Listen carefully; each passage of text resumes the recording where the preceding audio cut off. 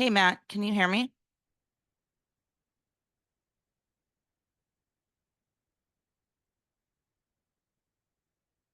Better lighting.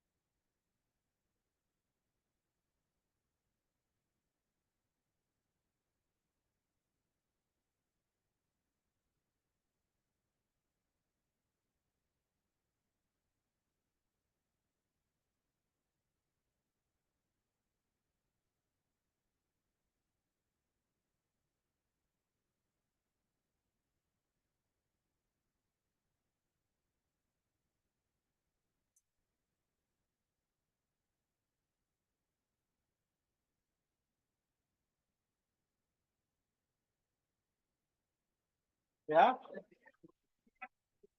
That's why I didn't put my suit on, my jacket, sport coat. It's already too warm.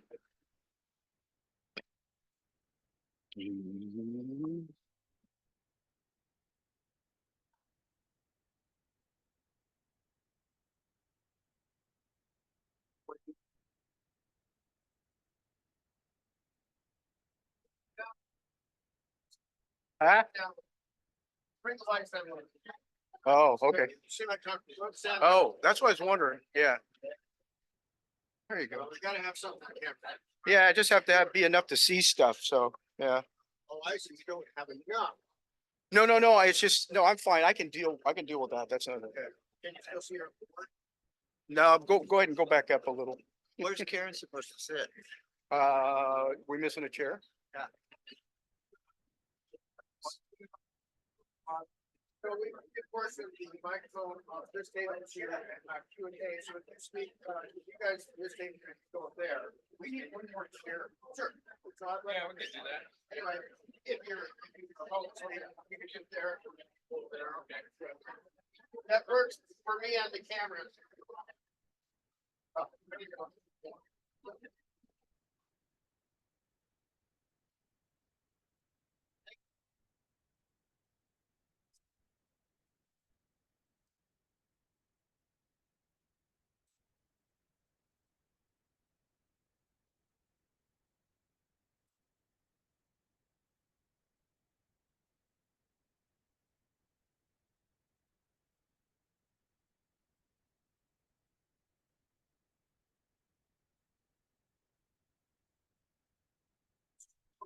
Huh? It's too low for you to read, isn't it?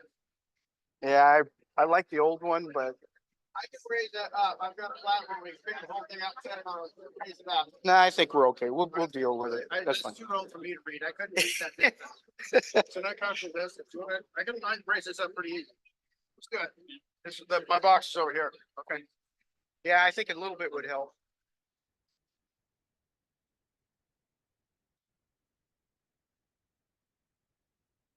Just a couple of minutes and we're gonna get started.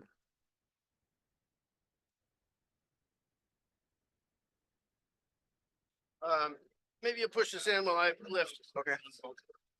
Or want me to lift? How about I just lift?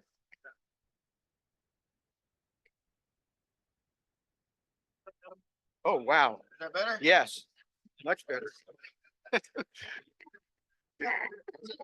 Don't feel like a midget. Okay. Then I can see stuff.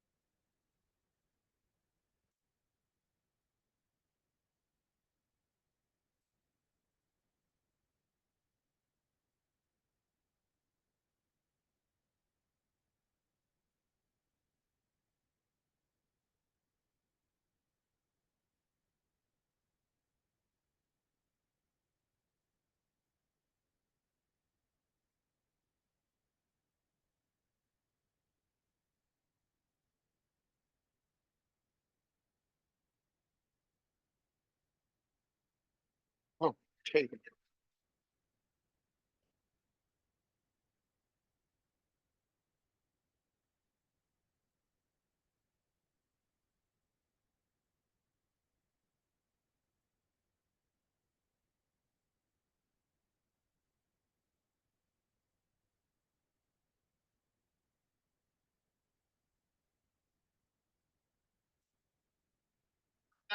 That's the end of it all.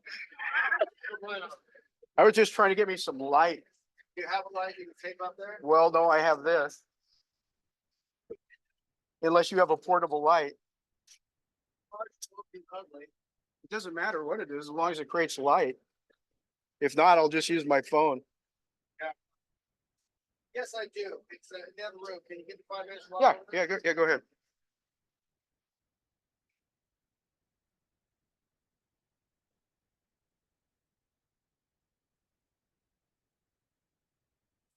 Okay, everybody ready? Are we ready to start the show? All right, let's call this meeting to order for the Three Rivers Landowners Association. Oh, she took my screen away. For Sunday, March 17th, members meeting starting at 12:15. Introductions. Yeah. Tom McGuire. Microphone. That should come on. Oh, God. Rob Taylor, is that better? All right, nice to meet you guys. Good afternoon, everybody, and happy St. Patrick's Day. I'm Tom McGuire. Karen McBride. Bill Hawkins. Jeff Thompson. Ed Beechek. Randy Panic. This is an interesting day for us because we are doing this in person and we're also doing it live.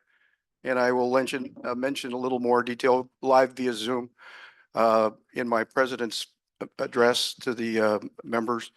But with that said, next slide.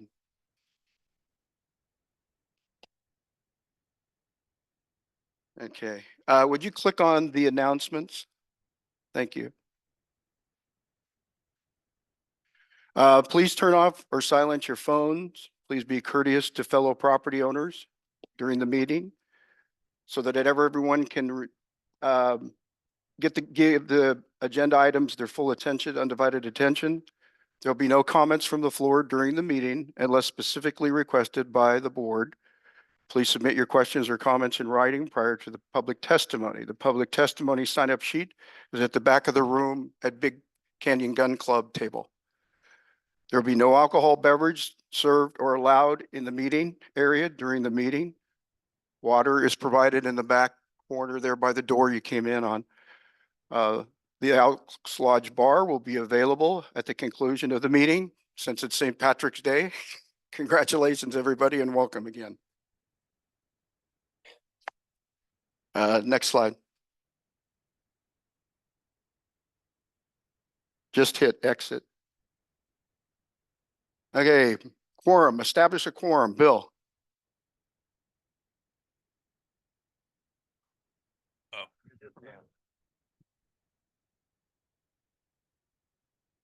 All right, everybody, for all of those of you who are on Facebook, who I have talked to between 11:30 at night and 1 in the morning, I'm the guy you're talking to, okay?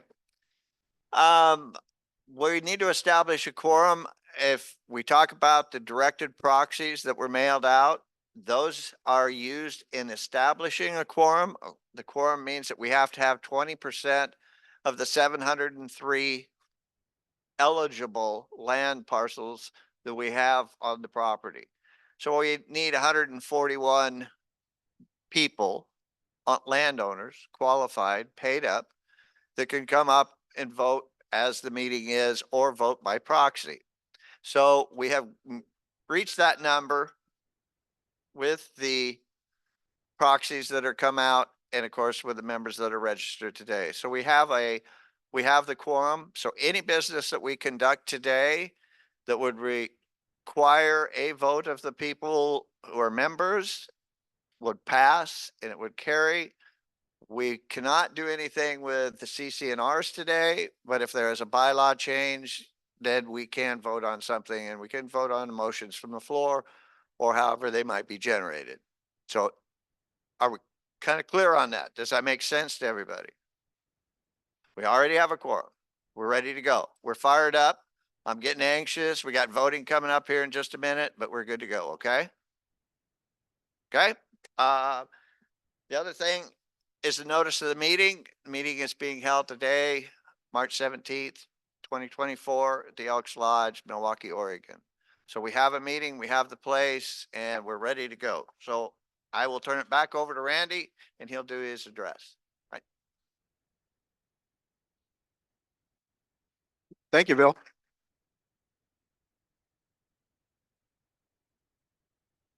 Oh, wait, you need to do one more thing. Approve the minutes. With this new approach here with the screen, it's difficult for us to look at the schedule Okay. and look at stuff, so. We have Roy's back there switching switches all over the place. So we have the minutes, they were in your packet for last year's annual meeting.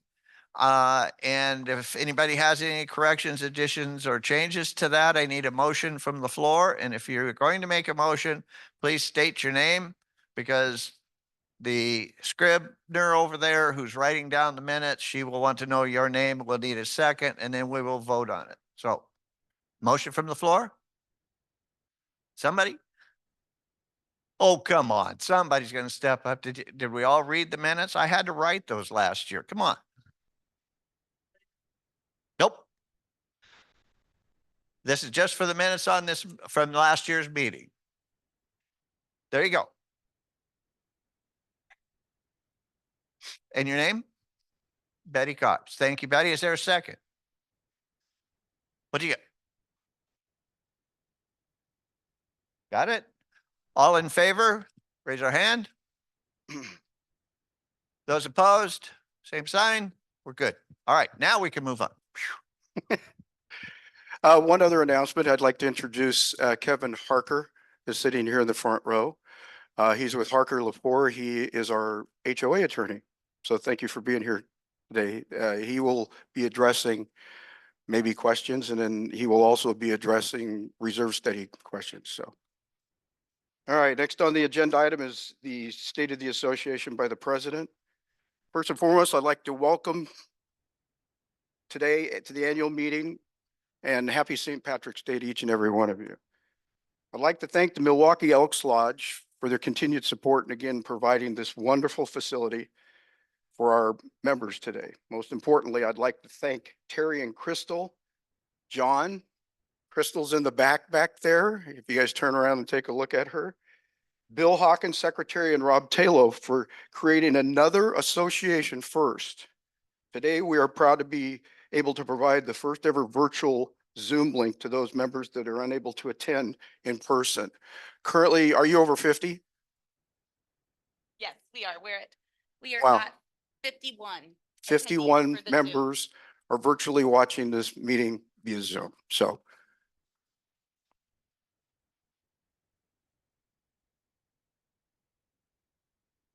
And thank you for those of you that are attending and for being here. This is a big crowd and I love it. Thank you very much. I'd like to ask our virtual expert to explain, which I cannot, how this will work. So Crystal, back there with your microphone and all your equipment, explain how this virtually is working for those people that are joining us outside this room. So most of you know Zoom platform, and I took the initiative to get an account big enough to be able to hold all of us, which I believe we can hold it to 1,000 participants. I work in Zoom almost every day, other platforms as well, but making it virtual to individuals that aren't able to attend in person, I thought was really important. It's 2024.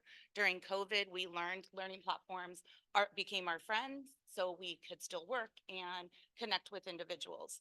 As of right now, we have 55 now on Zoom. Everybody's messaging. we'll change a few things moving forward. However, I feel like this is such a great opportunity for those that couldn't be here. I know there's been a lot of conversation around being in person, but also being able to access it. Our meetings, so this one is being recorded. We will probably have it available to everybody to reference back to. But this is a pretty big meeting for annual. I mean, look at how many of us are here to support our community. So let me know if you have any questions, or if it was easy, give me feedback, if it was easy to find on our website to be able to access the Zoom. So there we go. Great.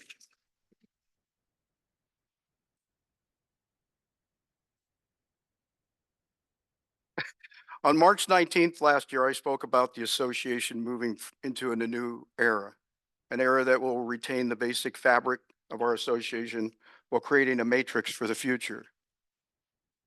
The last couple of years have been a challenging time for our country, our state, and our community.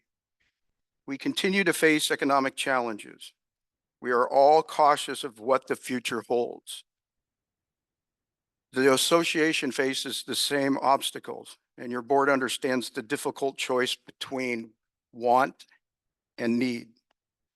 The board believes this year was the right year to meet one of the long-range plans that we've had in our objectives, and also knew the membership was the only vehicle to make that happen.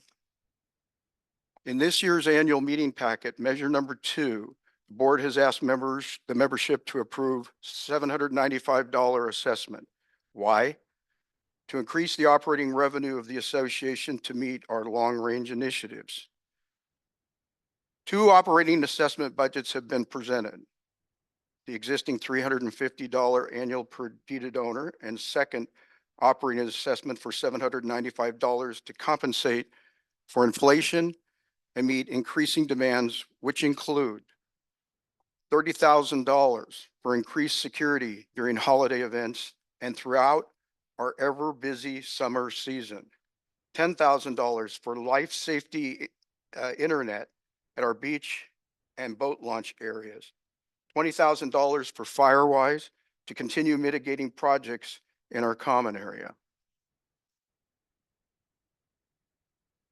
The board of directors will not turn the key over to a third-party management company, but oversee a transition that is needed to lessen the demand on our volunteer board. We hope you agree. As president, I do not believe we have fully stated why we need these increases, and I hope our conversations today during this ballot measure discussion will allow membership to better understand the needs. In 2015, nearly a decade ago, the board made plans to establish a reserve fund for our association.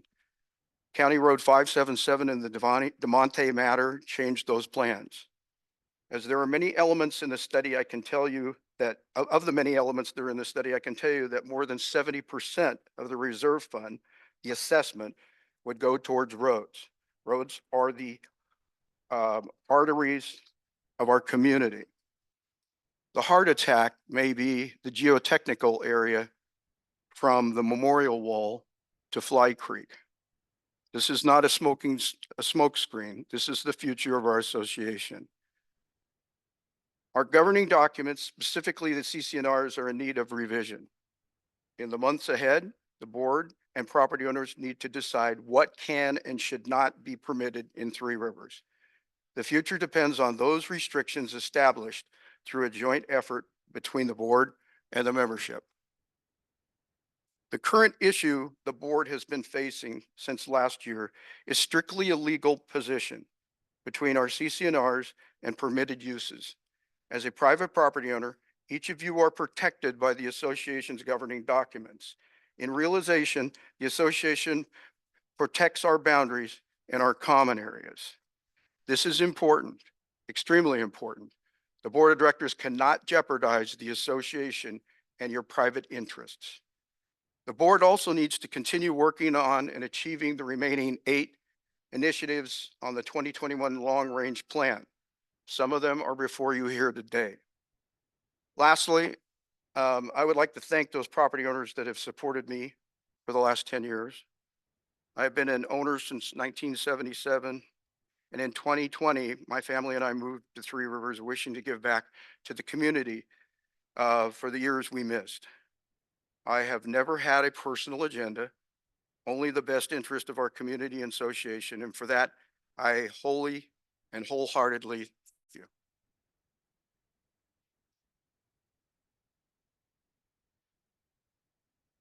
All right, next slide. Mr. Hawkins.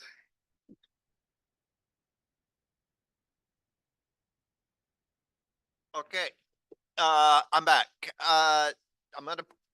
This is gonna be the exciting part of your day today, okay?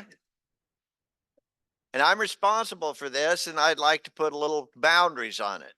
One, we will have a microphone prepared for people to ask questions. Uh, please keep your questions direct to whoever they might be. We're going to go through two things. We're going to vote on candidates to replace one open board position, and we're going to vote on the ballot measures. So there are going to be questions that you're going to want to ask of the candidates. Keep those, something that's going to be fruitful and help the candidate be elected.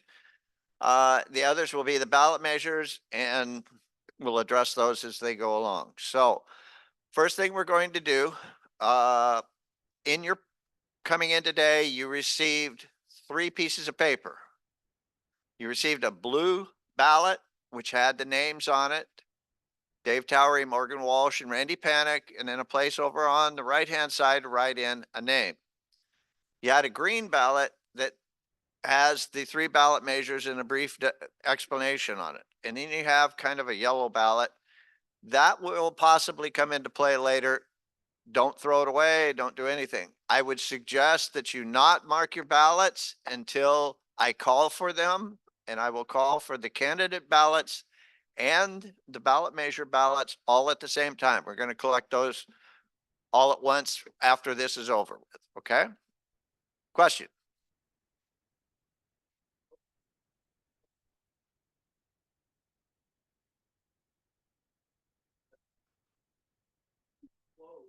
Comments. I move that we do that, which I believe requires a vote if there is a second. Discussion on that? And my question to you would be, what do you mean closed comment? Well, I don't want the board to be able to cut short the comments and discussion and just go boom, boom, we go right to vote on these measures without everyone here being satisfied that it's been fully discussed to their satisfaction and voting, okay, now let's vote. I'll second that. He already did, Jack, but that's okay. But that's the Okay. process. And I understand that from a safety stand, or from protecting that input from the audience, I understand that. So we have a motion on the floor. It's been seconded. Is there any other discussion? Okay, we'll do a show of hands. Those in favor, raise your hand.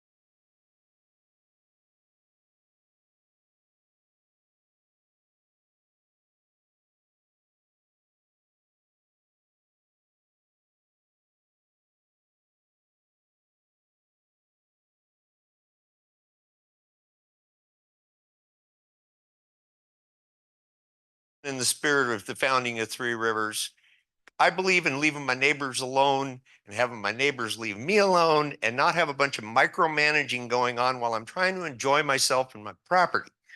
So as a board member, would you lean that way in revising any of the CCRs or bylaw documents? Or are you in favor of micromanagement by any means, including a management company, which I believe that's what is being asked for? I am not in favor of the management company at all, at all.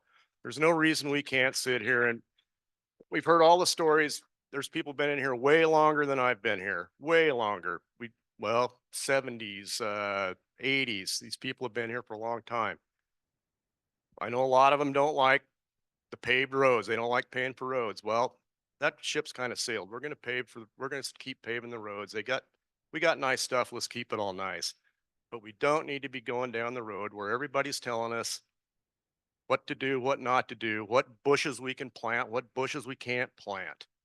Why can't we just be good neighbors, good stewards to everybody else and continue watching out for everybody else's property and we'll all get along just fine.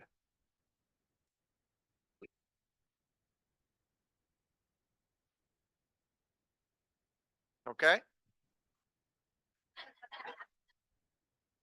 Don't drop it again, Dave. That's kind of expensive.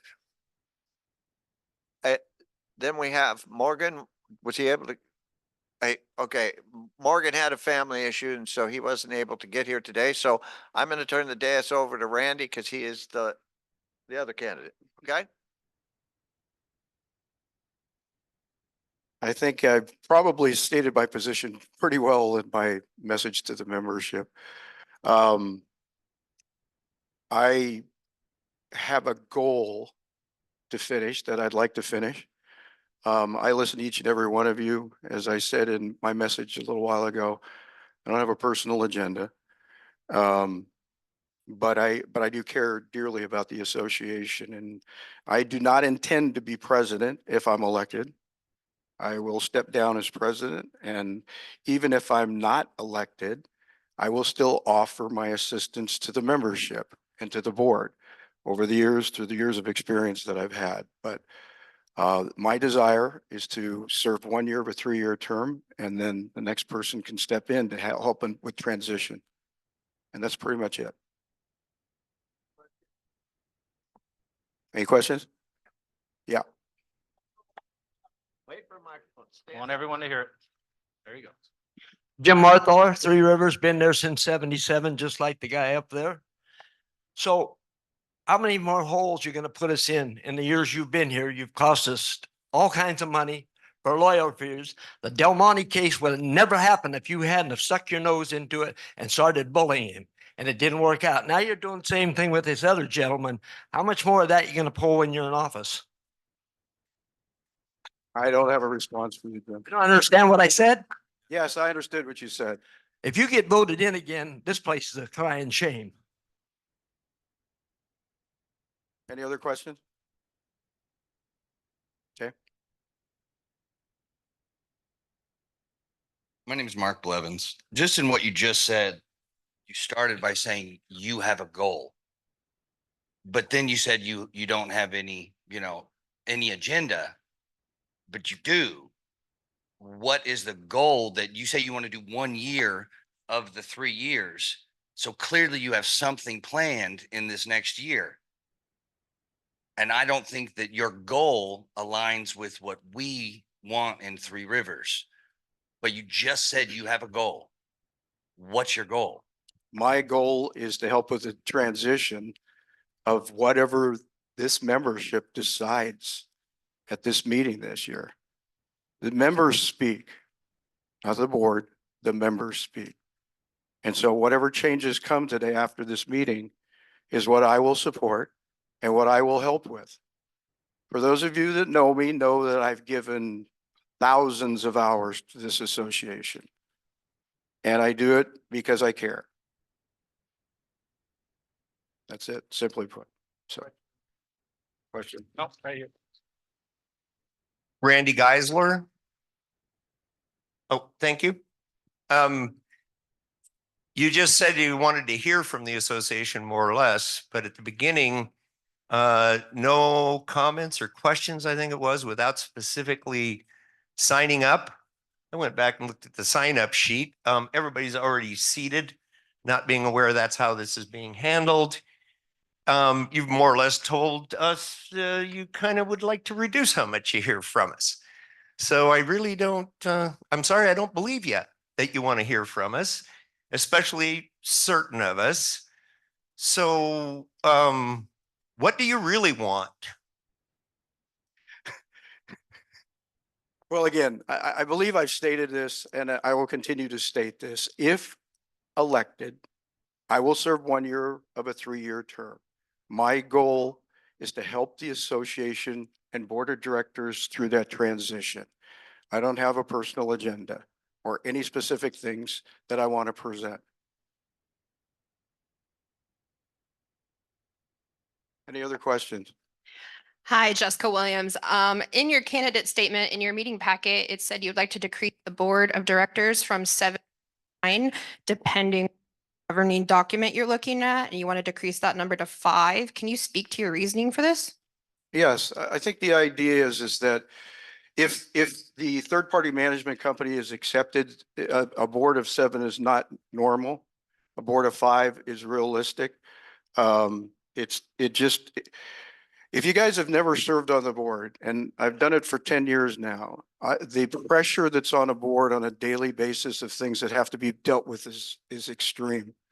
And it takes a lot of work. I spend 30% of my time almost daily. And for those of you who don't know it, the front gate, if something goes down, we don't have a maintenance company that comes in and does it. It's a board member that does it.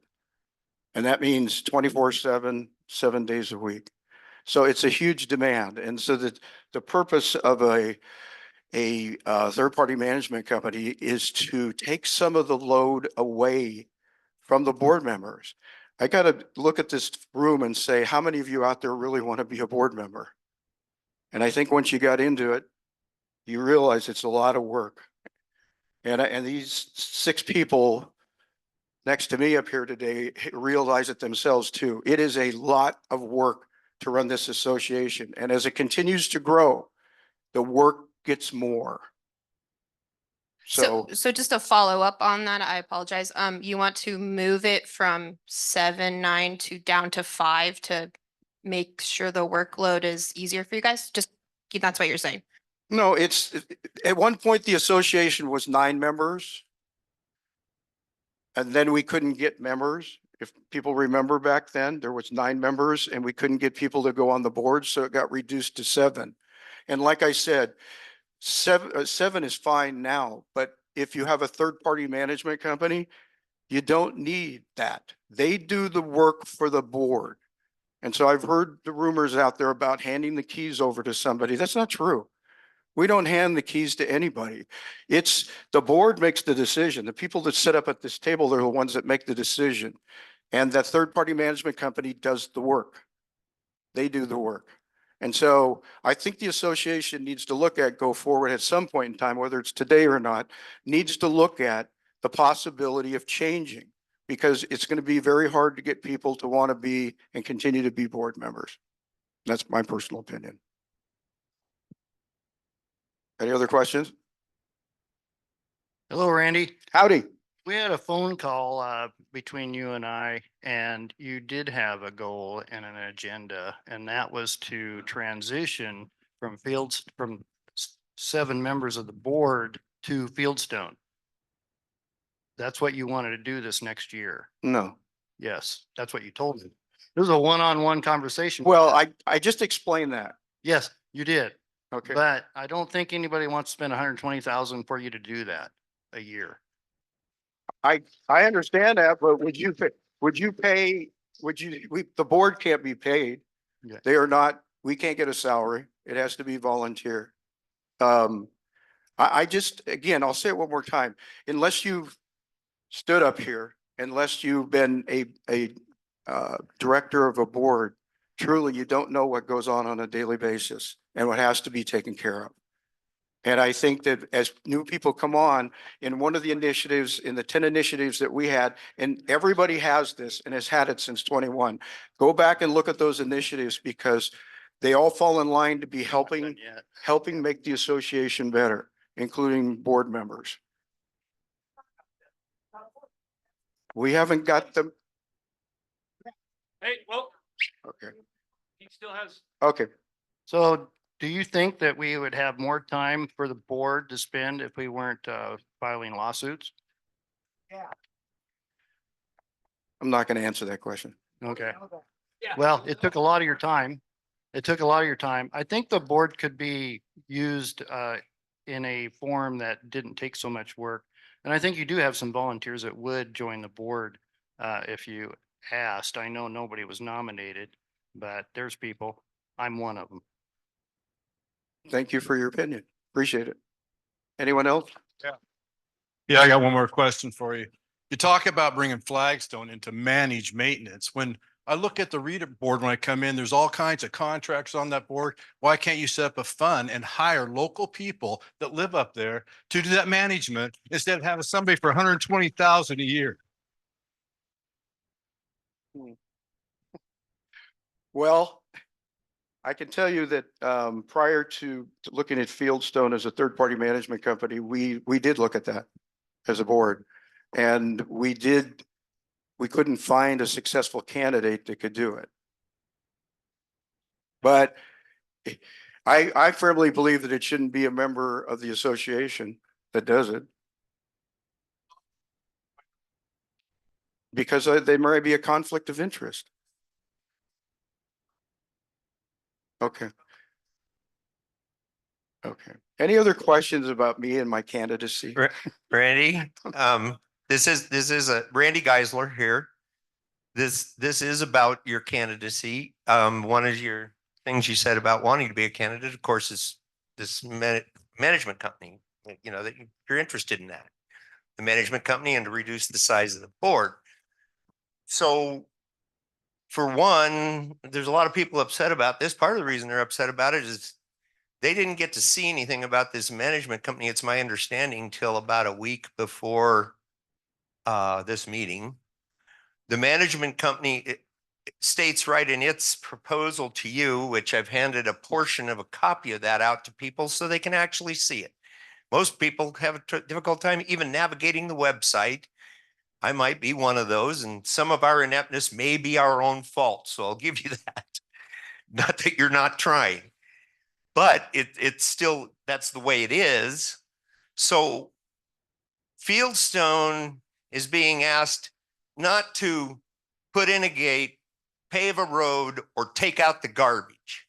They're being asked to be involved, or they're proposing to be involved in what are truly internal affairs to Three Rivers. How we conduct ourselves, how we use our property. They will be a go-to for us as association members to beat each other up as property owners, which I hope none of us are into. That we leave each other alone as best as we possibly can, follow the golden rule, treat each other nice, and stay out of each other's business and not tell each other what color to paint their front door, which we're not doing that yet, but it's possible. Because I have to ask, right now we're told we have to ask permission even to plant a hedge. And if you start moving rocks around on your property and start doing a whole lot of other things, now we got problems in our CCRs, we got problems in our bylaws, because this garbage got started a long time ago, because there's some people who really like rules and like sticking their nose into their neighbor's business. We already have government to do that. We don't need an added hand in between. So I don't know if you're, you know, if you can see the, I'm not accusing you of anything, Randy. I think you're misguided. I think putting a management firm in, not only the cost, we're taking out of our hands a lot of fiscal authority, because once this gets into play, it's going to be hard to reverse, including the fact that Fieldstone will have all the records of what's going on in Three Rivers, not directly the board necessarily or the association, and maybe that can be corrected. But this is just the tip of the iceberg. No, I love your comments. Just remember, I'm one person of a board. I'm not the whole board. And I don't direct the board. Each one of these people have their own ideas and their own thoughts about things. And what you're bringing up out here today is very valid. And I think it should continue with more questions from people when we get to the ballot measures. Because this information is, hearing from the membership is extremely important. So, but thank you for it. Any other questions? Hi, Randy. about- This is Connie Heinz, and I just have a question for you. As the leader of the board now, why hasn't the board withdrawn the case against Beavers Meadows? And why are they continuing on with the appeal to have the commissioners and the Francis's attorney have to do the findings? The by process in Jefferson County, there's the end of this month before anything can be resolved because by legal process. So the board is not taking a position to appeal. It's taking no position in this matter, but by legal process, since the hearing this last week and the next 2 weeks, is that there's a legal process that has to be gone through. And at this particular juncture, the board doesn't have any desire to appeal or take it to another level. Why don't you just withdraw it then? So nobody has to go to all the work. You're putting the county commissioners through a huge amount of work to publish all the findings on it. We're not intending to go to the commissioners. It's already been sent to the commissioners and they have to report the findings. It's a huge amount of work. So why not just withdraw the appeal if you're done? The board will have to talk about that and decide this next week. That's bullshit. Hold on. Here you go. Jack. Right here, guys, Hold on. right here. Right. Hold on. Richard Bergerson. I have a question. How long is Fieldstone? This is to the president or whatever he is. How long has Fieldstone been collecting money from the board or from all of us? All of us. Okay. Anybody on the board? How often does Fieldstone come up for board meetings? Have they ever been to a board meeting? We give them money. We send the money to another state. They want all sorts of money. Is there an answer for that? You've been paying Fieldstone. Why don't they show up for the meetings? Okay, that's an excellent question. I'm gonna have to step in here because I gotta put a little guidance to this. We're here to ask questions of the candidate for what he does. Now, some of you have generated strong feelings for certain things. You have a great question. That's going to come up in ballot measure 2 discussion. All we're trying to do now is decide on candidates to vote for. So if we have a specific question, and I don't want to take anything away, you have asked questions of Randy's opinion, and I understand that, but we're getting into like a Fieldstone question. That's going to be better handled in ballot measure 2. And we'll address your question immediately. Should we get into that? I was asking him. I just want a yes or a no. Have they As been? far as we know, I'll answer it for him. As far as I can tell you in the past 6 years, no, they don't come to monthly meetings. They're usually, well, they were here today for the annual meetings. They're always here for our annual meetings. And yes, they do. But it's like having a secretary or a third party. For example, I had a lot of questions about Fieldstone. You know, they had what could be considered a financial interest in this. And why would they be counting ballots? Well, they're not counting ballots. All they do is register people because all of our properties are registered with them. They can account for it. They take the money in for dues that are paid or the assessments that are paid, and they do that. So it's like having a third party that you can count on to do these things. That's different than what bringing them in as a management service is going to be. A management service is a step. It's 2 or 3 steps down the line from what they do now. And that what they're paid for basically is secretarial work, making sure that the bank deposits are recorded correctly, that the accounting is done correctly, that people who don't pay their assessments get contacted. Those are the types of things that they do now. The way they're doing it, I don't trust it. Well, yeah, I go with you. Hold on. Okay. Mark, what's So up? this is to address that a little, but again, Mark Blevins, I own 2 properties, so everything hits me twice. That's why I try and be very involved. Randy, you say it's you guys are tired, it's a lot of work. There was only one board position open to run for. Why are we all still doing it if it's so tiresome? And then also, I own a gym in Salem. I have 2,000 members. I collect money for those 2,000 members every month. It's not hard. It's not hard. Pay the ladies at the front, let them do it. Put a lien on a property if they don't pay. All the assessments, fine. It's not hard. I can contact people. Anybody can contact people. 703 owners, most of which would probably be a lot quicker to pay if they knew they could just take a check up front. But let's pay somebody else $120,000 to get checks once. Okay, okay, So great. no, that was, but mine was more, Randy, if it's so tired, you're so tired, you want to do one of 3 years. If there were more things, I would run. Multiple people would run. My father would run. He tried to run last year and you guys didn't put him on the ballot. There are lots of people that will do it. If you're tired, sit down and let someone else take a turn. Okay. Okay, I realize that we're having everything go to the very end, but I would like to, Jack, would you like to say something?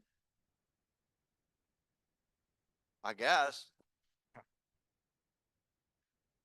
Last Thursday, I took my time to drive all the way over there to go to this meeting with Jefferson County. And this had to do with the property over there that's being, well, being sued against, being punished for something. And there were so many bad rumors and lies that's been going through Three Rivers over there about what's going on. I couldn't believe it after going to that meeting and actually learning really what was going on there. There was a few board members there. Randy wasn't there, but there was a few board members there. And they even got up and testified and everything else saying, this is great. This is fine. This is like nothing's going on over there. Whereas the rumors out there at Three Rivers were crazy, like semis coming in and huge 50-gallon drums of chemicals and stuff like that. It's all lies. But I don't know who spread those rumors or anything, but I was going to say one thing just to Randy personally and everything. I mean, you say you're so tired. This is a volunteer thing. Quit. Rest. Okay. Yes, My name's Greg Connie. I have a question Okay. for Randy. Not to bitch. It would be good if the membership understood what kind of general rules are governing this meeting. Sometimes somebody wants to say something when somebody else is saying something. Point of order being, we have to stand up, take turns, address the chair.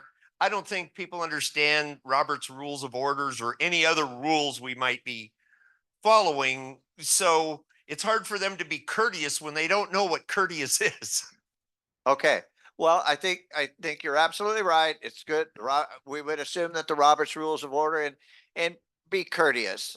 What I'm trying to get here, I would really like to get through this voting on the candidates. We have 3 that are there listed on your ballot. There are no write-in nominations.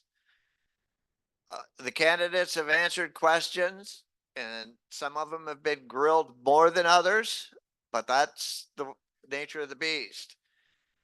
That blue ballot, you can check it now or later, but that blue ballot that you have is what we're questioning in the back. I do. I have a question for Randy. Is Okay. the rumor that's been floating around that you submitted your application for board membership late, true or untrue? I can answer that for him better than he can.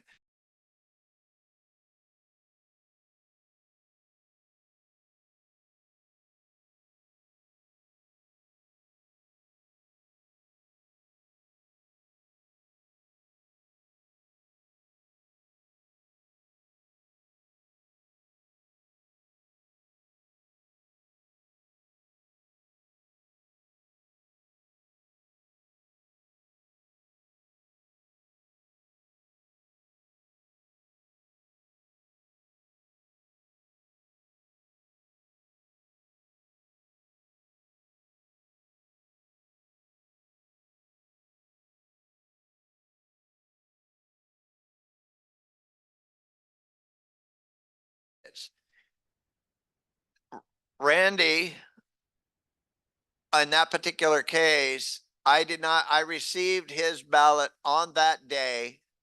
There was a posted time of 3 o'clock and I received it at 4 o'clock. The other thing though to keep in mind is that according to our bylaws, 5.3, any person who is eligible, which means their dues are current and they are a landowner, can submit an application for candidacy up until today's meeting.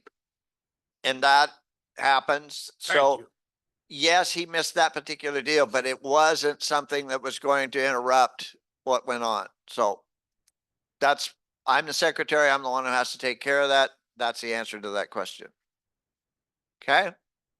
So back to the blue ballot.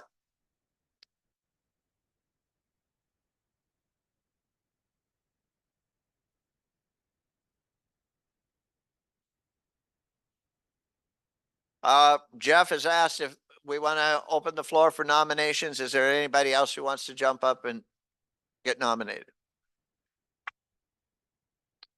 Okay. All right. So now we're going to move on to the ballot measures.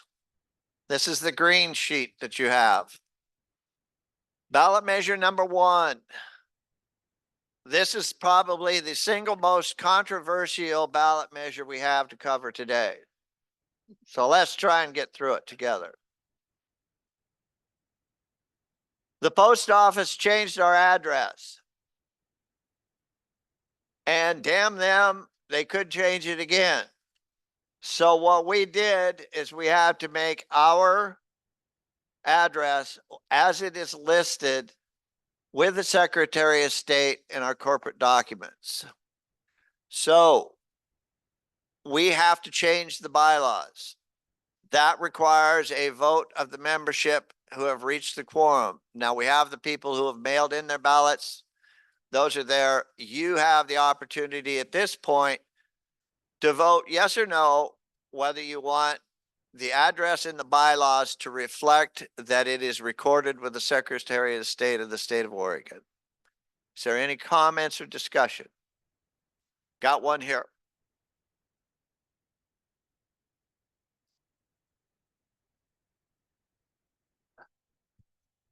So I understand the dilemma with the address.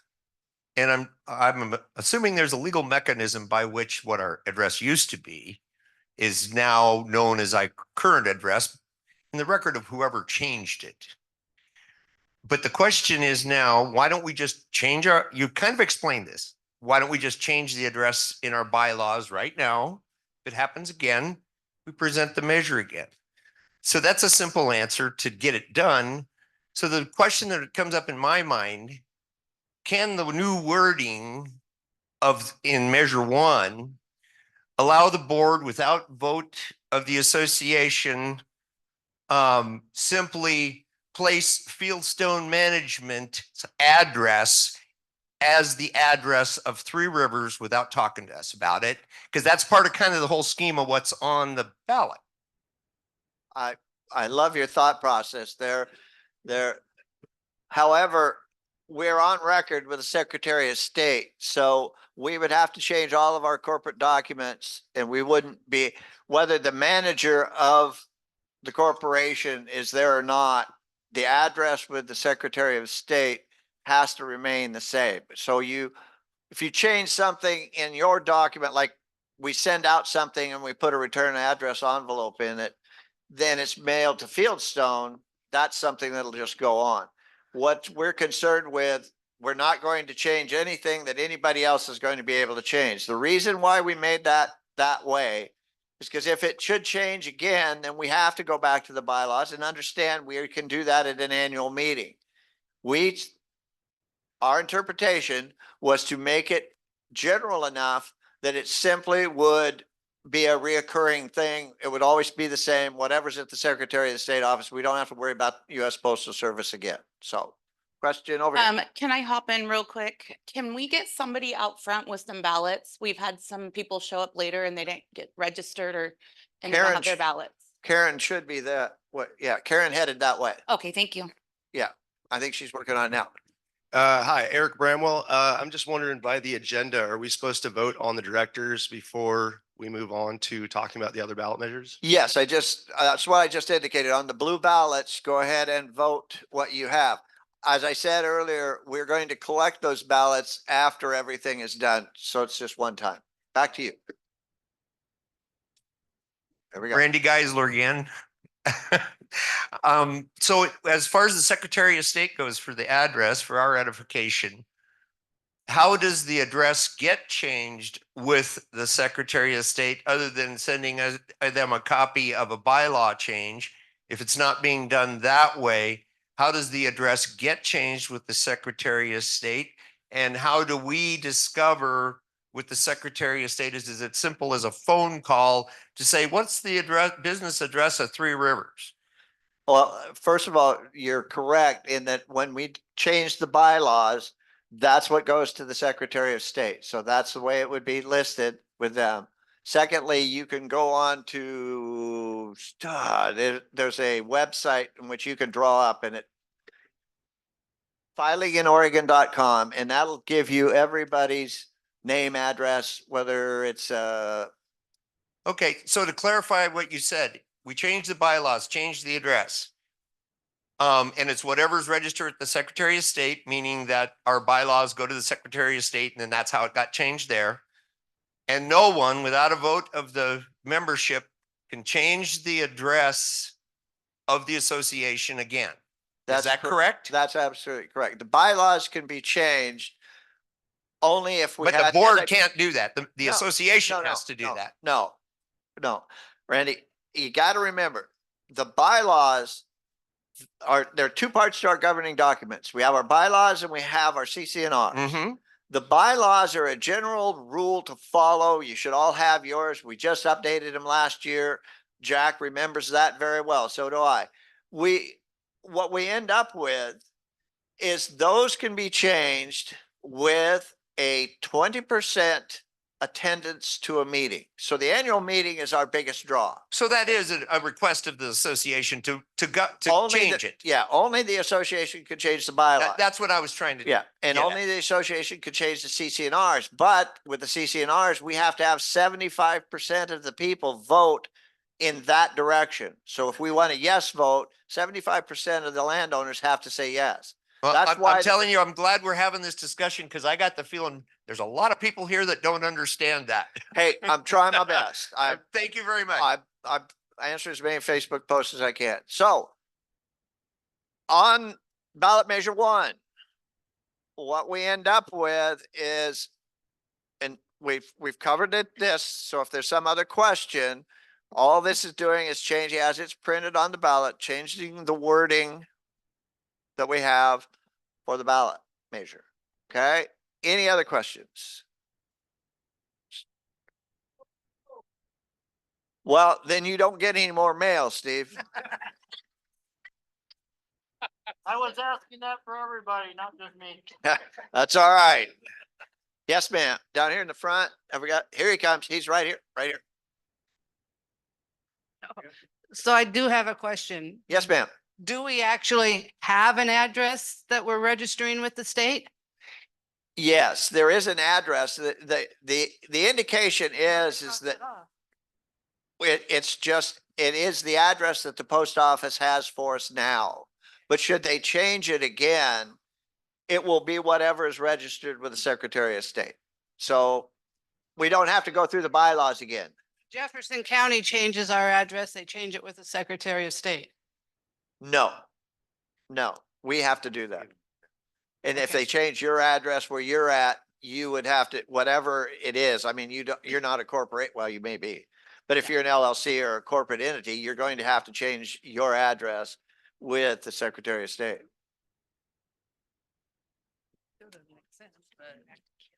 Okay. What is the address? What is our address if it's not Graham Road anymore?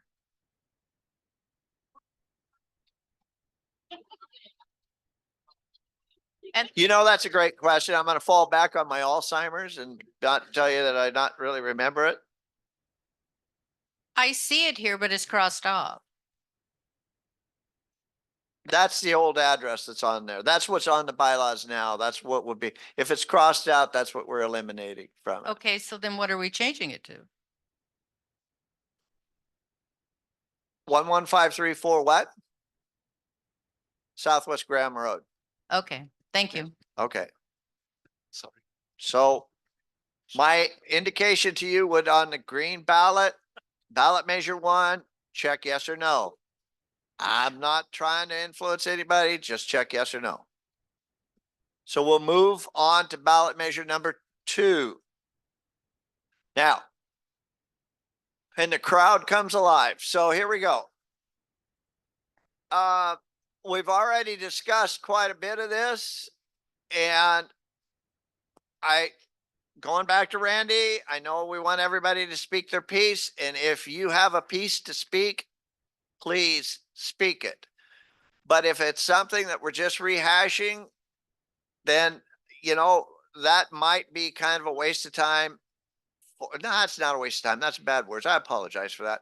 It's sort of a redundancy that we don't really need right now. So let's keep our comments direct, questions, and I'm the one who's going to have to answer this. So Bob, Jim, Jack, let's try and keep it kind of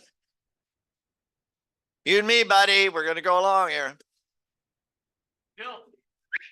Yep. Question in the back. Oh, Karen, we need more ballots. She's coming. Here she comes. All right, Randy, give Randy the microphone. I don't care whether he has anything to say or not. Thanks. I know I'm becoming tedious and I appreciate everybody's putting up with me. So because I'm being tedious, I would ask to shut me up, that you take a vote of the membership to tell me to do that. And I'd be happy to We're okay, comply. Randy, you're doing fine. Just hang on. So, you know, some of the proposals for, well, we're asking for dues. And when we've had to do special assessments, as you know, and I really have sympathy for the board fighting to get money from us, because it's a difficult deal. It's a big fight. And you get to explain each other each time, and you get to listen to some real arguments about, do we just really want to do this or not? And then you get to listen to the rest. So, because that's how we are. We're people too in an association. But the thing is with the special assessments, our bylaws say that those have to be used for the exact thing asked for in a special assessment. That's correct. Okay. In what you're asking for now, dues, the board, and we may not have this board next year, the year after, or whatever. This is nothing against the board. The $795, that goes to the general fund. Am I correct? You can say you're going to use it on roads. You can say you're going to use it on this, that, or the other. No, well, okay. But that you're not bound by that in the same sense as you are with a special assessment. Okay, I see the track that you're on, and what you would end up with, if we have a special assessment, it goes into a restricted fund. Exactly, that's the point. The restricted fund can only be used for the items that it is designated to. Hence, for all of you who are getting, it's kind of getting a little jittery on the edge of your seat, the Marina Fund is a special reserve or a special restricted fund. Can't touch it. Can't touch it. Okay. So I'll get to that later. There's I'll ways, get to but that. it's not that simple. There's a path. There's a path that we need to follow. But you're going back and saying that the assessments come in, that the board just can put it anywhere it wants to do. That's not necessarily true.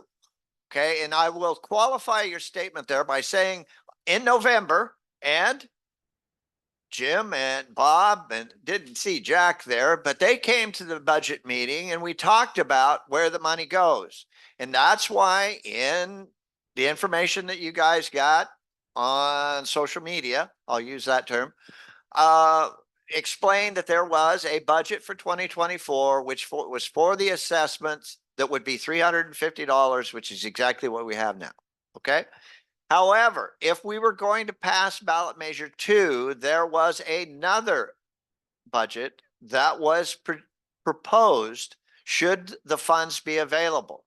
The board has to follow the budget that comes up in November, and input from the association is available. We don't just sit there, other than, yeah, it's the most boring 3 hours in November I've ever spent. And it's, and it was great seeing some new faces there and having them talk about it.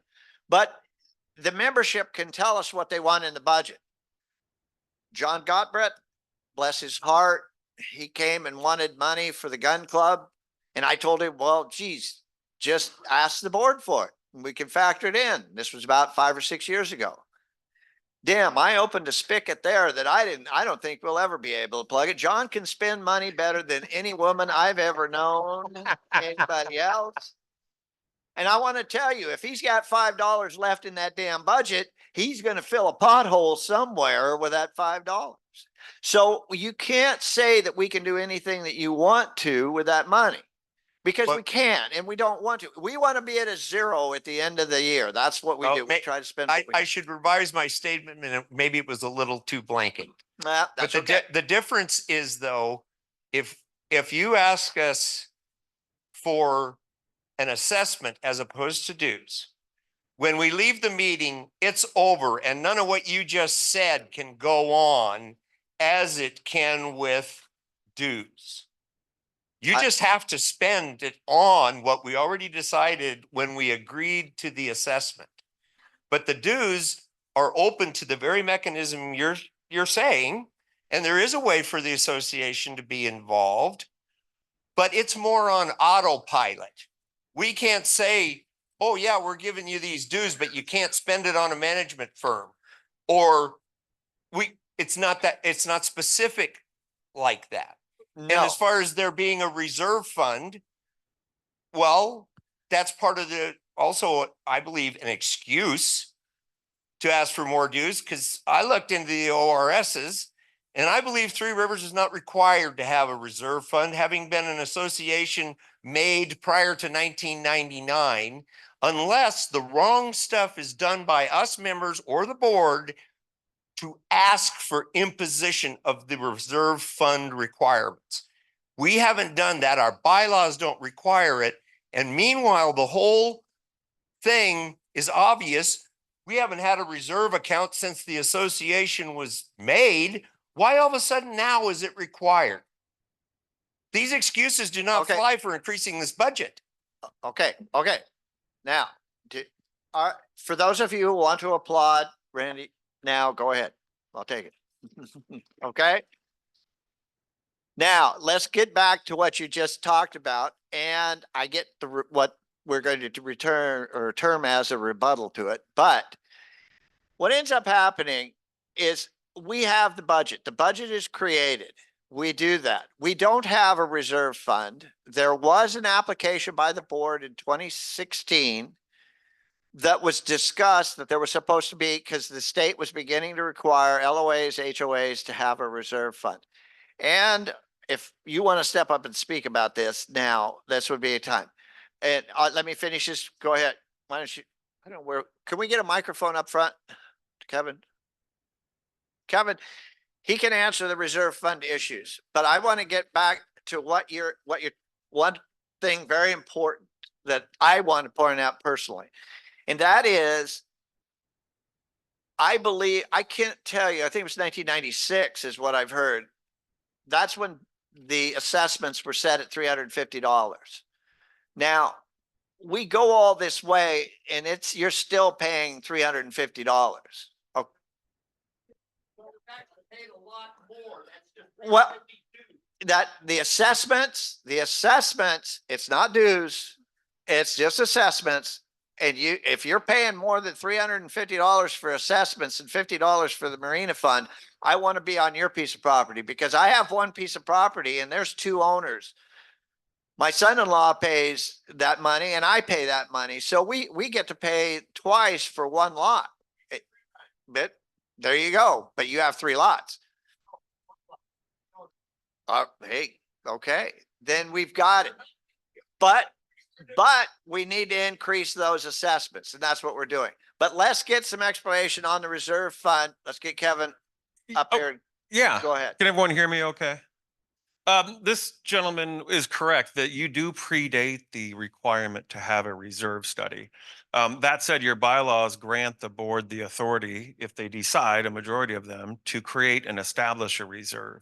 And as a general business practice, reserves are ideal. That way you avoid special assessments down the road. Reserving, you're saving the funds so that when the work needs to be done, the money is there. But no, I agree. You are not legally required at this point to have a reserve, but the bylaws do allow the board, the majority of the board, to establish reserves. Okay, we have a question. Come on. Question over here. Go ahead. Hi, Jessica Colburn. Looking, Williams Colburn, ballot measure 2. A lot of stuff wrapped into this ballot measure. Can the board speak to why all of this was wrapped in? Like when I'm looking at it, I see the reserve study, I see paying the front office ladies, I see the amendment for a yearly increase for all of this. Is there any way, and that this is the part 2 of the question, is there any way to amend this ballot measure to tease out those different pieces to possibly approve the pieces that are appropriate and that our membership would like to approve versus doing a package deal? Okay. Great question. I'm glad somebody asked that. I'll pay you the later for what you asked that. Okay, her point is well taken in that why does it list everything that's there? Well, first of all, that was strictly informational. We had to identify as a board, we had to identify an amount of money and give an explanation of why we're going for it. Could you imagine what Randy would be saying if we just said we're going to raise it to $7.95? Thank you. So we did that. However, there are issues which we have that are people are upset with different aspects of it. We can address it in a different fashion. The problem that we have is this is a ballot measure that is out there, has been voted on by people who did not attend the meeting. So the ballot measure will stand. Now, let me give you an indication. The meeting may run a little bit longer because we can take a motion from the floor.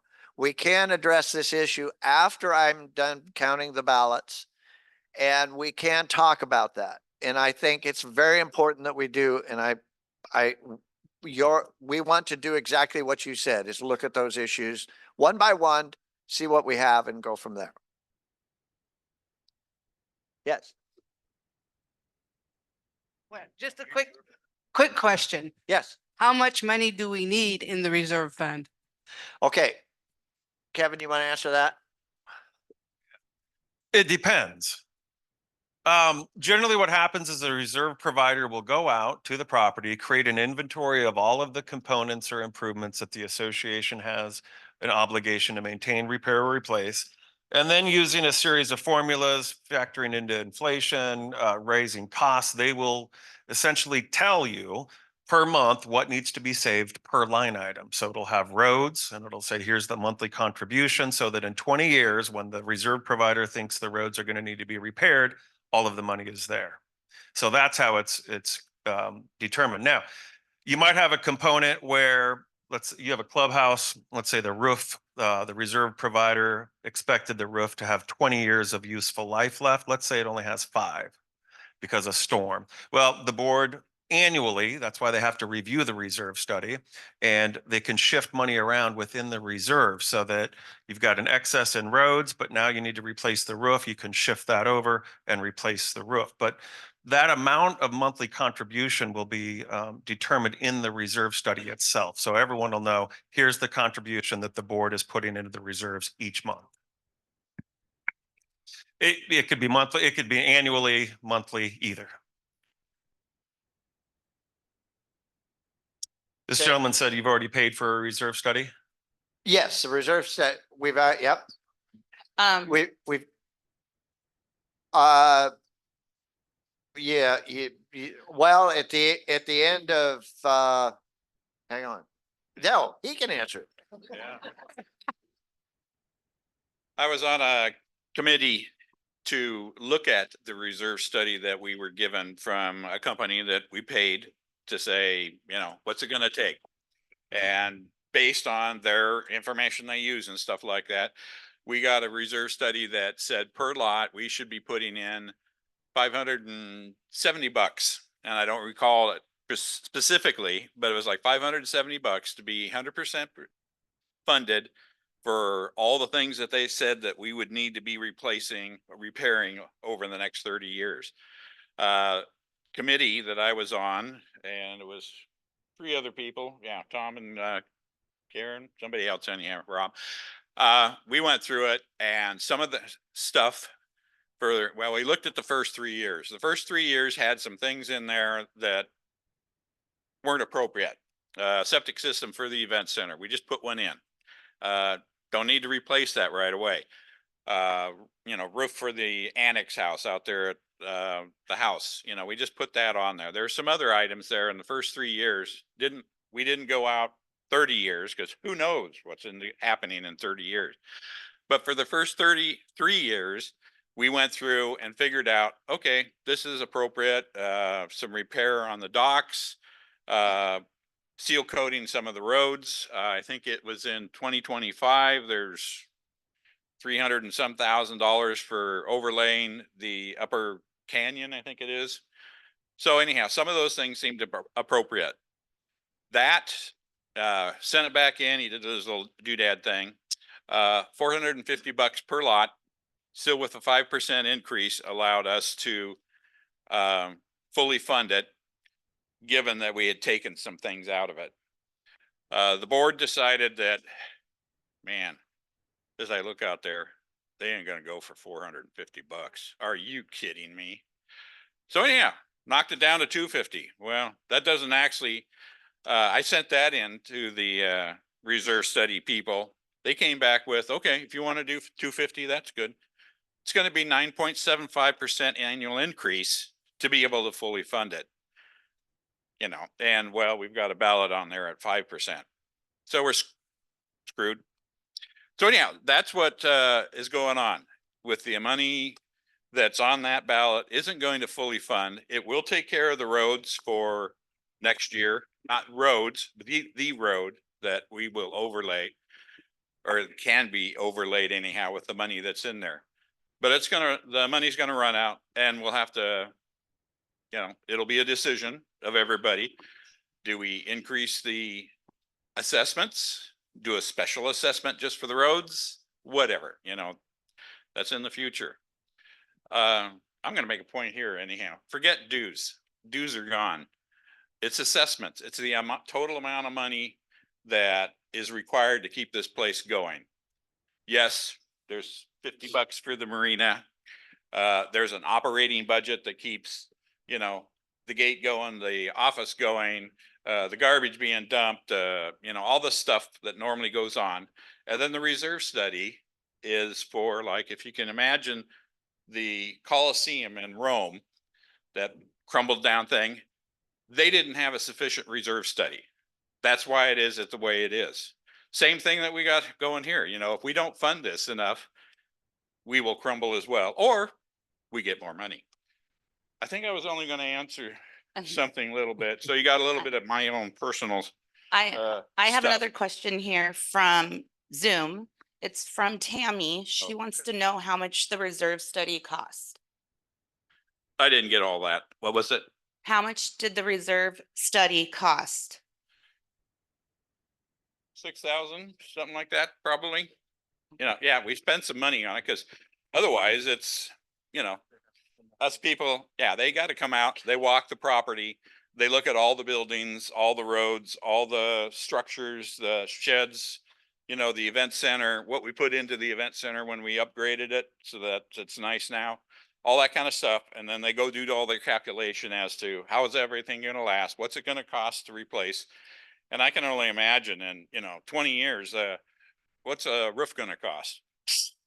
Who knows? But that's what that's what the 5% is. You know, it could be 3%. We could say 10%, whatever. You know, all we're doing is trying to do our best to try and plan for the future to have what we have. I'm done.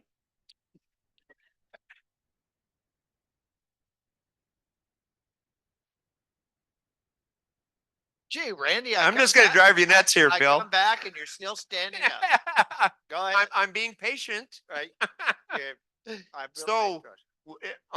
on the question that was just answered, to clarify, when that study was done, was the study done based on money for roads that we would no longer be, and I'm not saying what you're asking for or the total, whatever the study was it based on dealing with roads that we now have paved and also dealing with hiring a management company without any further request to the board, because the board from us, because the board is empowered to hire a management company right now.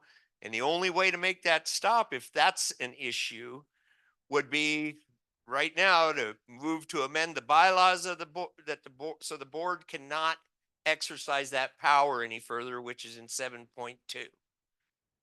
Which I would amend the bylaws. I move to amend the bylaws to We have a- disallow the board. Okay, we have a motion. We're dealing with ballot measure 2 now, so we're not going Well, to come up with the question being presented, okay, housekeeping question. This is a procedural question. We're getting the cart before the horse. You want us to vote on a measure that could be acceptable and fixed if we have other measures in place that make it more reasonable to the association. Other than that, we're just writing a blank check, and you can make all the excuses you want about that. We are. I mean, at least that's my perception. I'm sorry. Yeah, and that in itself is a problem for me to stand up here and answer, because it is your perception. I perceive it as something a little different, in that we have to have an assessment to be able to do certain things. I will not tell you one way or the other whether I agree with it being for Fieldstone or for roads or for whatever, but the association has to operate.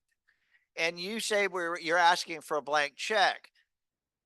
You've been paying assessments for however long, since 70, whenever that you were here, and it's been a blank check because you've relied on the board to do something.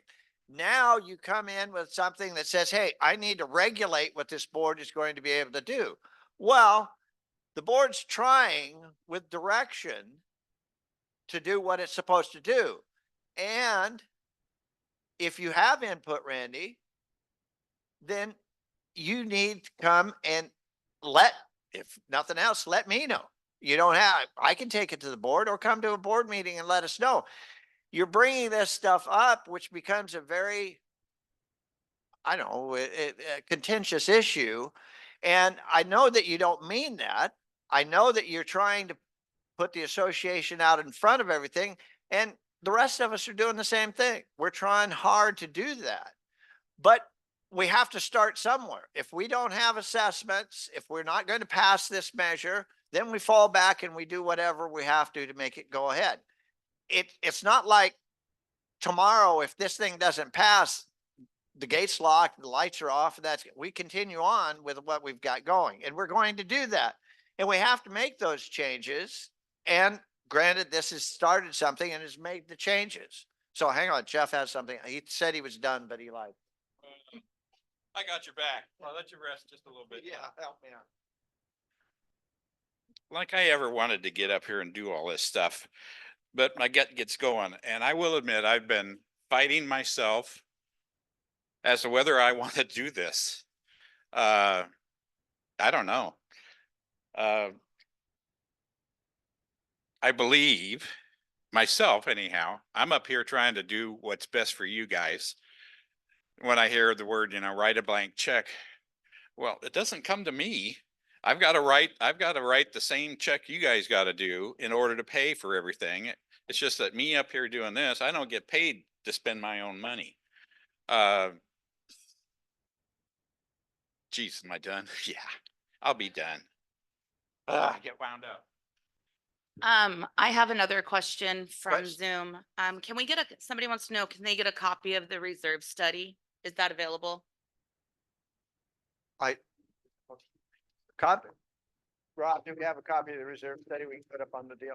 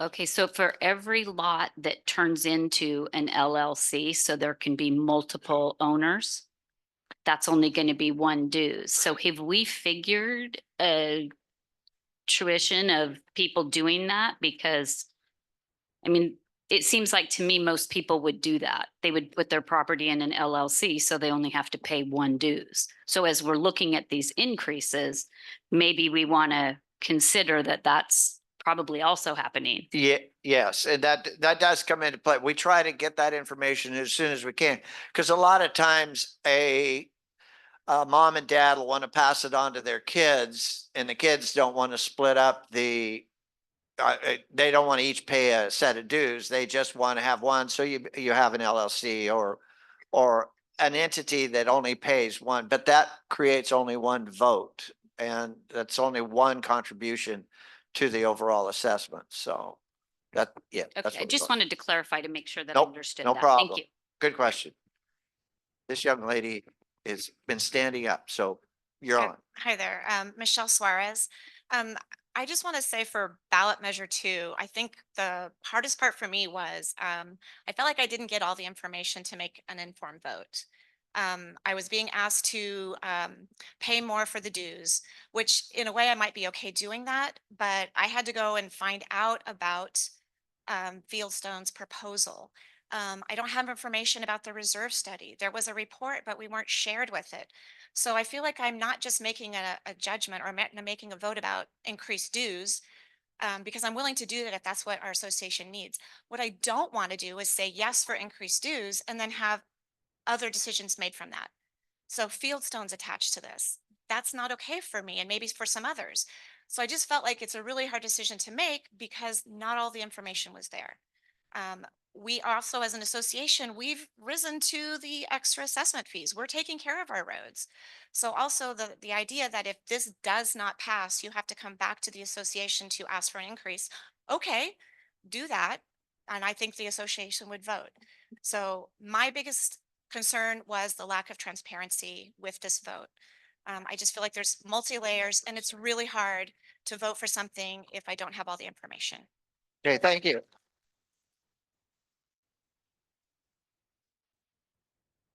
Right here. Very good point. Thank you. Steve? That was an excellent point. I gotta say, that was an excellent point. So how much have we spent on legal for the Beaver? John What? Francis, How much have we spent on legal? Yep, for John Francis issue. I don't have all of the current billing in, but the last one I had, it was somewhere around $80,000. Hold on. Let me qualify that by saying we had a legal assessment fund, that money had already existed and it had to be directed towards legal. So I love you guys. This is so good. Steve, what's the rest of your question? So the fear that everybody's saying is that if you didn't have enough money in that legal fund, you would take it from somewhere else if we just had an open blank for measure two. Yes, okay, yes. Just That assumption could be a possibility, and yeah, I would have to answer yes to that. perfect. That was You what I have was looking anything for. on that? So Okay. where's the money gonna come from if someone sues us for that? Not me, but Three Rivers. I'm not paying. Uh, that I don't have an answer for. I don't, Oh. I would assume there would be, the answer you are looking for so that we can get this thing going is that it would probably be another restricted fund that would have to be created to answer that legal assessment. So yes, that problem could exist, and yes, it could happen. I like to think that we can nip this in the bud. Changes that can occur here soon, I think we can make it work. So Changes need to come from the board and not going to legal right away without going to the landowner, especially when it's a problem between the board and the landowner. and We agreed that's a on that. point well taken, and we're well heard. Sir. Larry Porter. What was what was it called that you did a study on the property and the, It's called a reserve study. okay, the reserve study? I'm having a little bit of a problem with confidence in the reserve study when he says that we just put a roof on a building and they figured you're gonna have to put another roof on the building in 5 years, and that they had in there a septic system that you said you just put in. So I'm wondering about, I mean, I guess you're going through everything, but I'm questioning the accuracy of that study if they're telling you have to replace a roof that you just put on. Okay, yeah, did you want to try that one or you want me to? Think.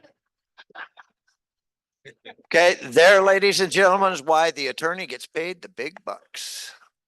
Okay, you got a great question, and I had the same deal because I'm a landowner. I got to pay this thing too, and this is my thought process where I went with it. Everything that's on that reserve study is an opinion. Now, I could probably hire 10 companies to do a reserve study and get 10 completely different answers. So what we had to do, and what Jeff and his committee did, was an excellent job of sitting down and looking at that and saying, well, wait a minute, this isn't going to be right. This isn't going to be right. We deduct this. That hopefully the reserve study, that one that comes out, you'll be able to see. It was astronomical. I did not agree with it at all, because I thought that, hey, and a lot of this stuff is volunteer. The event center down there was built with volunteer money. It's maintained with volunteer money. It isn't something that has to come out of assessments. And granted, Meg takes care of it like it's her own house, but that's okay because it's a good place and she works hard with it. So what we end up having to do is we have to look at that. The point is that it's still, the association still has community property that it has to take care of. There has to be some way of generating some type of money to take care of the roads, to take care of the rec center when something goes, to do the picnic area, the beach. All of these things are going to start costing money, and they're getting used by a lot more than just you people who are in this room or the people who are visiting out here. The amount of guests, what? Okay, that's a great idea. That's a great idea. But that's something we got to do, but we still have to have money to fix these things up. And that's what the reserve study was supposed to do. And that's what the reserve fund is supposed to be for. And Jeff's back. Hold on. He's got it. I don't know if we're ready. Are we ready for what I sent? What's her name back there? Crystal.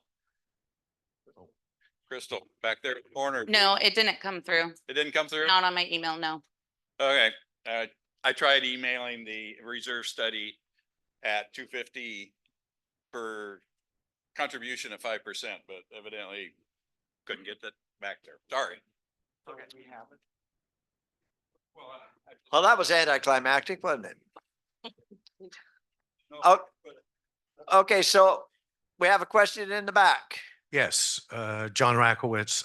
I feel very much like the woman who spoke a couple of moments ago, had to work really hard to figure out what was going on. But so I want to get to the bottom line. If like could happen here, ballot measure 2 is defeated. What I believe is true is that the budget as it stands today goes forward. Nothing shuts down. But what we don't have happen is we don't pay for the expanded third-party manager. We don't pay for the field, the reserve study, and start creating that fund, which I personally believe we're going to need. Deferred infrastructure will kill any of us. But our association goes on as is under the old budget that was approved, not the new budget, because there are 2 budgets. It took me quite a while with a lot of help from a lot of people, Rob and Randy, to find them. And I'm betting a lot of people don't even know or completely understand if we vote this down, and that's my question. If we vote it down, I'm open to an assessment. I'm just not sure I understand what I'm voting on and all that it will buy and increase. So if it goes down, we will continue on. And then perhaps, as the woman, I don't know, 10, 15 minutes ago pointed out, we could look at individual pieces that people might be able to support, but only after we vote on ballot measure 2. Is that where we stand right now? That's exactly correct. Put it down. Okay, I feel a little insulted that I said that earlier and nobody applauded, but that's okay. You too. Hello, Michael. Jim looks like a deer in the headlights down there. Come on, Jim. Next question. Yeah, I'm Michael Pryor. I have a question on the ballot too. Down here, it talks about the board being able to increase it 5% a year after we vote it. Can you run through that a little bit, please? That was a suggestion from the company that created the reserve study so that we don't have to go back to the board. And okay, this isn't necessarily agreed on by everybody, but we got to throw it out there. So we're putting it out there such that it can increase 5% annually should it be necessary. And we find something that goes wrong or whatever. It can also not be, and that can be something that we look at every year. At this meeting every year, we will come back and say, okay, this is what we felt the reserve fund will need. This is what we're looking to, because the reserve fund is not a restricted fund. You guys need to kind of wrap your head around. The reserve fund by statute is a sum of money that we put into an account to take care of the infrastructure items that we have that the association owns as a whole, not individually. So what happens with that reserve fund and not being a restricted fund, that money can go to being used for something other than what it is for infrastructure. For example, I don't know, you pick something that it would, that money would have to go to. It would have to be, sorry? Yeah, okay. Let's beat a dead horse. Okay, so what ends up happening is that the fund will change depending upon what we choose to do. Fix the roads, Hey, I live on Upper Canyon. The same potholes were there in 1972 that my dad filled. They're still there. I know, I hit them every year. So yeah, we need roads repaired. We need all kinds of things that have to be done, but that's what the fund is for. The 5% was just the common piece. It's a line item in the budget. So every year you can look at it and see what's going to be there and what's going to happen, and all the members can comment on the budget. So what you end up doing is you're voting yes or no. If you think that the 5% is an allowable increase that can be done every year, otherwise you vote no. That would be the question. And it's just a general addition to it. It has no specifics. Okay? Okay. Hey, Bill, Ryan Nobles here, your Yeah, I see. Facebook 1 a.m. friend. Yeah. I see it. So the money that we're voting on for Measure 2 is the segue to Fieldstone management. Have we utilized competitive bids, 3 to 5 competitive bids? If we have, are those known and are those posted? And what are the comparable numbers? There was a competitive bid request or there was a competitive bid that came in. It was less than Fieldstone, but it at the time when this was decided on, the majority of the board voted to move it forward with Fieldstone. Karen actually had gone out and tried to get others, but there was a time constraint that was placed on it. Those particular items were not done. So no, there wasn't any competitive bids that were there. And now that was a majority board decision. So other question that's back there. Yes. My name is Carl Helgerson. I've been a member since 91. I can remember when LaDonna used to let us through the gate, and there's been a huge amount of guests in the recent years. And I'm just wondering why we're not charging a user fee to come through that gate. That you could generate a huge amount of money to cover. There is a contingent that's out there that would think that that'd be a great idea. Unfortunately, it doesn't. What we're voting on here on 2, we're trying to stay within that realm, but that is something that needs to come up, and we can discuss it after the voting is done here. And it's another motion that can come from the floor. We have opportunities to take care of that business later, but excellent point. Very good. Over there. Yeah, that's Bert Cranston. Do you need anything else besides my name? Okay. I think everybody in the room pretty well understands what we are trying to do. It's very difficult for us to do that because of the way this thing is written. It's very poorly written for what you're trying to do. Personal opinion. It says each annual assessment shall be in the amount of $795. Each meaning there's going to be several. Correct? In the English language, something like that? Several years ago, we had a meeting when we first went over the Fieldstone people, and some of the things that they were presenting were 180 degrees out of what they were actually intending to do. So I think we have to be careful when we give the board unlimited rights to do whatever they damn well feel like doing. Okay? It's written, and that's what will happen, is what is written, not what we're all talking about here. Means basically nothing. So let me look at this again.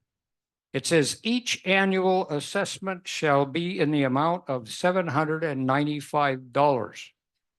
I would say that $795 needs to be broken down into the elements that total that $795. If you want a right to increase our dues, that's one thing. You don't have the right to subsequently add 5% on to the road reserves or the marina reserves or some other kind of reserve that doesn't amount to $795. Okay? The other thing down here that scrambles my brain is it says the BOD shall have the authority to prorate assessments. Assessments. That means there's several of them. And then it says, if necessary. That's like saying maybe. If necessary. What the hell is necessary? Okay? It can't make assessments if necessary outside the standard escrow process. What are you saying? I don't understand what you're trying to say. Outside the standard escrow process. That's somewhat of a recognized regulation that's set by law, by the feds, the state, the county, the city, or any kind of a small project. Anyway, I think it's poorly written. Can we get a microphone up here to Kevin? No, I'll just quickly, what he's saying, what that is saying, sir, is that if that assessment gets levied and 2 months later you decide to sell your lot, it's prorated, so whoever buys it pays whatever portion of that 700 whatever dollars that you haven't paid. That's all it's saying. And when it references escrow, it's simply talking about when one of you go to sell, whatever portion's left over for that year, the buyer would end up paying. That's all it's saying.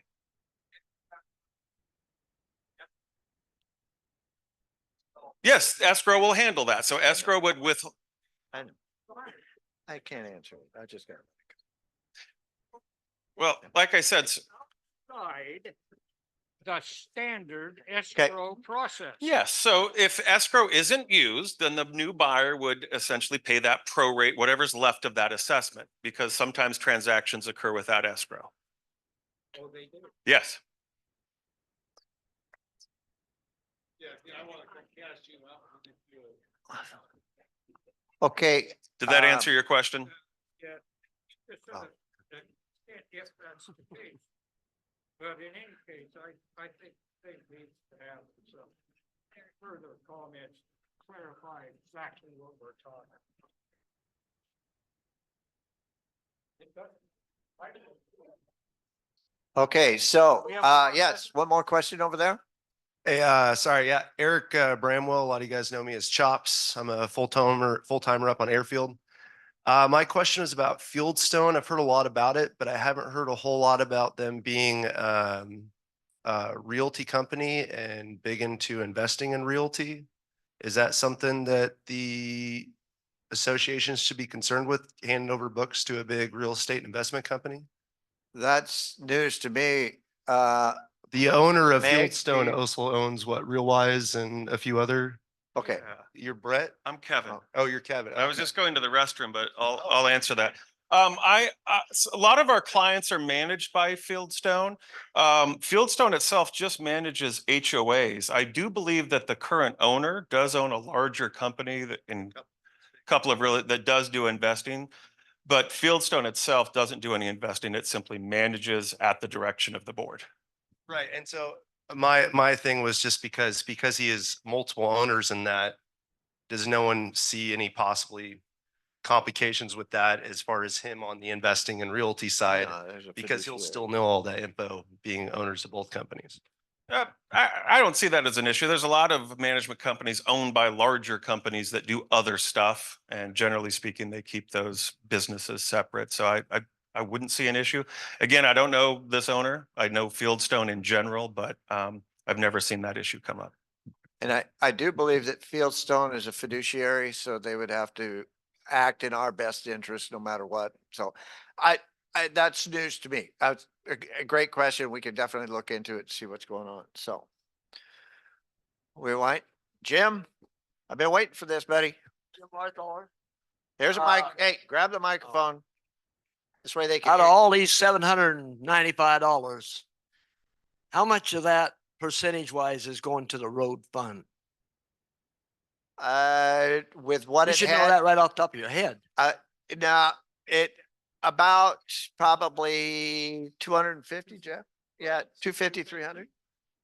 About, okay. I don't think anybody minds the dues going up, but you guys don't tell us where it's going. The road is our biggest complaint up there, or not complaint, but our biggest expense up there. Yes, it is. So the biggest percentage of the dues should be to the road. Not the general fund and all this other shit. It should be to the road. Okay. So what percentage is gonna go out of that 795? How many dollars? Well, about almost 30% of it. About 30% of it. Yeah. Anything else? Okay. Oh, hang on. I have a question if I may. On the No. roads, have we looked at other bids on the roads, like maybe instead of just doing blacktop and anything like chip sealing the roads or anything to cut the costs? He was asking about if we had any other bids on roads and what we're doing. For the rest of this year, no. Well, no, just doing roads in general. You want to step up and answer it, or? We could get to the committee reports and that would. Ed Beechek will kind of cover that, but he'll probably cover it in the roads. Yeah, I can address your question. I'm the chairman of the roads committee, so I represent the bulk of the conversations regarding the reserve study. I just want to remind everybody, the reserve study is based on. Okay, my name is Ed Beechek. I'm the chairman of the roads committee. So I just want to remind everybody that the reserve fund, that primarily was for the fixed assets in Three Rivers, and the biggest bulk of that fixed asset, it's a future expense based on what the third party indicated to us, and the bulk of that expense would be roads. In the past, we've had, and I'll give you the briefing for, what we did last year and so on and so forth under the road segment. But I reach out with multiple bids wherever I can. So we have bids from Gradeline, Tri-County, and also another company called Santa Fe over on the west side of the mountains. So yeah, we take a look at that and we try to do the best we can with what we have with the available funds. So, and I'll give you a briefing on that when the time comes. Like, well, have you guys thought about chip sealing it instead of doing the paving? Because the chip sealing is probably half to 3/4 less than blacktop. We did, as a committee, we've looked at that pretty closely. Santa Fe was one of the companies that gave us our preliminary bid on the chip sealing. If you notice, the county did the chip sealing process from out in front of our roads from Perry South all the way up into Culver, and that was a chip sealing process. And the reason they were able to do that, because I have a good relationship with Matt Paulson, who does public works for Jefferson County. They have a really solid base on which to put the chip seal over, and we don't. We just don't. When the roads were put into place years ago, they just didn't put enough base down, and that's why we've had so many problems with potholes, alligating, and things of this nature. Just the roads breaking down, especially from the weight. So we're kind of having to, the can was kicked down the road for many years ago, and we're having to deal with it now. So in some scenarios, chip sealing is a great process, and in some it just doesn't apply because we don't have a good enough road base to be able to handle it. The chip sealing, for the layman's terms, it's very pliable, and it's great if you got a good base. But if you don't, it's flexible, and again, it's permeable, so the water will come up through through the material, and that's where we get our issues with chip sealing and with potholes and alligating. If that Thank you. is- Okay, thank you. So now, hearing nothing else, thank you. We're at ballot measure 2, yes or no? So we can move on to ballot measure 3. Oh, sorry, had one more question. My bad. I just wanted to address again the 5% interest that's going to be improved. The 5% that's in that number 2, that's in proprietary Yeah. forever, right? That's it. So eventually with that perpetuity at 5%, that's a compounding interest. It's going to come up in 10 years, 15 years. Next, well, at 5%, then it's another 5%. So if you're at $100 and you're 5%, for every $100, you're increasing that. What's the dues going to be in 15 years? It's going to price people out of there. There's no end on it. It's just, and then that just gives you more money to do it. Roads. It does, but it's also, Why wouldn't the dues just be like it's been? Right. As a flat fee, and then we can come back in and discuss another budget when we see what you do with the money that we've done. Just my Well, suggestion. we have 5%. That's ridiculous. we have the $350, and I can tell you what, 15 years ago, I could tell you what would happen with the $350 because that's what we have today. So and it does, it would compound itself. So that's something to keep in mind. So your point is correct. It's what it's supposed to be. So you checking box yes or no for ballot measure 2. We move on to ballot measure 3. And ballot measure 3 is just really another housekeeping issue. And it has to do with people who do not pay their assessments in a timely manner. And I will tell you that when I first got on the board, the unpaid dues or the delinquent dues was somewhere around, I think, probably $35,000 or $40,000. And it's now down to, I don't know, you guys got that? 5,000, 6,000? Yeah. Rob's gone. We scared him away. So it's just something that needs to be addressed in the bylaws. And I will use this as a segue. That's a pretty big word that we can move on to this point. From the last gentleman who spoke, all of these things are bylaws. In our bylaws. All it takes is this meeting right here to change those bylaws. Anything you vote on today, next year, they can change it and throw it all away and start all over again. So all you have to do is understand that it's your voice that needs to be heard. And we've heard it today. And believe me, we've heard it. I don't want to speak for the other members of the board, but all the points are well taken and it's well understood. So if there's any questions on ballot measure 3. Okay, question, anybody? Oh, so I heard yes. So what we have then is we have 2 ballots. We have a blue one. You check for one person. If you want to write in somebody's name, you can do that as well. You have a green ballot. There are 3 boxes or 3 lines that have to be checked, 2 boxes to each line. It's either a yes or a no vote. Tim, where are you? Okay, I need to get you and Jay, there you are. You two put your microphones in your pockets. Everybody pass your ballots to the middle. Oh, sorry, question coming up. Yes, ma'am, sorry.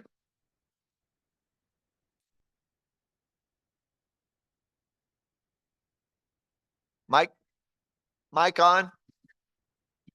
Okay. I'm Sherry Williams. Oh yeah, we got you now. We've lived up there full time for 6 years. We've had property for 35. And this 30 days, I think that's not enough. What if you're sick? What if you're traveling? What if you have a family emergency? They could put a lien on your property for something. I mean, a delinquent account not paid with 90 days. No, then it goes, 30 days and then 90 days. That's still not enough time for some people. Well, 120 days is what it's out before there's collection proceedings that start. Yeah, if you have the 30 and then the 90 days takes after that. So you got 4 months. I realize that sometimes there are hardships, but also if there is a hardship, you have to understand we're dealing with people in this particular case that if there is a hardship that you have and you contact the association, we have people who make payments. That's Well- all that happens. But these people that we have collection issues with, we don't ever hear from them. In this paper right here, it says 30 days. You guys want to change it to 30 days of the due date. And then it's determined delinquent. It is. It becomes past due at the end of 30 days. No collection action happens until after 90 days beyond that. I still don't think that's enough time for some people. And that's fine. I'm not done. And with you guys wanting to raise the dues and raise the dues, you are pricing people out of this, and then 30, 90, then you guys are gonna put it says foreclosure or legal action. That is just not right, in my opinion. What? Okay. Okay, Another comment? another comment. Steve? Can you explain the old way and now this new way for Measure 3? What's the differences? Well, the difference ends up being between the bylaws and the CCNRs. They contradicted one another. One was 180 days and the other one was 90. And we combined them, or we put it together so that it's 30 days, you're delinquent. 90 days after that, it's eligible for collection. And before it was 180 days eligible. How many people were delinquent last year? I think probably between 25 to 20 to 25. And what happened to those? Well, we work out a payment plan with most of them where they pay so much a month in order to pay. So what is going to constitute attorney fees?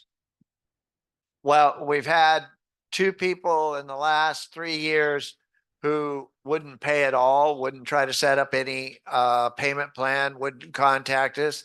The only way that you can recover any of your costs or any of this that's there, I mean, I look at it from a dues paying member, I'd like everybody to pay theirs. It's a very limited number of people. And if we all pay, that's great. But if we don't, then it's kind of tough. So they don't pay, then you send it to collections, and collections costs. So like, if it's $1,000 bill, they're going to take 500. So that collection cost has to be attributed to it. Oh, that's right. Sorry. There's another, you want to speak on that microphone quick? And Steve, I apologize because I'm answering a question the way it was. The association, Harker Lepore, our legal firm, has now been taking that job on of helping us do collections, and Kevin could talk. Yeah, so for the way we do our collections is if the bill's $1,000 and it's $500 in attorney fees to collect that, the delinquent owner pays those attorney fees. So the association actually won't be paying any attorney fees to collect delinquent assessments. So let me be clear, because someone just asked who's paying the delinquent owner pays the attorney fees. I had a housekeeping question. This is Henry Heimiller. I've brought the proxy from my co-property owner, and they told me out front that I had to keep all 3 of the ballots attached to the proxy sheet to turn it in. If there's other business that comes before the floor, that proxy ballot's going to be gone as soon as I hand it to this gentleman. How would we like to handle that? The question, you're holding on to that paperwork, got you through the door and got you the green, blue, and yellow paper. So Right. you're going to Which are keep the all- white document in your hand. Don't get rid of that. Okay, well, You just save that, but you're passing the blue and the green papers to the middle of the aisle. Okay, the lady out front told me to leave all 3 of them stapled to the white sheet when I turned them in. So I Okay, just wanted to well, make sure that I could separate them. I'm overriding that now, and I'm saying separate them and pass the green and the blue one to the middle if you're done voting. Randy, you have one more comment? Go ahead. Hello, yeah, clarification. You said part of the reason for the change, put up by measure 3 was a conflict between CCRs and, the, bylaws. Yes.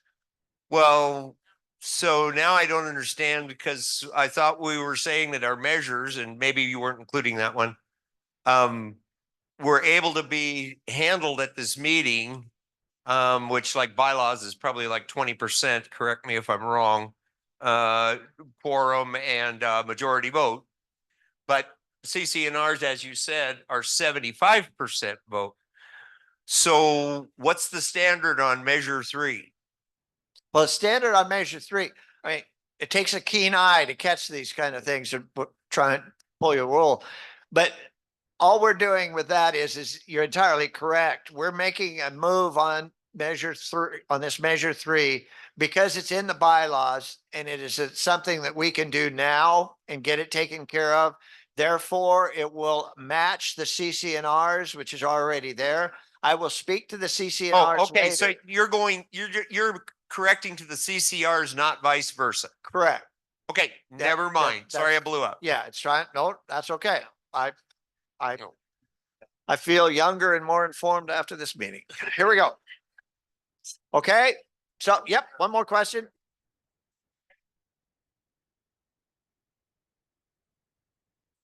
So Give me this back. I want you to hide it now. okay.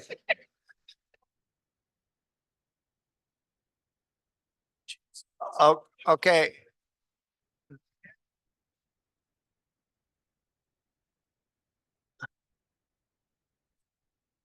The problem with that is that I have to count the votes that are coming in via proxies. And in order to do that, we have to authenticate every ballot that's out there. So the address is on there because the only identification purposes that we have is your address. And that's the only thing I can go by. Now, I don't give a tinker's whatever about how you vote. But what I do care is that every vote out here is counted and it's properly accounted for. And I got to tell you, you're reaching on something here for me that's really a fine line, because I want this to be the most fair and honest election we can. And I want to count every damn ballot that comes out. And I want to make sure that every ballot that I'm counting is legal. So that's what I'm looking for. And if you know who the proxies are and the count of the proxies, and you know the people that walked in that door and the count on that door, all you have to do is count. But if you don't know how to count and you got to look at an address, how's that going to make a difference? Happy to do that. That's the way that the registration fell, and that's the way we're ending up doing it. Yes, ma'am. So I was told by Karen McBride when I picked up my ballots that I did not have to put my name on the back. Is my ballot not going to be You don't counted have to now? put your name. If you were checked in at the door, what happens is that we try to prepare ahead of time to make sure that we get something that we're ahead of schedule. I just, before this meeting started, counted 170 or tallied for 170 ballots that had to be accounted for. This is our way of speeding the process along and trying to make it so that it's there. So my ballot will not be pulled because it does not have anything on the back. Your ballot will not, everybody's ballot who signed and dated their ballot will be accounted for. That's on a proxy, and you signed and dated when you walked through the door because you signed and registered. If you didn't, you didn't get a ballot. You didn't put your address on there. The address is written on the back was written on by somebody at the door. No, it wasn't.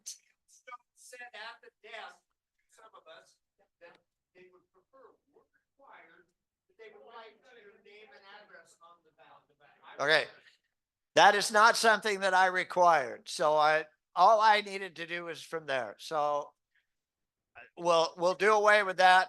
I just want the ballots to be able to count them. So put your ballots towards the center aisle. Excuse me. But I just turned my ballot in and I don't have an address or my name on it. So does that mean it's not going to be counted? No, ma'am, it doesn't. Okay. If you have your ballot and it's here and it's in this building, I'm counting it. Okay, thank you. What do I do with this white Hold on to it. The white one? The white one, we could collect, we just, actually, I would have that out already as a record. Once the ballots are passed through, we'll hand any of the white documents to the middle after the ballots are collected, and then we'll have those and we can bring those in as well. Thank you. You got them? Okay, make sure you've got your ballots. They're headed for there, and I'm gonna go start counting. Oh, I do have a question while we're here. In the audience, is there somebody who wants to contribute towards the association and do some just easy menial task? Nice and easy, doesn't really require a lot. Just one person. Any hand that can come up? Anybody want to volunteer? Okay, you right there in your name? Rick, your ballot, we need you to help count ballots. So you're going to go into that room right over here. Okay. I don't know. I think they're coming out. Bill. Take them right over there into that room I was in. All right. Thank you, guys. Thank you.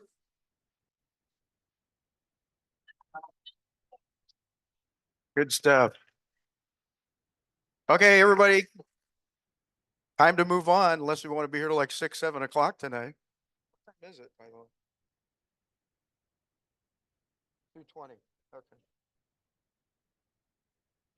It's time for committee reports. And in your packet, you received the committee reports for all the committees. So this is really a question and answer period. So you have to have specific questions about each committee. And the information that they provided within the packet, then you need to ask those. So very first one, which is a presentation, is financial report with Rob. Rob, slide change. Yeah, if we could keep the presentation up the whole time, not my face, that'd be awesome. Okay. What does this do? Oh, the pointer? Oh, sweet. Yeah, in case you need it.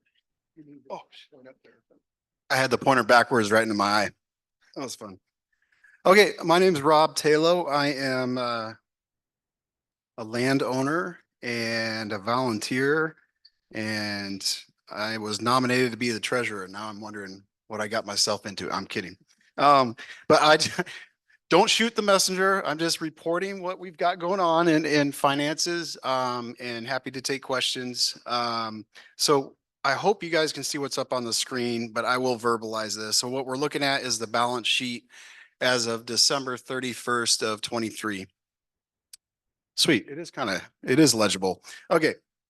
What's that? Well, I have to take my readers off and then look over, but I can read it from here. Yeah. Okay. So the total cash as of December 31st of 23 was just over 1.3 million. Total fixed assets, just over 1.3 million as well. And I'm sorry, total fixed assets, and then total assets were 2.6 million. Moving on to liabilities. So current liabilities, total other current. Oh, next slide.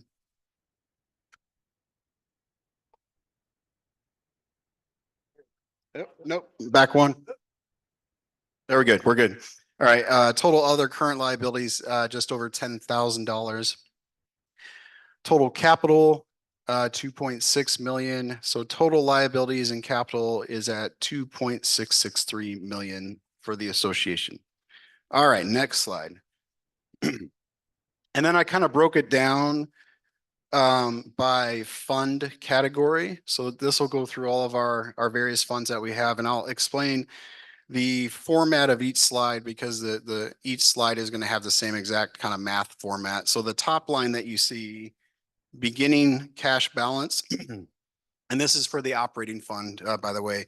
So that's the amount of money that rolled over from 2022 to 2023. So we started the year with 180,000 in the operating fund. We had total income of 257,000. Was our actual income. We budgeted for 270,000. Yep. Oh, can you go back to operating fund, please? Thank you. We're good. All right. So total income, 257,000 against a budget of 270,000. Total expenses of 266,000 is what we actually spent compared to 270,000. So our net income, it looks weird. You see a negative, it says negative 8,785, but we had that rollover income, the rollover amount from 2022 to 2023. So that's how we end up with that $172,000 at year end of 2023. All right, so that's operating fund. Next slide. Okay, continuing legal fund. So we had rolled over from 2022 to 23, 165,000 at the beginning of the year. Total income was 2,000, and I believe we had income due to a collection. Total expense 32,000, and with a net income showing at negative 30,000, with the ending cash balance of $135,094. So that's what we ended December 31 and the legal fund with was 135,000. It's really weird wearing readers and having a microphone right here because all I can see is this massive microphone through my readers. There we go. Okay. That's what we, at year end of 23, that's what we had in the legal fund, at that point, 135,000. Good. Positive. Yep. Yes. Yeah, I would, next time I do this, I'm going to use a bracket for negative. That makes it easier to see. So I appreciate that. Yep. Okay. Moving on to the next slide would be Firewise. And Penny is not here if there are any questions, but I believe we got some people that can help with that. So 2022, we rolled over to 2023, $26,000. We show income because there was a grant that we received that Penny did a lot of work on to get. And so we're appreciative of that. So that grant certainly helped keep our expenses down. We did spend 28,585. Again, you see this scary negative number of negative 25,000, but it's because we had that beginning balance of 26,000. So our actual net ending cash balance at the end of 2023 was $837 for Firewise. Okay. Garbage funds, next one. Thank you. All right, garbage. So we've got at the beginning of 23, 56,000 rolled over from 22. Total income of 24,000 compared to what we budgeted for 23,000. So we're pretty close there. Total expenses of 11,000 and we had budgeted for 13,000. So our net income was $12,600. And we actually budgeted for net income of 10,000. So we're slightly over. So our ending cash balance in that category was 80,343. So again, what we're doing, you add that first cash balance dollar amount to your net income. That's how we get to that number. All right, Marina Fund is the next one. And we began, so on the Marina Fund, we started 23 with $841,000. And you see this income of 68,826, no expenses, of course. And then net income of 68,826. And so the ending cash balance is just over $900,000 at the end of 2023. A big change in that, I don't know, Ed, if you can speak to the CD. We put it into a CD and actually made quite a chunk on that there. Yeah, Ed Beechek. I was also the treasurer before Rob was kind enough to take over. So one of the things when money was really cheap, we weren't making anything on our investment. So when the interest rates started to go back up, we rolled the money from the Marina Fund into a 1-year CD. It had the best yield and it didn't tie our money up just in case the opportunity came up for this, the buy sell of the Marina. So what we've been doing is we've been earning some pretty good money with our CD, and we'll continue to do that as we move forward. We're getting pretty good money on it and it's starting to give us some pretty good gains. The only drawback, as Randy was reminding me, we may have to pay some taxes on that income that we gain, but you know, it's better to put our money where it's actually earning some interest other than just sitting in an account like a checking account that it was before. So now it's earning some money. So thanks. Thank you. All right, next slide would be road assessment fund. Cool. All right, so we started the year with 139,000. It was a big spending year for roads, as you guys can all appreciate from that beautiful, nice paved drive there. Total income of 170,000 from the assessment. A total expense of 308,000 during 2023. And so we show, you see a net income of negative 137,000, but the ending balance is just over $1,400 because we started the year with that 139,000. So, so certainly that rollover is crucial to helping with projects and that sort of thing. So. And this is the last year of the 5 of 5 years for the road assessment. So. All right. Last one is volunteer fundraising.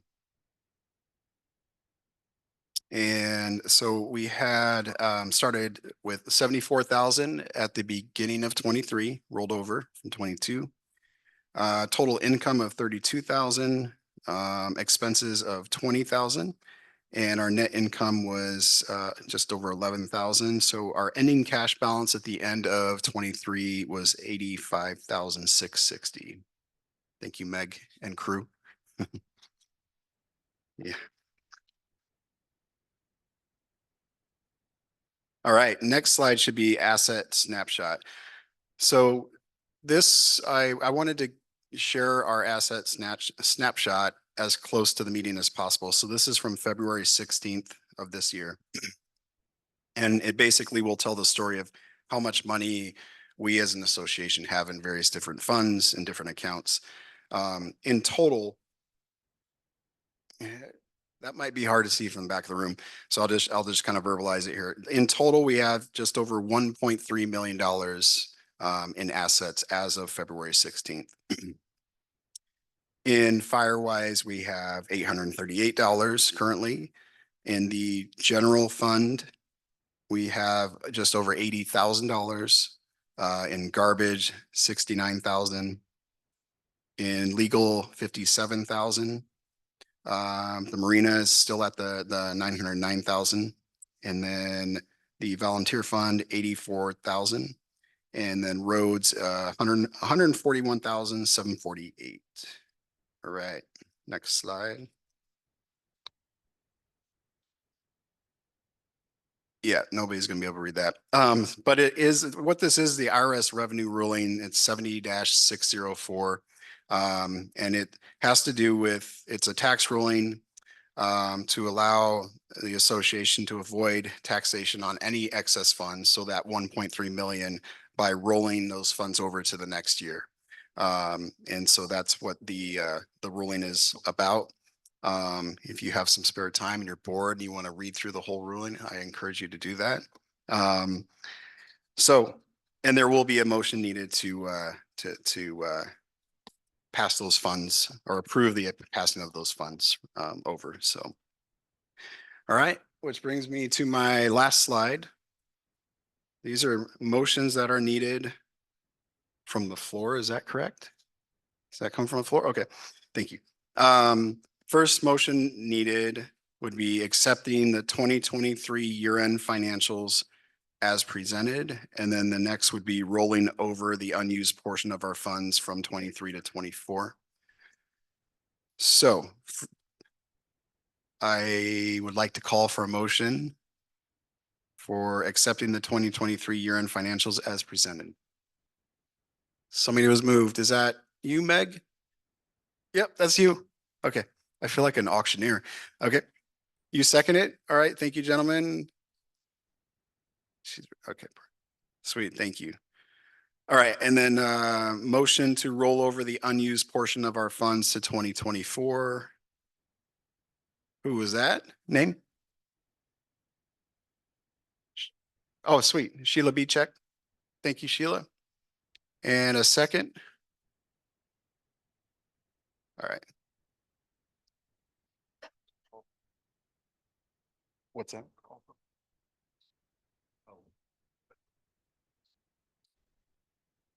Yeah, yeah. Okay. Any questions about the information I presented? Anybody? No? Randy, isn't that guy Randy still here? Damn. All right. All right. Okay, so I need to call, this is my first time doing this, by the way, so I need to call for a vote on each one of those separately. Okay.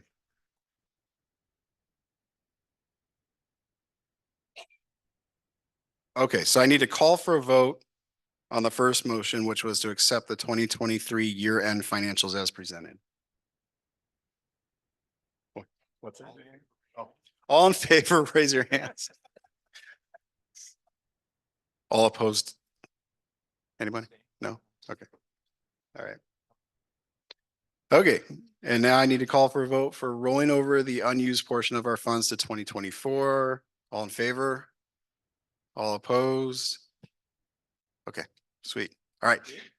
No questions? We good? All right. Okay, yeah, Steve.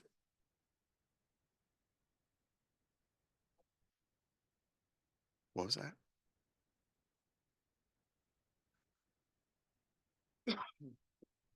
Volunteer fund? I thought the volunteer fund was going to pay for the new. God dang. The event center. I thought that the volunteer fund was actually what funded the event center and kept it going. Meg, do you want to comment to that or? Yeah.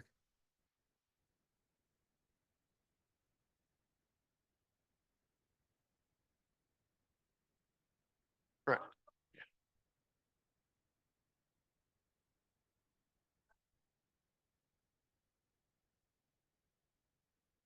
So. Perfect. The reason I was asking is what, that shouldn't even be in the reserve fund. If volunteer money pays to keep the upkeep on that building. Am I wrong? It's an asset.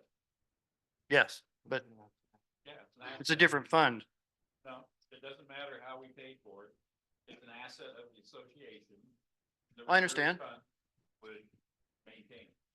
But we don't need to add more money to the reserve fund to pay for it if the volunteer fund. No, it's paid for. I meant the maintenance. We're talking maintenance, upkeep. So you're asking if it, Responsible of the association. If there's repairs, like new roof, new septic, whatever like that, that comes under the reserve study if we had one to maintain it. But the day-to-day, when I buy paper towels, paper plates and stuff for the place, the association pays for that. I'll ask the question another time. I don't think you're getting what I'm getting at. So we have a reserve fund for taking care of the septic system, the roof, that kind of thing. So what do we spend the volunteer money for the event center? What's the volunteer fund used for? If they, well, like the new stove went in there, would they do upgrades, like tables or, you know, whatever they need to buy for it? But once it's paid for, then it becomes an asset.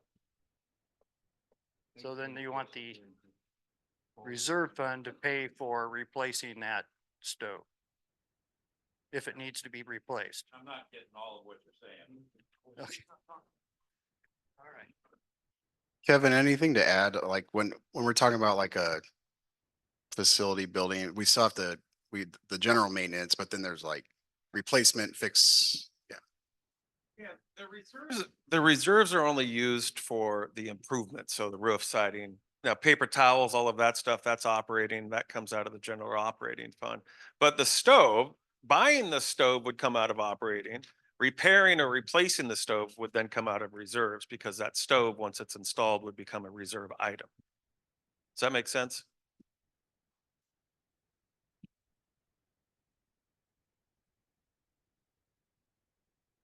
This lady's comment was, well, if you have money in the general fund that you can use, you don't have to take it out of reserves. Sure, that's true. But generally, your reserve fund is set up to address each of those line items that need to be reserved for. But non-reserve items, paper towels, that kind of stuff, that would never come out of reserves because those aren't reserve items.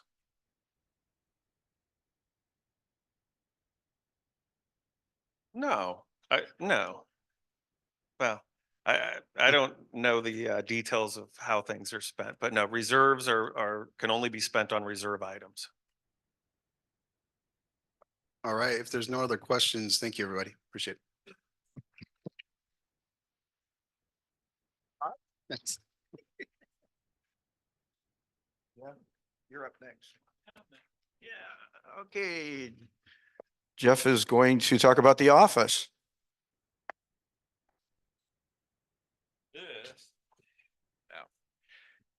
This is going to be real short because what I've got to say was in the packet anyhow, as far as the committee report for the office. You want to hear it? Oh, how many want to hear it? Okay, well, for those that don't, here we go. Office report.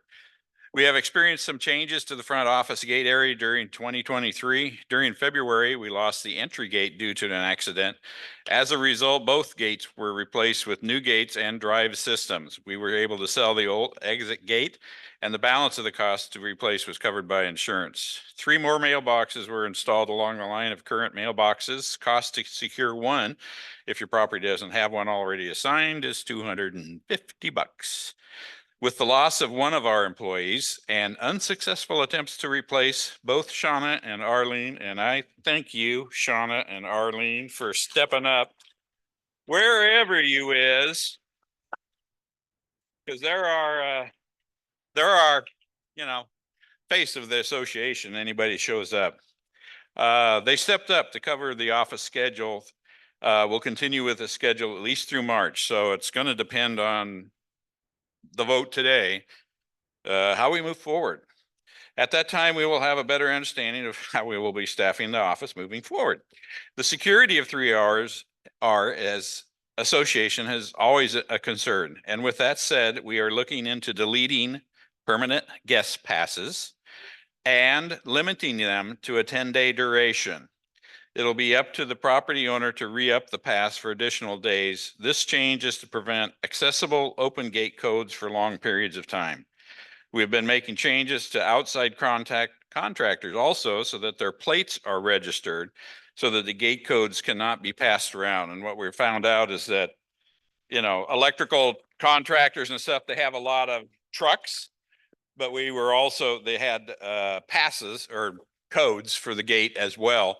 We figured, well, if electrical contractors coming in here in a truck, then the truck's fine. That'll keep him from coming in here on his own private, which he would have been able to do before having a gate code. That's all, folks. Let's see. Oh, and I think I was going to say one more thing. If any questions, send them to info@3rrec.com. Ta-da.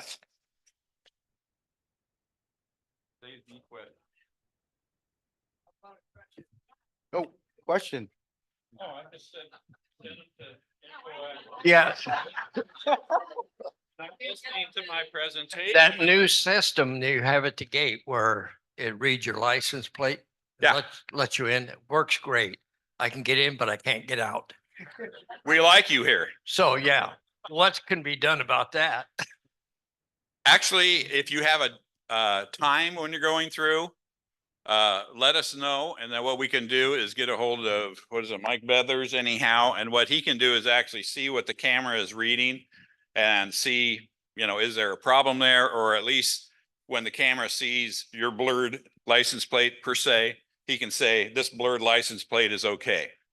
So that's how that problem can be. And sometimes, you know, plates are dirty, sunshine, whatever can give us problems with that. Well, I'll make sure mine's shined up. That way I can Either get that, or out. put the one on the back on the front, you know, if it's been on there for a while. Any other questions?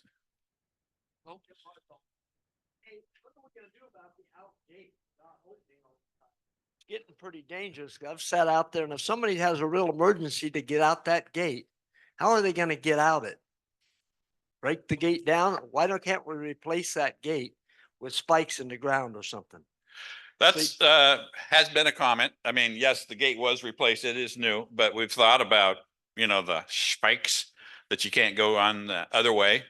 That would just be an expenditure that, It'd be a good expenditure. how many of the association people here would like to have spikes going out and not have to stop?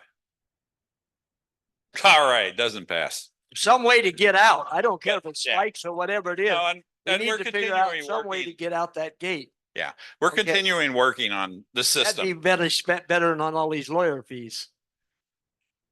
Well, or have them there in there. Oh, sorry. I got it. Oh, Just a question, do we have to contact somebody with the new gate system for our old license plates? if, Yeah. you mean If if it you're, worked before. if you sold your car with a license no. plate? No. Will it still work with last year's? Oh, yeah. Okay. Same database. If someone has a problem like the gentleman said, what's a way, at least for now, is the gate just not working? Or if you use your key card instead of depending on the license plate recognition, will a gate still do the same stuff, or will it force it to open because without plate recognition? If it doesn't you've got, is it 3 ways? 2 ways at least. Gate or plate recognition, a code, 5-digit right. pound, and then also your Yeah, card. So you if got it's 3 not ways working to get one out. way, if you're ready and prepared with another way, you can get out. Yeah, I mean, is I memorized my gate code because every once in you a while, it won't open, yeah, it's so on I your- always it's on pull your up. card. Yeah, you can either punch it in or wave your Yeah, card, I right? pull up close enough that, okay, I give it the 2, 3, 4, 5, 6 seconds or whatever. And then if it still doesn't go, then, I put it in. Or I call up Randy on the doorbell thing and say, hey, open it. Excuse me.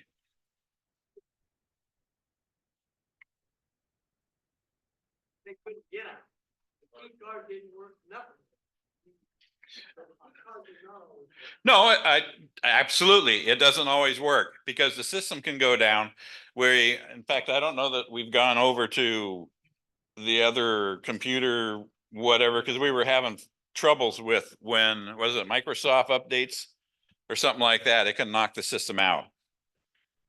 Yeah, so it's not perfect.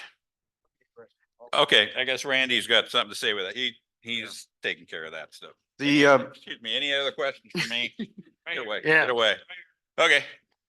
I agree with the permanent codes, but what about an emergency code I like to fall down a lot and go to the hospital. So my kids might need to come into the property. So right now I gave my kids a permanent code, but you're gonna take those away. So how do they get back in? How do they get in if I fall down and go to the Yeah. hospital? On a guest pass. I'm Nope. in the hospital. If you're in the hospital, you're not at 3 Rivers, so it's not a big deal.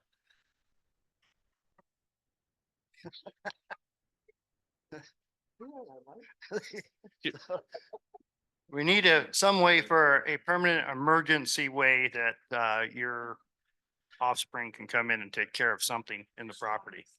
Well, and that's where it comes to call a board member and they'll go up and open it up. Again, where am I at? I'm in the I thought you were in hospital. the hospital. Yeah, that's what I'm saying.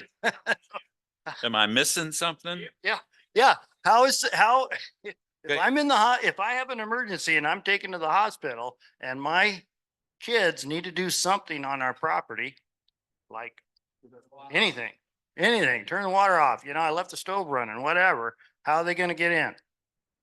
With a guest pass.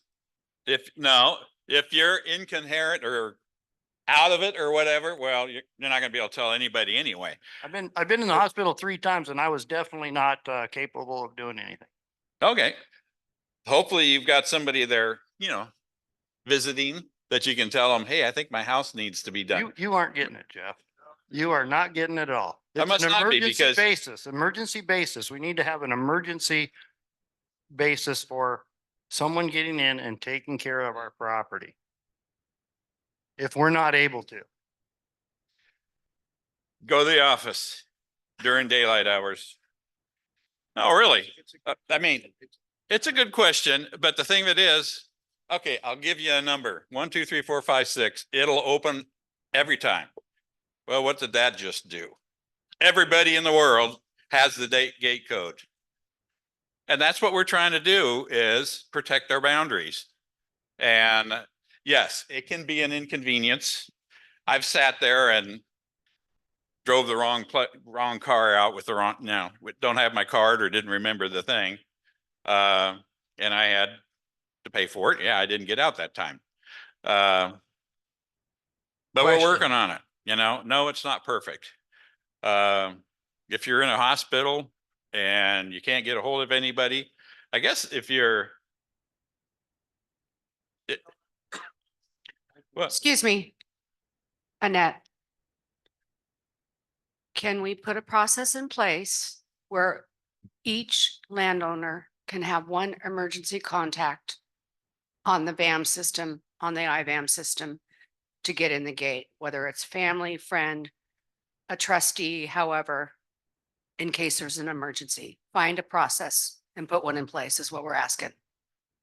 well, I will admit, if I was in the hospital, my wife can get in. Sir, we're asking for a contact person to be put on the IBAM system.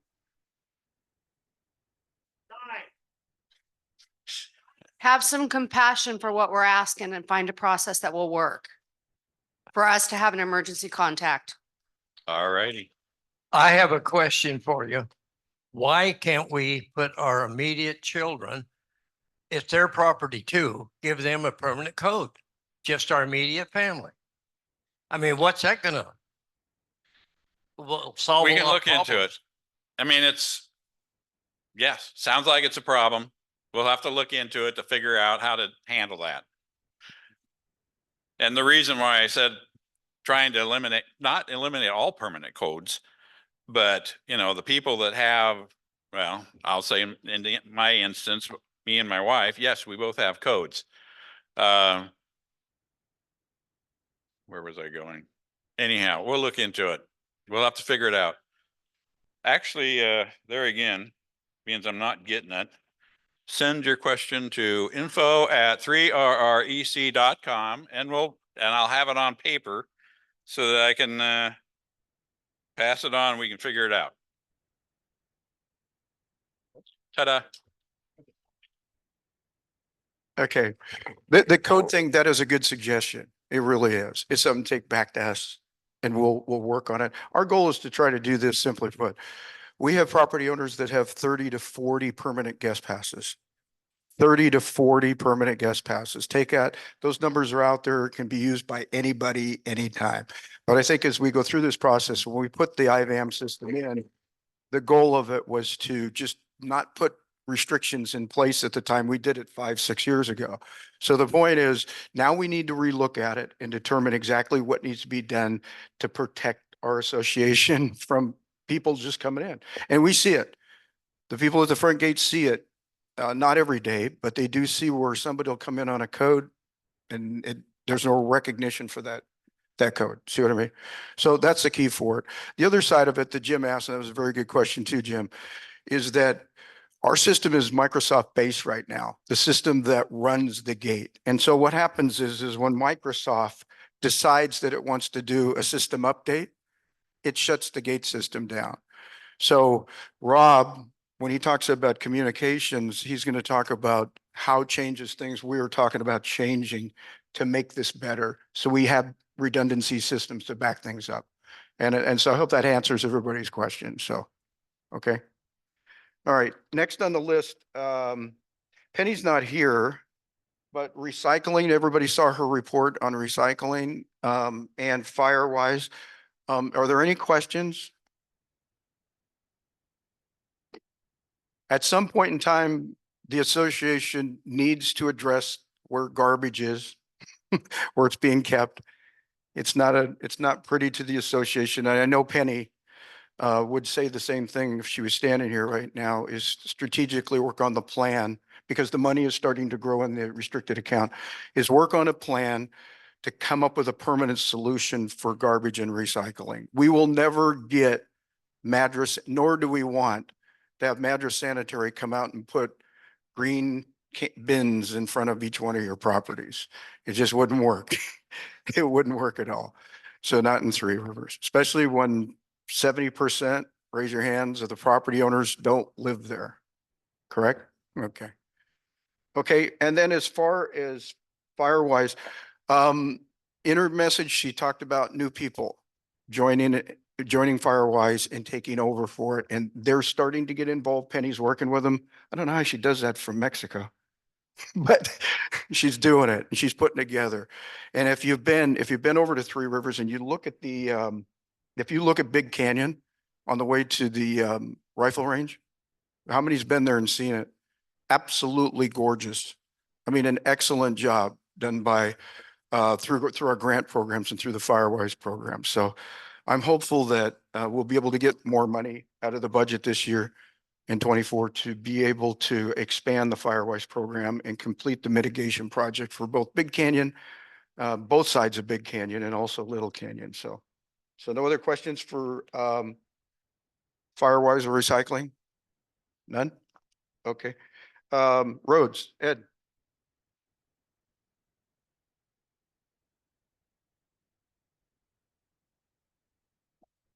Okay, as previously stated, my name is Ed Beechek and I'm the Roads Committee Chairman. So what I'm going to do is I'm going to give you the information on what we did this last year and talk a little bit about the numbers and then where we go from here for this year. So last year we got a lot done. We had a lot accomplished. The newsletter went out and I put a recap into that. For all of you, probably got your newsletter so you can read it. So I know this is a little redundant, but I want to go over it because we accomplished a lot with what we had. So here's what we did for last year. Go ahead. Oh, so what we did is we completed all the gravel and shoulder work throughout all 26 miles of the roads on Three Rivers. That was a 2-year project. So we finished it up this last year.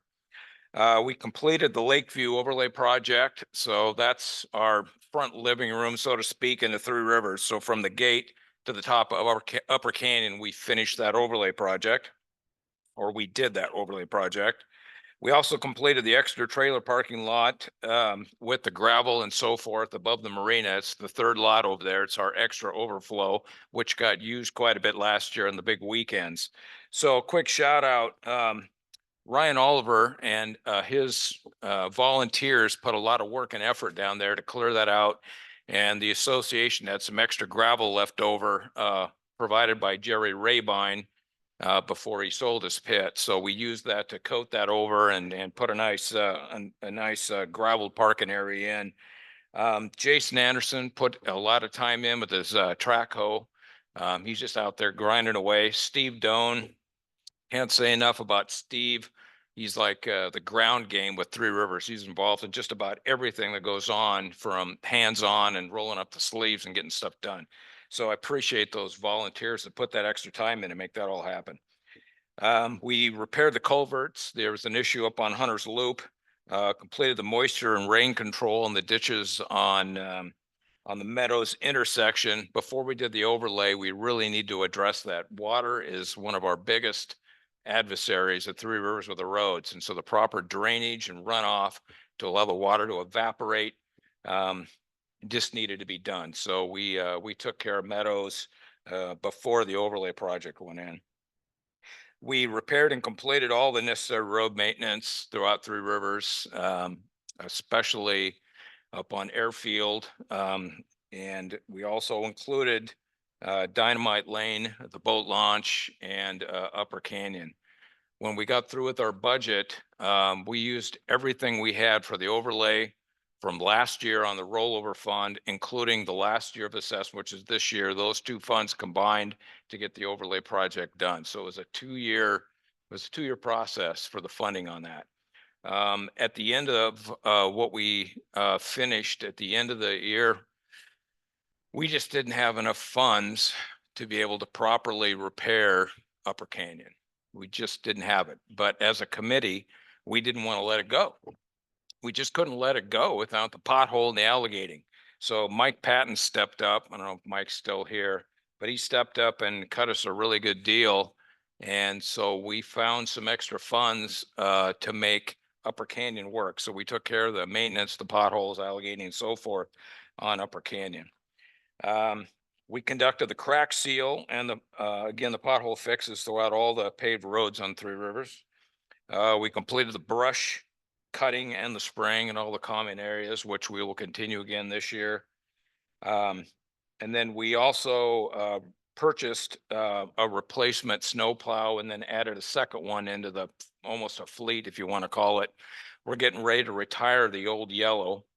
So what we're going to do with the old yellow is we're going to put it up for a closed bid for those in Three Rivers that are interested in it. We'll put a reserve on it, some small nominal amount, and we'll announce that all and make sure that everybody gets a chance. The keys will be up in the front and everybody can go ahead and take a look at it. So if you go down to the event center, it's parked out there along with the brush that comes with it and the sanding unit that fits in the back of the truck. So that's what we ended up with. So from a financial standpoint, Rob's slides, they're not up, but they showed what we did last year, and it shows how much we had left over. And as a reminder here, after our overlay project, we had an overage. We came in under budget. We had an overage of, or we had an under of $1,428 left over after the overlay. That's basically enough to keep the account open, and if anything small came up. So our total expense for the year was $308,472. With the rollover funds and the assessment, our assessment number was $170,840.68. So when you combined what we had in the rollover with the assessment, that totaled out to be available for us for the 2-year project, $309,900.13. Our contract was for $310,940. So that's where the 1,428 came in. We came in under budget. As far as Upper Canyon, I have a maintenance budget. Each year when we do our budget, we lobby, for the stuff that we need. So we start out with a budget of $245,000 in our budget for all of Three Rivers at $350 a property owner times 700 approximately. And that's where we start. And from there, we're all trying to vie. Just like it was mentioned, John Gottpreth, he does a real good job of lobbying for the gun range. And we've never, as a board, we've never denied him anything that he's asked for because it's all been very appropriate. But that's what we fight for. So mine for budget for maintenance was $17,500. I spent $19,695.18 because we just didn't want Upper Canyon to go without that needed repair. So the board, I asked the board if they would give us the extra money out of the general fund. So they gave us an extra $2,195.31 out of the general fund to complete that maintenance that was needed.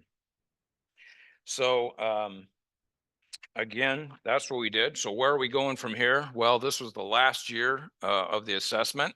As Rob pointed out, there was 81,000, I think. I'm not sure what the number was, but if everybody pays their assessment, we have close to 177,000 and some change available for each year's to do something with.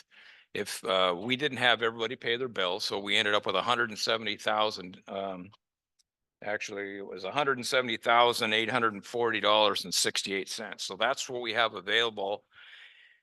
And this year we're not going to have that for 2024. So, this is the last year of the assessment. So based on everybody's input, we're going to have to make a decision. Do we want to just, maintain the roads from a maintenance standpoint here off, or do we have a reserve study that will include that in the fixed asset, as that is a reserve for our fixed assets, or we do a separate assessment? So as a committee, we'll have to get together, figure that one out, and then present it to the membership accordingly for next year. So that's where we're at. So I'm gonna have a $17,500 budget for maintenance for next year unless we have some kind of additional funds moving forward for the roads. So that's it. So I do want to step up, or I do want to mention again, another shout out for the guys doing this year we got hit with two, called them Snowmageddon 1 and Snowmageddon 2. Mike Fisher, we're all saddened at the loss of Kent. Crook, he did a really nice job of keeping our roads, clear and clean for many, many different reasons. So Mike Fisher stepped up to the plate, volunteered for that. He's got a lot of experience. He's one of our military veterans that drove a lot of stuff throughout his career. And he stepped up and he learned a lot. And we learned a lot when that first snow hit. But we have two more volunteers. They're all three of these, besides Mike, live on property. We have Jake Clay, who is our secondary driver, and also Sam Walker, if Sam's still here, stepping up and volunteering for that position. So we have a backup snowplow, we have a primary backup, and we have three full-time folks to be able to take care of that as our needs arise. So if somebody's on vacation or a planned absence, we have, redundancy there just to make sure our roads are clear during the winter. So I just want to shout out to those folks. Does anybody have any questions regarding roads? Thanks, guys. Anybody have any questions regarding roads? Hello. Bob? Yeah, this is Bob Levins. Yeah, couple of questions.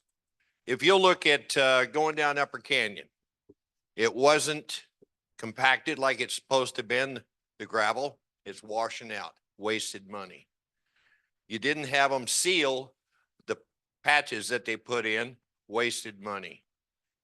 Talk about an invoice you refused to pay because me and four other men went and took both of the snowplows that were buried and pulled them out so they could continue.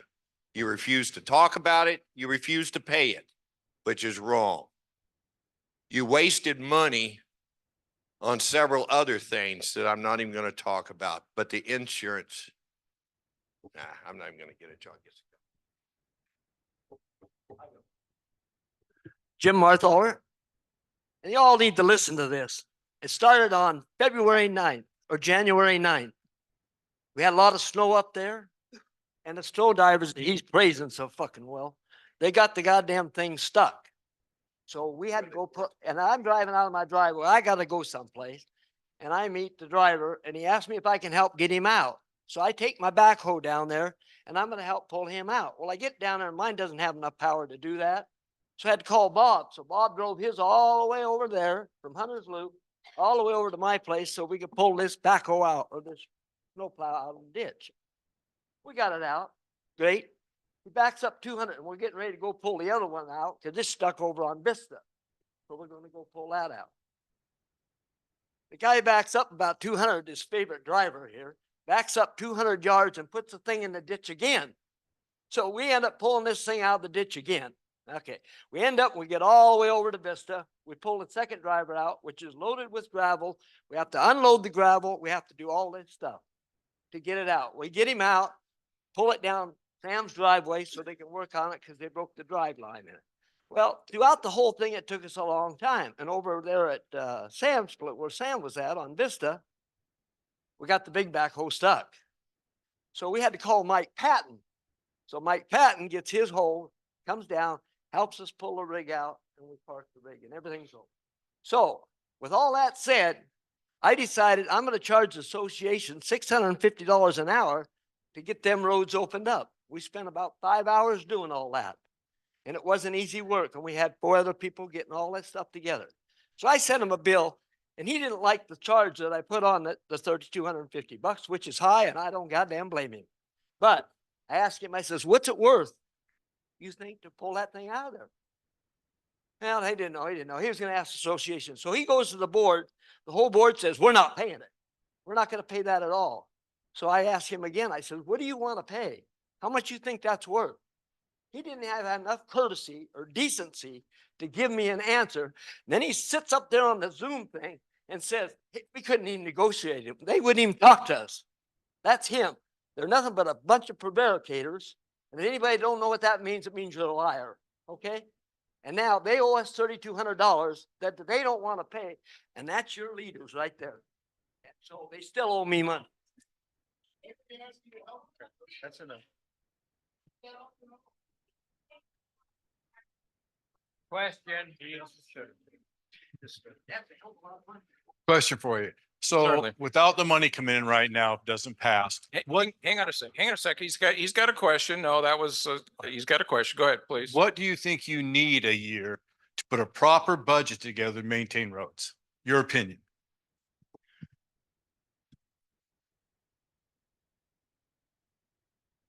Well, I can only tell you not what I think, but I can only tell you based on fact. So I could probably come up with some kind of an answer right now, but I'd like to base something on fact and not what I think or what ought to be or what should be. So when we had the reserve study done, the third party gentleman that came out and did the reserve study, the bulk of it was directed for roads. And each of those 30 years, he outlined in that reserve study what, based on the funds that it was needed for that study, and again, the bulk of it was roads, what he laid out, what would be done in 2025, then 2026, and so on and so forth, going out 30 years. And so the cost of that was somewhere in the, I'm going to say $700-800 range per property owner per year for that to happen. So it's very expensive. There's no question about it. We haven't had a dues increase since 1996. So we've been sitting here lobbying for our money each year for whichever itemized item we're responsible for, and it's based on that 350. So right now, there's not enough money to do any overlay project moving forward here. As far as what it would take, I'd have to get bids based on what it is that we would want to have done. But again, that reserve study laid out, for instance, it was laid out to where it was specifically like Upper Canyon, for that amount of mileage to get done, this is how much the cost estimate at that time. And so that would be a certain year. And then after that, it would be, I'm just going to pick one out, D Lane. Then it would be Hunter's Loop. Then it would be, and it just listed out every road in Three Rivers and based on that funding, what it would take to pave those roads over a 30-year period. And along the way, there would be maintenance on the ones that were paved. So it was pretty laid out and it was pretty extensive on what it would take to fund it and then what it would take by year for the next 30 years to complete the projects. Any other questions, please? Yeah, Eric Bramwell.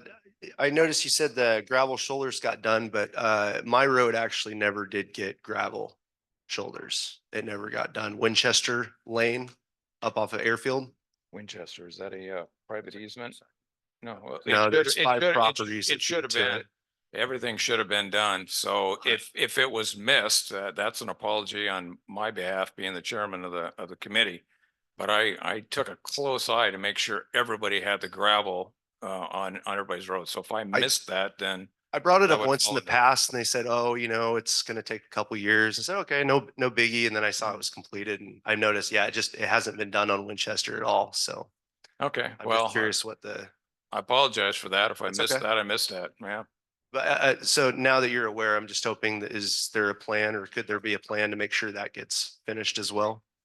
Yeah, it'll be a priority. I mean, everybody deserves to have every road, the shoulder work done. That was the plan from the very beginning. So I've made a lot of mistakes in my life. So if I made another one, so again, apologize for it, and it'll be a priority to look at it, make sure it gets done.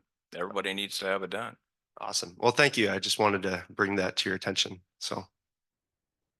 Any other questions for me?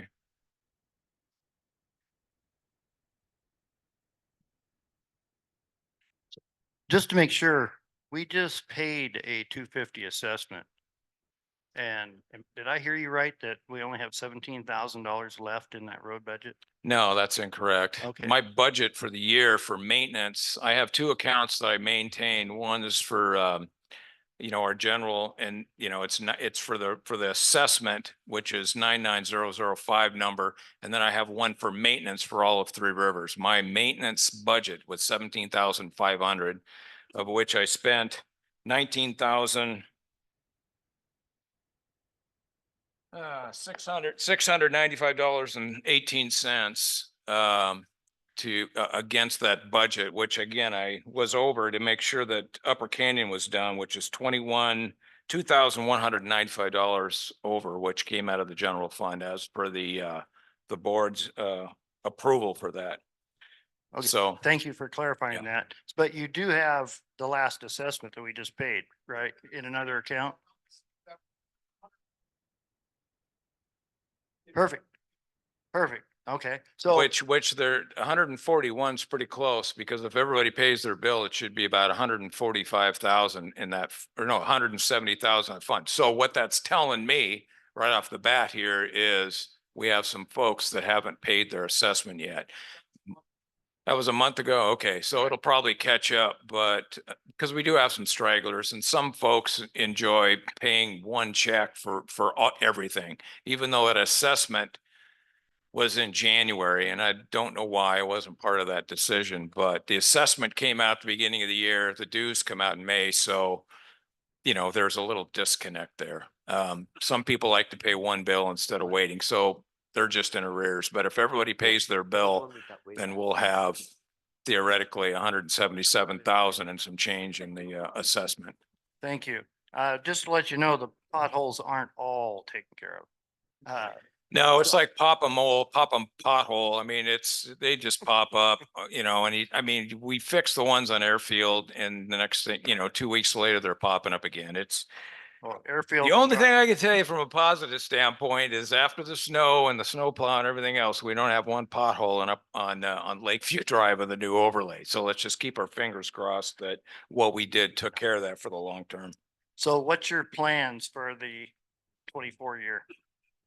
Well, it all depends on what happens with the vote today. Right now, without any future assessments, I go back to lobbying for whatever we need based on the budget for maintenance.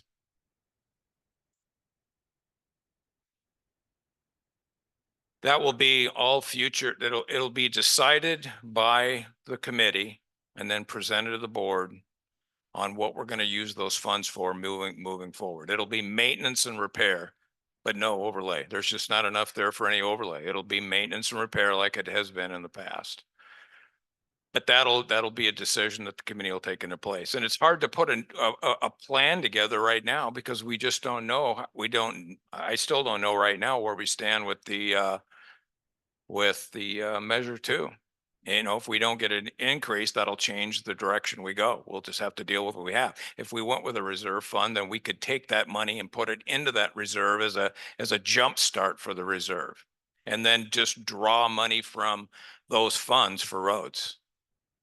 But it all depends on what happens today. But in either case, it will be maintenance repair for 2024, not for any overlay projects. Just not enough money for that.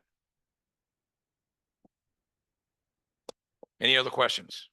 Please. Hi, just Randy Geisler. Just wanted to clarify. So I know the difficulty you've had trying to get road funds. I feel for you. But so the way you've done it before, let's say measure two, forget it, right? That it didn't happen.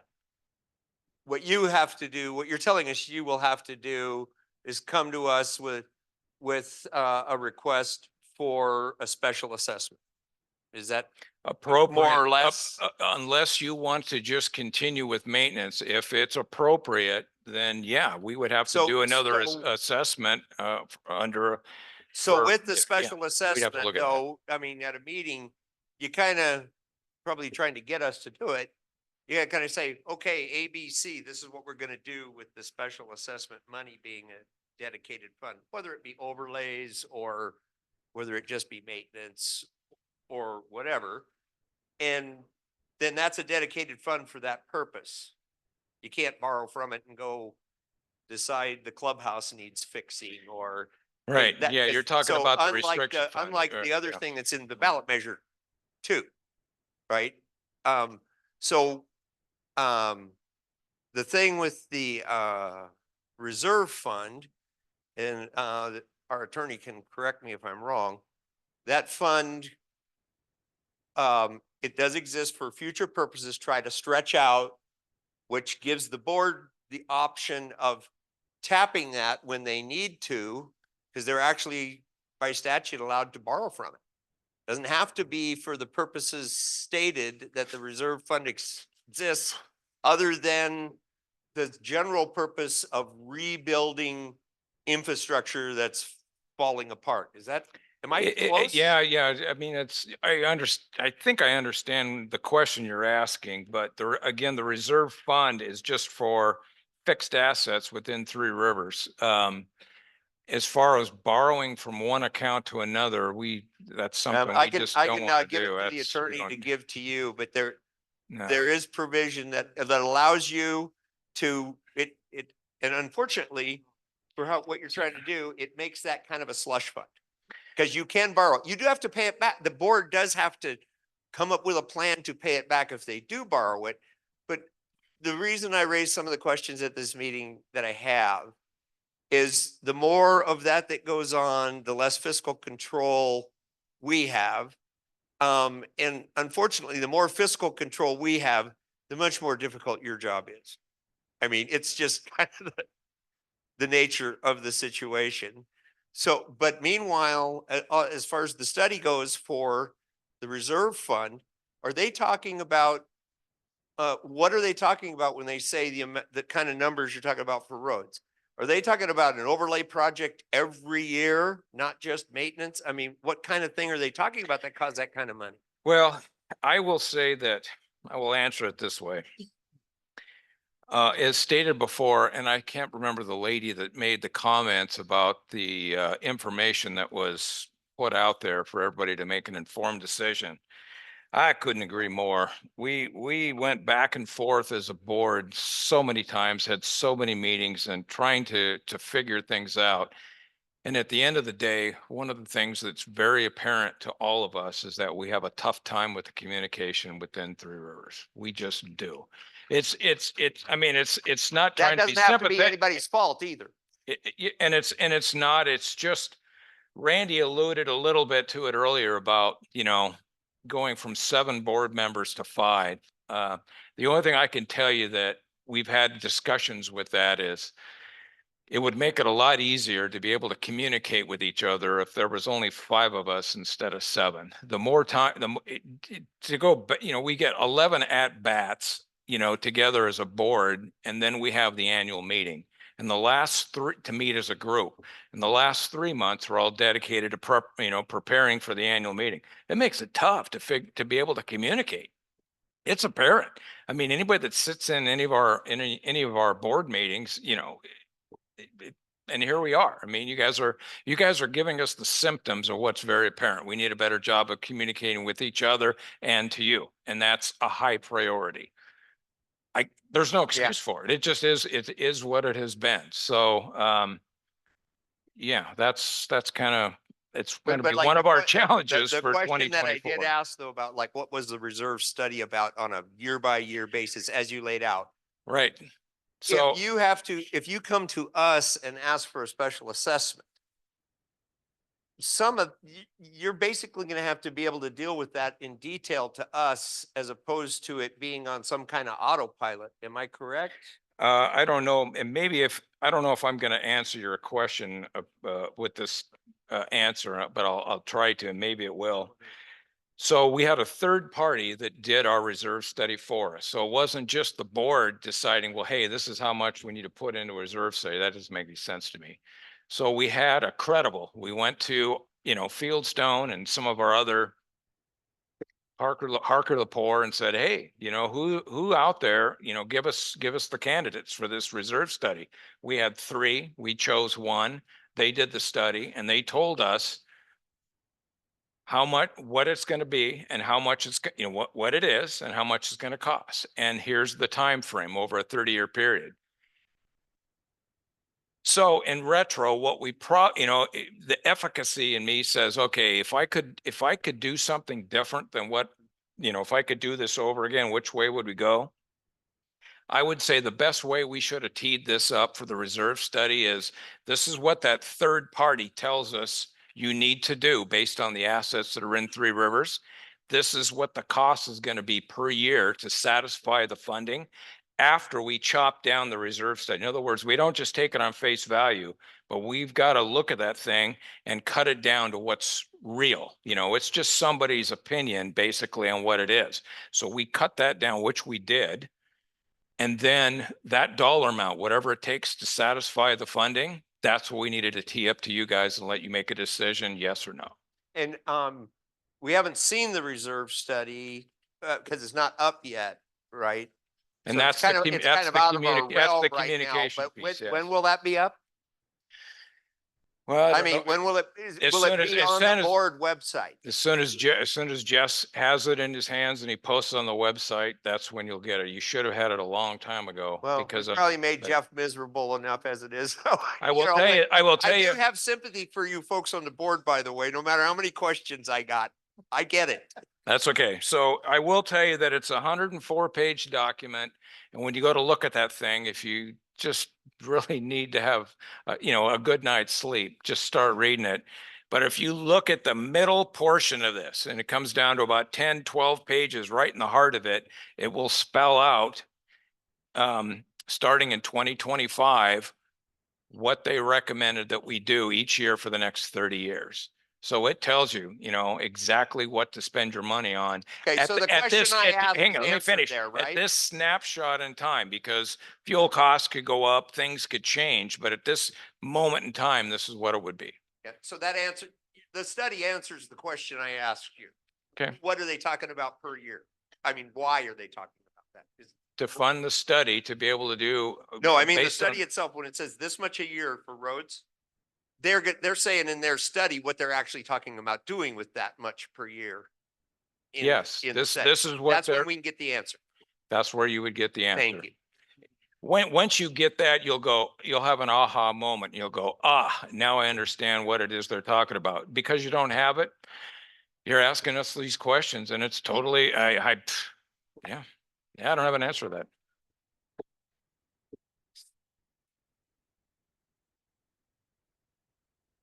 It is. It is. I don't, and I call it, man.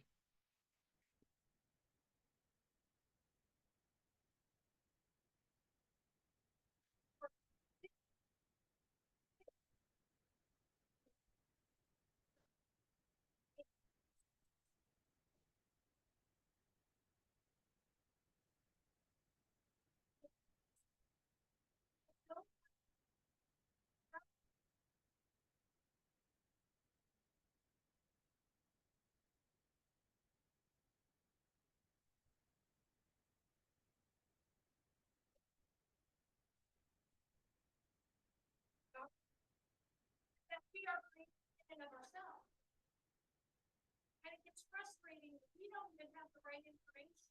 This lawsuit that everyone's talking about, we don't even know what happened. We get so much misinformation, it's frustrating. And that's where we're sitting, and I apologize that I just aired everything there, but it's frustrating to sit here and get this crap, and then you guys ask us to approve a bunch of stuff we don't even understand yet. I know.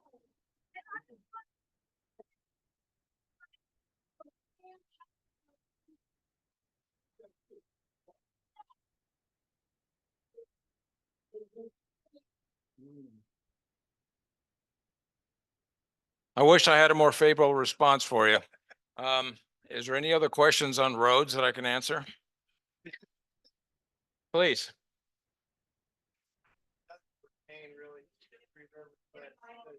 Mike. There's only one of me. Down to one of me?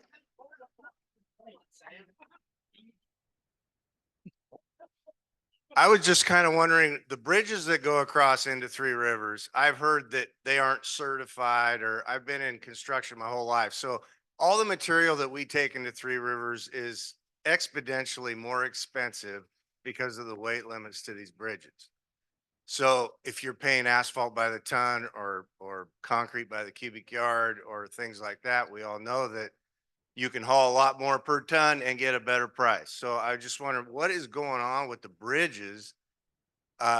Is it true that they're not certified, or is there really a weight limit to those? Who's in charge of those bridges to get them up to snuff or that kind of thing? Yeah, well, I'm sorry, what, before I answer your question, you had, oh, okay, Randy's gonna give you an update on those, so it'll just be a duplicate of what I would answer your question for, but I'll go this far because you've asked it to me. So right now, the weight restriction on the bridge is 50,000 pounds max. The county has a plan for the repair of of the bridges. Part of that is going to be the challenge of what happens. I mean, you can't just shut a bridge down. So there's going to be delays with the repair on that. There's going to be a lot of stuff involved with that. Plus, they've got that huge pile of gravel on the end of, I believe it's Grand Road or Grandview Road or whatever it is, and that's there available for however they decide that they're going to use that asset. And what I'm trying to say is there's another way. I think it's the Geneva Road. I can't remember the name of it off the top of my head, but there's a road that takes you into the backside or into the west side of Sisters. Takes about 35 minutes to leave Three Rivers to get there, but it's a dirt road. So we're going to need a secondary source to be able to get into Three Rivers. Once the bridges go into repair, whatever that might be, it's going to be tough for us, especially for emergency services. Fortunately, we've got a helipad, and my recommendation, I've got insurance on Life Flight and all of that, just in case something ever came up. Because if there's going to be delays at a Madras during the roads repair, it's going to be an issue. So you're right. We're unique. We're the outland. We're a large. We're almost a small city in a way, but because we're so off the grid, it's tough to get stuff in there. That's why we've always, especially for me, I can only talk for myself on this, but I've appreciated, coined the term in gate. So, when I built my place, everybody that had a hand in building my place, it's all in gate. So, it's, you pay a little bit of a premium, but you get quality work. It's just, you got to go in gate. As soon as you go outside, it gets really tough. So Randy will give you probably a more detailed briefing on that, but that bridge repair is coming, so we just need to be prepared for it. Any other questions with roads? Otherwise, I'm holding you up for St. Patty's Day for the next guy. One more. Okay, here we go. One more. No, go. Yes, sir. Would you consider a pay-to-play program where, as a part of all the construction that's going on at Three Rivers, which is the biggest damage to the road, that loads have to pay a toll, and whoever's building pays that toll through the contractor they use through loads, because that's the hardest on our roads? It's been discussed. It's been Okay. discussed multiple times, and we've just never come to consensus on whether to do that or not. There's even been some conversation that, that maybe we should get the county involved in that. So when the permitting process takes place, maybe that can be an automatic add as part of the process. We don't know on that. It's just been conversation, and it'd be really cool. It'd definitely take it out of our hands and just be part of that as an additional fee every time there's some kind of a construction that goes on in Three Rivers. But it's a good idea. We just haven't come to consensus on putting that into place. Any other questions? Other than that, I'm going to move on to let the next person come up and present.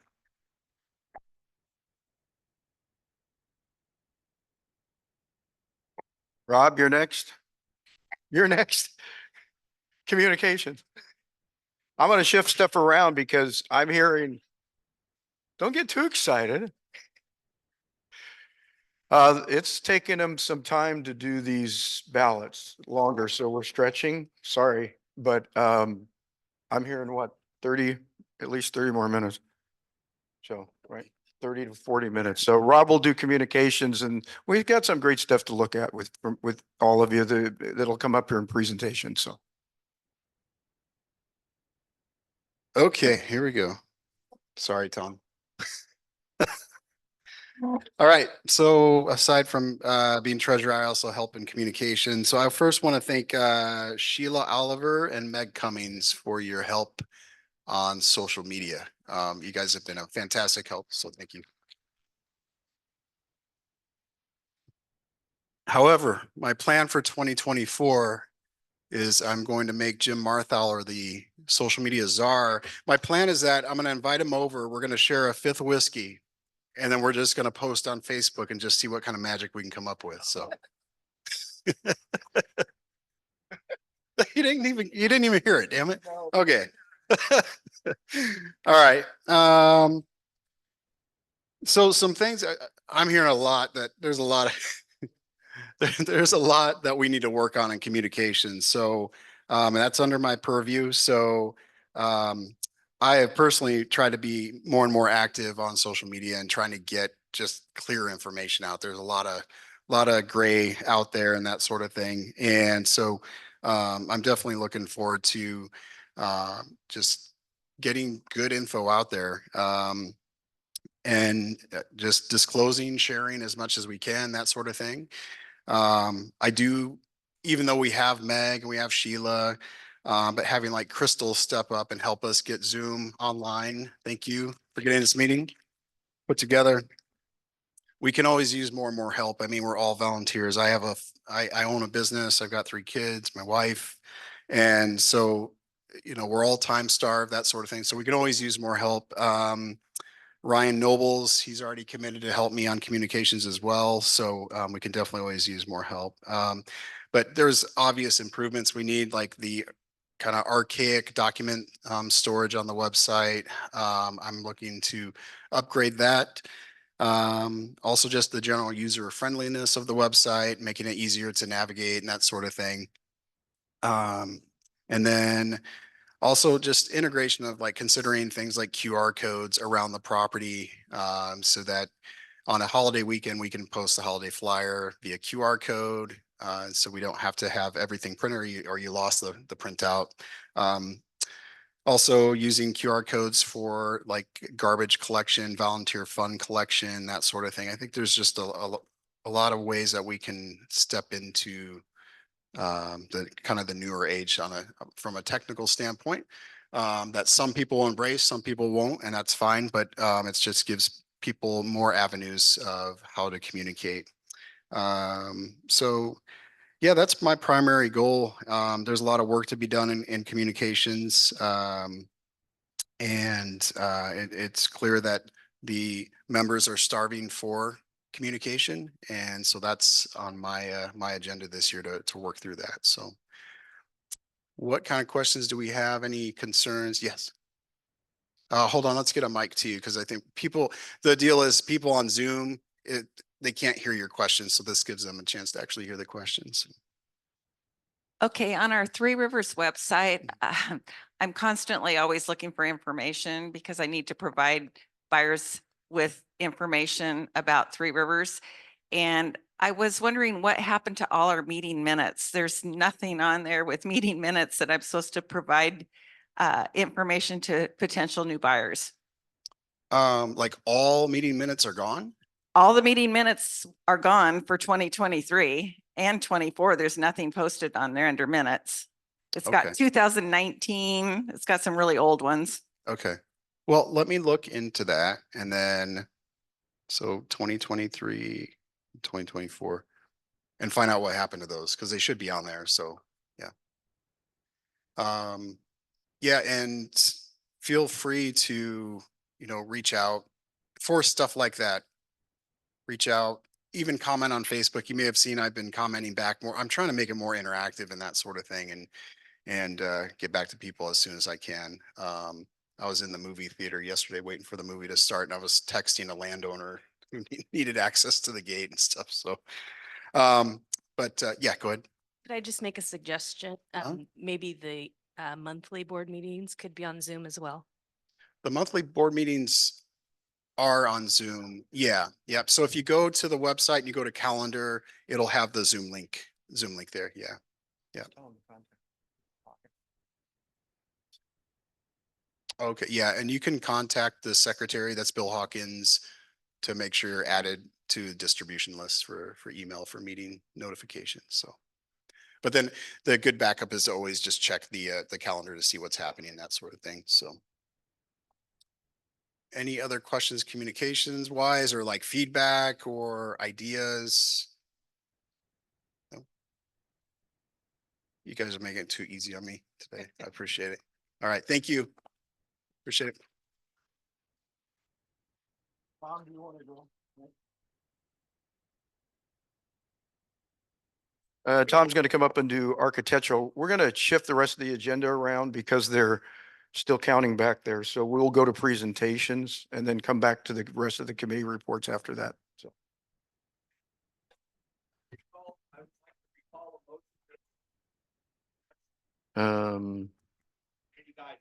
Yes. Let's finish the presentations here by committee first, but duly noted. Okay. Good afternoon, everyone. My name's Tom McGuire. I currently chair the Architectural Committee, and I'm very, very excited because in the spirit of volunteerism that this crowd has expressed to me, I know that one of your good-looking faces could be the new chair. So if you send me an email on architecture@threerivers.com, I would love to pass that baton on to you so that you can enjoy all the fun that the Architectural Committee is. We are, first of all, best part about it, we don't have a budget. All right, so that's a good thing.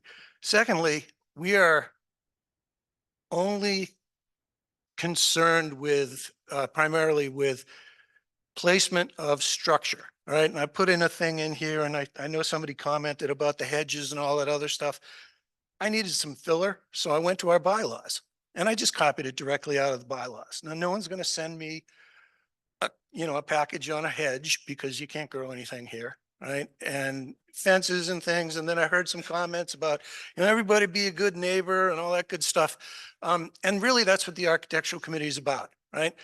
If you need to put something up on your property, even if it's even if it's one of those 400-foot sheds or whatever, just fill out a quick form, send it to us. We had a gentleman call me the other day and said, hey, I want to put a new flagpole in. I want to replace mine.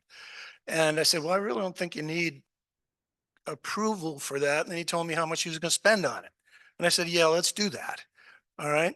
Let's run it through the system. It'll only take a little bit. So we're really just concerned with maintaining good neighbors. All right.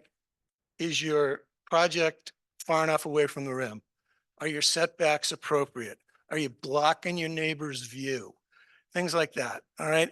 And it's really, we're just there to help guide. All right. And because the county does the permitting, but we do ask, and it'll save you a lot of aggravation. If you're going to have a project, just run it through very quickly. It doesn't take long. You can text me on architecture.com or whichever one of you is going to be the new chairman or person. It's really not a difficult job. We also would like to have some other people on the committee. Right now, the Architectural Committee is me, Randy, and Jeff. All right. It shouldn't be that way. It should be, me as a liaison to the board. And I think we need to have one other person on there from the board or something like that.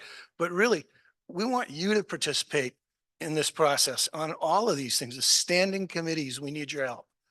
And that's where you'll know what's going on. You'll have some input. You'll help us out, certainly. And you'll have get a greater understanding of how this little machine works. And I know they were just talking about Zoom and everything and communication. Hey, the board meetings are on Zoom. I think it's the third Sunday every month. They're about 3 hours long. Make yourself an Irish coffee, sit down, listen to it. My wife thinks they're incredibly entertaining. And I hear her in the background go, "Well, no, say this, that." But that's how, first of all, you'll be engaged. You'll know what's going on. All right. And there's also a certain amount, I know we have to do a better job communicating. I'm not going to suggest that we don't, but there's also a certain amount of personal accountability. So if you want the information, right, it's there. You just have to go get it sometimes. And I will say this too. Y'all voted us in. This board's going to look very differently in the next year or two. All right. We might not be anybody here that we're asking for your support on these measures and things like that. We're trying to make it easier to be on the board and make it more inclusive, get more people involved in what's going on. But right now, I'll tell you what, it's the no fun zone. All right. And it doesn't have to be that way. So, you vote people in. I hope they're enthusiastic. And I'd like to see a lot of change on the board all the time. I'm not going to be here after this term. I might not be here after next year. I don't know. I've got other health issues that, and just like everybody else does.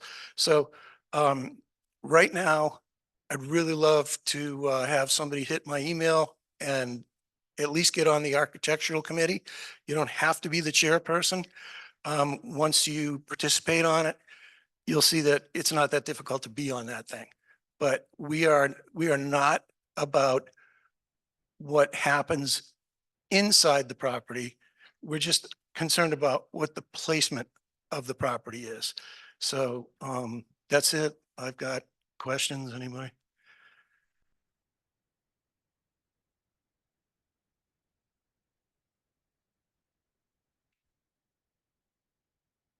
He is. Thank you. He's running. Thank you. Yeah. You had a great speech, a great talk there, but you failed. You failed as the head of the architectural, and now I find that Randy and Jeff are on it. Speak up. I lost you. It failed. You,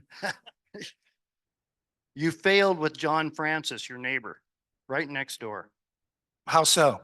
Is the architectural committee supposed to just watch and let somebody fail and not go over there and have a conversation with them and help them out?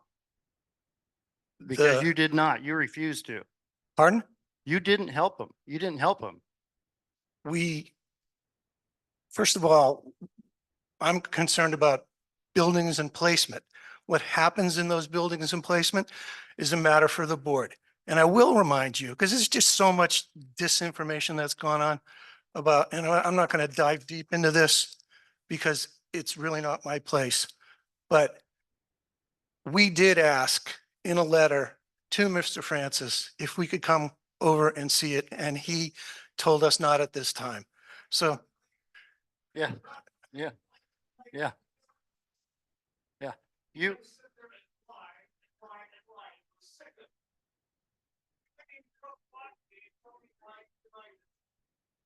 Yeah.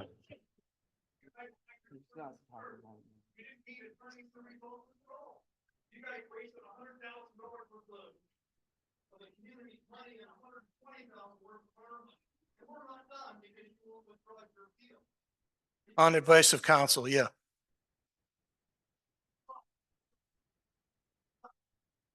Well, I guess that's in a matter of opinion, and we can leave it at that. Wait a minute, All wait a right, minute. whatever. The opinion is Hey, that you had all reasons to just go visit the guy. And your problem was a generator, brought in a generator, wasn't even hooked up, and you were gonna sue him. I was I'm on not gonna sue him. I I've was on never, the Zoom meeting when you said you were. If he was gonna run that generator, I was I'm pissed. gonna sue him. Yeah, you were pissed. I You was didn't go there pissed, and and talk then to I the guy. recused myself. All right, and I never made a single vote on anything involving Mr. Francis. So, sorry. No, you did. You did. You threatened Yeah. to sue him. You recused yourself from a vote and you. Do we have questions highlighted- regarding the architectural committee? Actually, I have a request from you to resign. You resign or we do a 5.7 of the bylaws to remove you. Hey, you be doing me a favor, pal. Go ahead and resign. Don't think that hurts my No, feelings. I know, I don't know one why you'd done bit. it. Then please resign right now. I won't get bullied. I'm done. Thank you. Appreciate your. The board failed. The board failed. Now I will. Okay, guys, we need to stay on task here, okay? We need to stay on task and people need to be quiet. You're not being courteous to others. And these questions continue. We need to get through this meeting. They're making votes back there. They're trying to do the votes and get them done in time. And I want to stay focused on this. We need to stay focused on this. And there will be a time when you will get more information regarding this whole matter. But now is not the time, not today. Okay? Well, I'm sorry you don't feel that way. All right, next on the quiet, Mr. Marthauer. Quiet. Just be quiet. Okay. Where's the sergeant at arms? Yeah.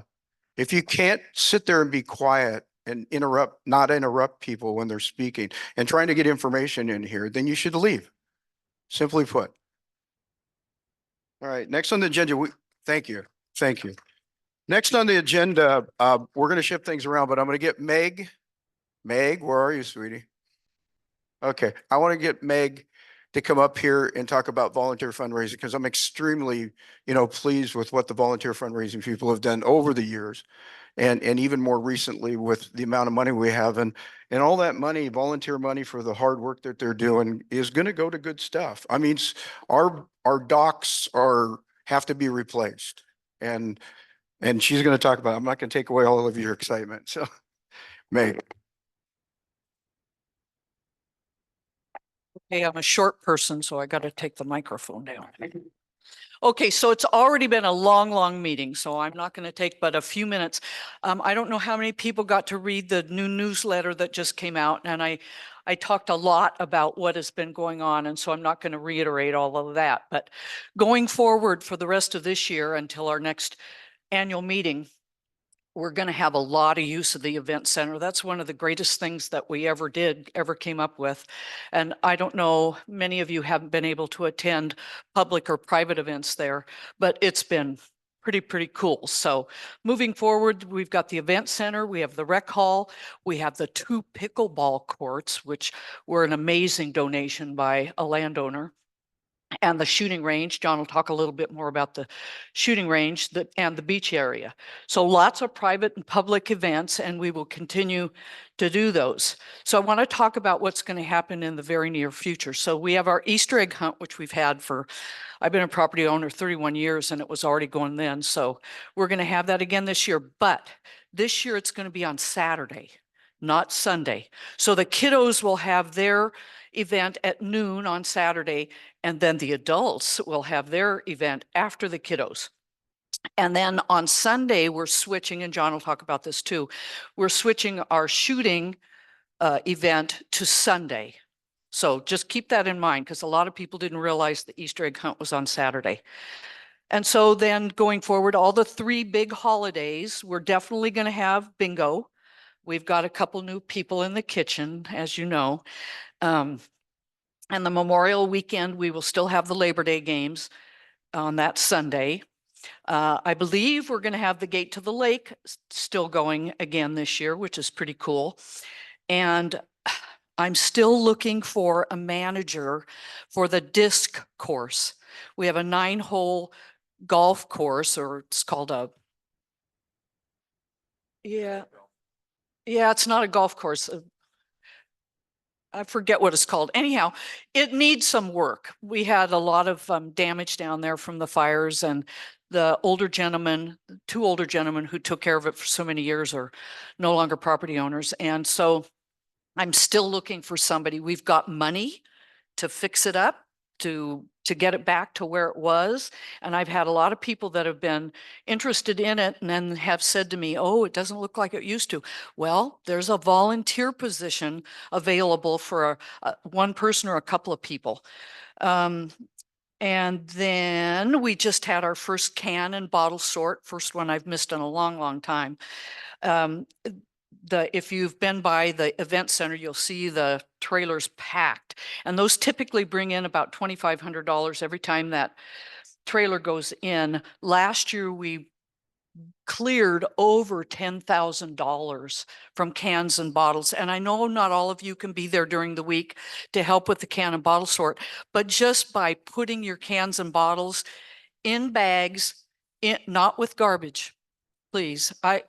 Those of us who do the can sort, you can't imagine what a miracle it was when Kent and some of the donors made that conveyor belt, so we no longer had to sift through the garbage to get to the cans. And it was pretty gross. Poopy baby diapers. It was bad. Anyhow, you just do your cans and your bottles. Garbage goes, you got to pay your $5. Beach cleanup, we're having that next month, April 6th, starting at 9 o'clock for those of you who can come down and help with that. And then we've got a couple of areas that we need to work on. First is the outhouse situation. I don't know if anybody has been following that, but they got pretty well destroyed and we can't renovate them. So we're probably going to continue with, we'll have those removed eventually and continue with the rentals.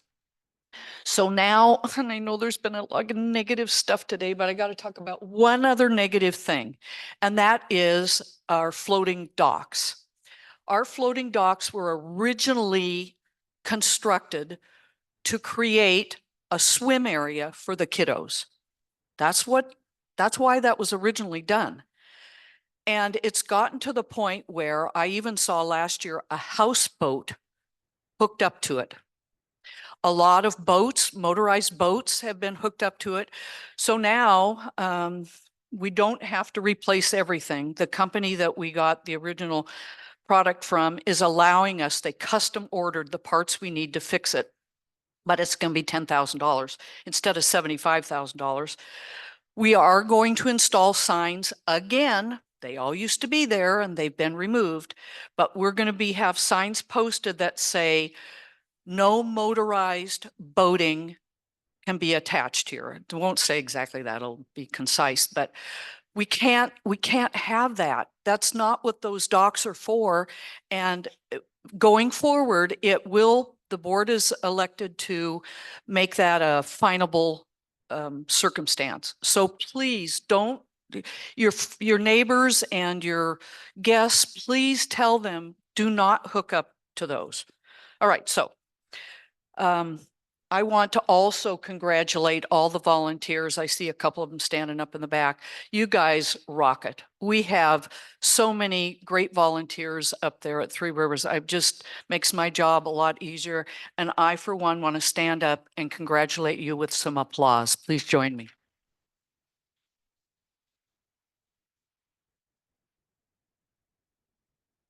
Okay, lastly, in the back, we've got books by my brother-in-law, Guy Swanson, and he was able to sign them before he passed away.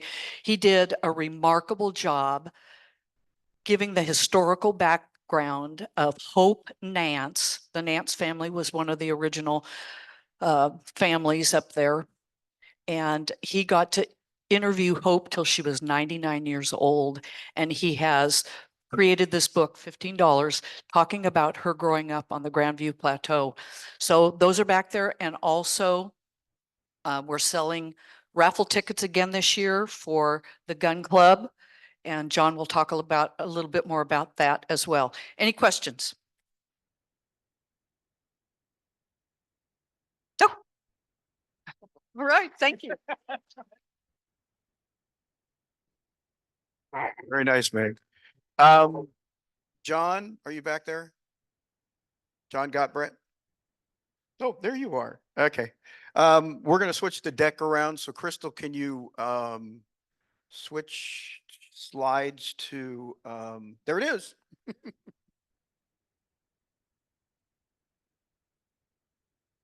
Hello. Well, there's a few of you that have stayed around here. I really appreciate this opportunity to, again, share some information about Big Canyon Gun Club and our shooting range. Next slide. Yeah, if we take a look, we continue to work together between the association and our private corporation, Big Canyon Gun Club. And Three Rivers works with me under the help with our gun club board to establish the budget, and those funds are used to improve our common property areas. So we've seen some excavation expansion. We've seen our barricade that's being built, more and more gravel that's put down, so that I even saw people shooting down there with rivers running through between the shooting benches and the 100-yard line. There was a lot of runoff, but people were down there shooting. It's just great to see the increased activities that are going on down there. So as we come together, next slide there, you can see, and I'm going to post this on our Big Canyon Gun Club Facebook page. So anybody that wants to spend a little bit more time taking a look at this, you'll have that opportunity, and we'll kind of move through this pretty fast. We've all been here a long time today. And again, thanks for staying. But the Three Rivers Shooting Range, again, we've got our gravel, the barricade materials, the adaptive shooting area. We had a grant with the National Rifle Association, gave our little club $2,500 last year so that we could make a pad for people in wheelchairs, people with walkers, people who are just getting older like me now can drive their cars down at the same level as the shooting area is. So a great accomplishment there. Fencing, our new signage that we constantly try to keep our rules posted and enforced. And, unfortunately, we had a pretty drunken shooter down on the range a few months back, and we were able to gain the information, and the person was fined $500, of which they stepped right up, went into the office and paid it. And frankly, I'd rather you keep your money in your pocket and follow our rules. So take a look at our rules that are down there. We don't mean to be mean about it, but being safe is so important to us, and it's just being respectful to the other shooters that are down there. So take a look at the rules. Big Canyon Gun Club, we can see we build and maintain the target stands. Jim and Bob donate a lot of cut 2x4s to keep us going. We haven't paid an extra dollar other than screws to keep the target stands that are in place down there. Pistol sheds, trap sheds. John Francis donated a nice building that went down. Jeff Thompson donated a new fire trailer. And you see these names that I'm talking about, there's a lot of passionate people on different sides of certain issues, but Steve was down with a group of people doing some shooting, and Ed leads part of our practical pistol shooting. Rob's a lifetime member, Bill Hawkins, Tom. I take a look around this room that are on different sides of so many questions that we're posing today, but we come together and donated over 700 hours of volunteer time to move our range forward this year. So thank you to everybody. And maybe it's coming down there, shooting at a few targets and having some fun, and good stress reliever, maybe. Next slide. Our range here, you can see the area on the left is the 5-stand area now that's almost complete. And our gun club funds that is from the raffle that Meg was talking about, our memberships. We have last year kind of slid backwards, but we have a membership program, $30 for individuals, $50 for families. And those funds go directly into buying machines and buying different targets and setting up shoots. And the area in the center, those berms that have been built up, Aaron Anderson is down there with his equipment. He moves a lot of dirt, tries to keep those up, and that allows us to shoot in pistol areas, hold training and events while other people are shooting on the rifle range and shotgun range safely. And we can have over 50, 60 shooters on the line at any one given time doing a safe sporting activity. Off to the right in the green, we had the 100-yard line expanded and the area for the adaptive shooting. So we pretty well used all of our shot fall area to the left and shooting all the way up to the property line on the right. So what we have today and how we can continue to improve it and make it better with some concrete to pick up brass and make it easier for people to get around, keep our gravel in place. A lot of the maintenance, we really hope to have a budget by the shooters through Big Canyon Gun Club to continue the maintenance. And yet, as we continue to look at the common property improvements, we'll continue to ask the board. And it's about $14 for every property owner. Piece of property within Three Rivers, that's what you're contributing. So even if you're not a shooter or going down, it keeps people shooting safely at the range instead of off the property shooting at maybe within Three Rivers or areas that we really don't want people out because of fire danger and irresponsible shooting. Next. Family shooting and training, it's really gratifying to me to see more and more of our youth being involved. And Ron Glenn, one of our board members, is going to be really trying to kick our youth training going forward. We'll have a ladies training class May 18th. We have a range safety officer class that again will be taking place here in the next month or so.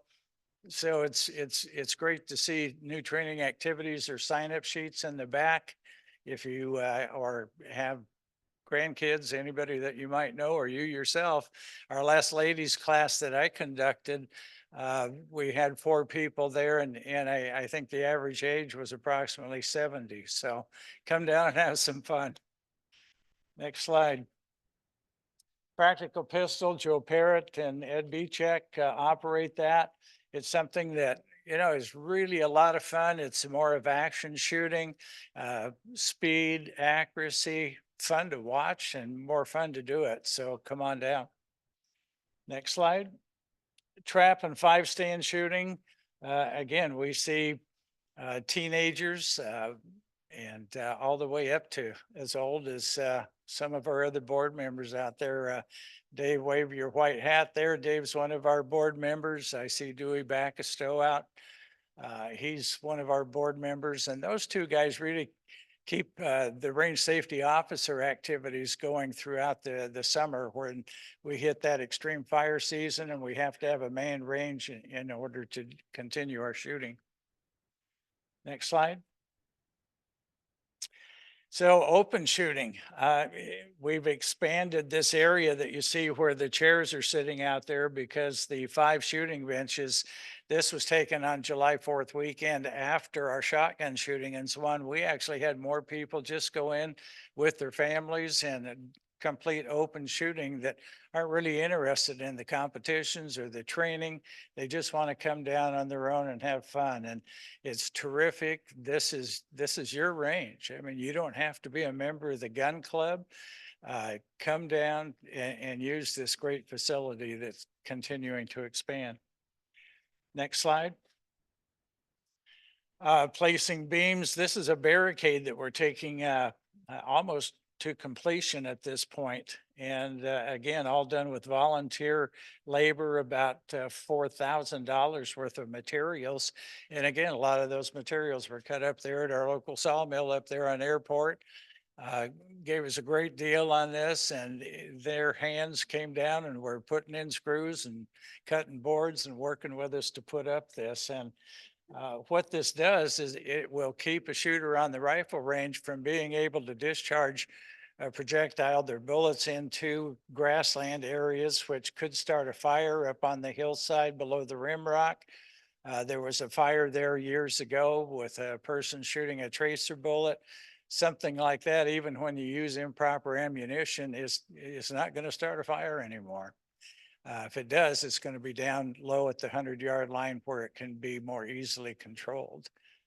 The other thing it does is, if a person grabs a firearm and you're pointing your muzzle in different directions and the gun accidentally goes off, it could actually throw a projectile into our residential community at Three Rivers. This isn't going to happen anymore. That opportunity is going away as soon as this is completed. So this is really a good improvement to our range. Not the most sightly looking thing that you might want to look at, but actually it's looking pretty good. Next slide. Training, I really hope this continues to improve throughout this year and into the future. We'll have the ladies only class, May 18th, youth training, 12 to 20-year-olds on May 25th, range safety officer training on April 27th. We're looking at a concealed firearm permit, which is something that we had done not as part of Big Canyon Gun Club. Rich Brandvold kind of held a class and it was very well attended. If it looks like that's something our community is interested in, we'll continue to do that for concealed carry. Trap and 5 stand clinics. If you haven't tried it, we give away 5 shots with loaner shotguns for free. Just come down and sit down, have a free hot dog and go out and take a few shots and gain some experience there in our practical shooting clinic on May 25th. Next slide. Next 90 days, we have our March 30th. Again, we're going to shoot trap on Sunday, not Saturday. They've always been on Saturday. We have April 13th, our annual range work day. We've got quite a bit of things to kind of rebuild some of our steps where their water and drainage has wiped them out, and we can use some extra hammers and hands and shovels. So if you're around that Saturday, come on down and spend some time at the range and we'll share some burgers and hot dogs afterward and get to know some of the other fellow shooters. Range safety officer class 27th, May 18th, the ladies training, and the 25th Memorial Day weekend we'll have shooting again. Next slide. Improving communications, Rob talked about that. We want to continue to do that within our club as well. We do have Big Canyon Gun Club Facebook, as well as a tab on the Three Rivers site. And we are going to explore having our own website for Big Canyon Gun Club to even better communicate and with you and have some of our training and some of our video clips of shooting activities and let everybody feel a little bit more of all the good things that are taking place down there. I think that's it. Any questions? Bob? Training. Like when I was young, we had to go through it in order to go deer hunt. Will that qualify like my grandson? It will not. I did take a look. I used to teach the Oregon Hunter Safety years ago myself, and I went down to check into recertifying myself to maybe offer that. What I found was I have to go through 40 hours of additional training to recertify.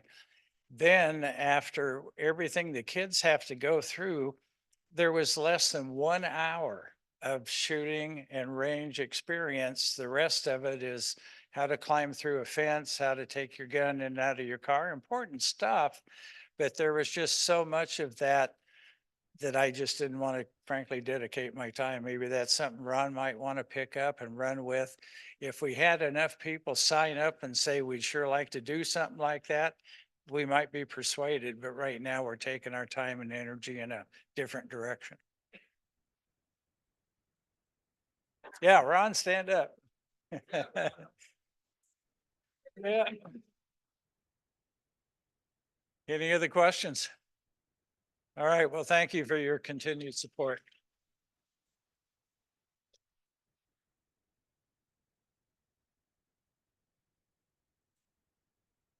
Crystal, can you go back to the, oh, you did.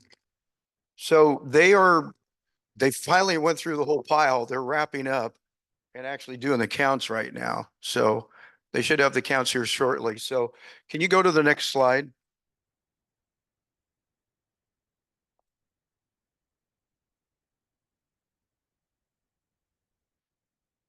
Okay, there we go. Okay, you can back up to the second bullet. Okay, couple of things. If you remember last year, we spoke about wake abatement. And we talked about what was going on in the lake and the issues with erosion and things that are happening. I mean, the money that we're spending to repair our docks, our marina boom, all these things falls under a shoreline management program. And the shoreline management program is been working on for 2 years with an education process. Last year, we started handing out brochures to everyone.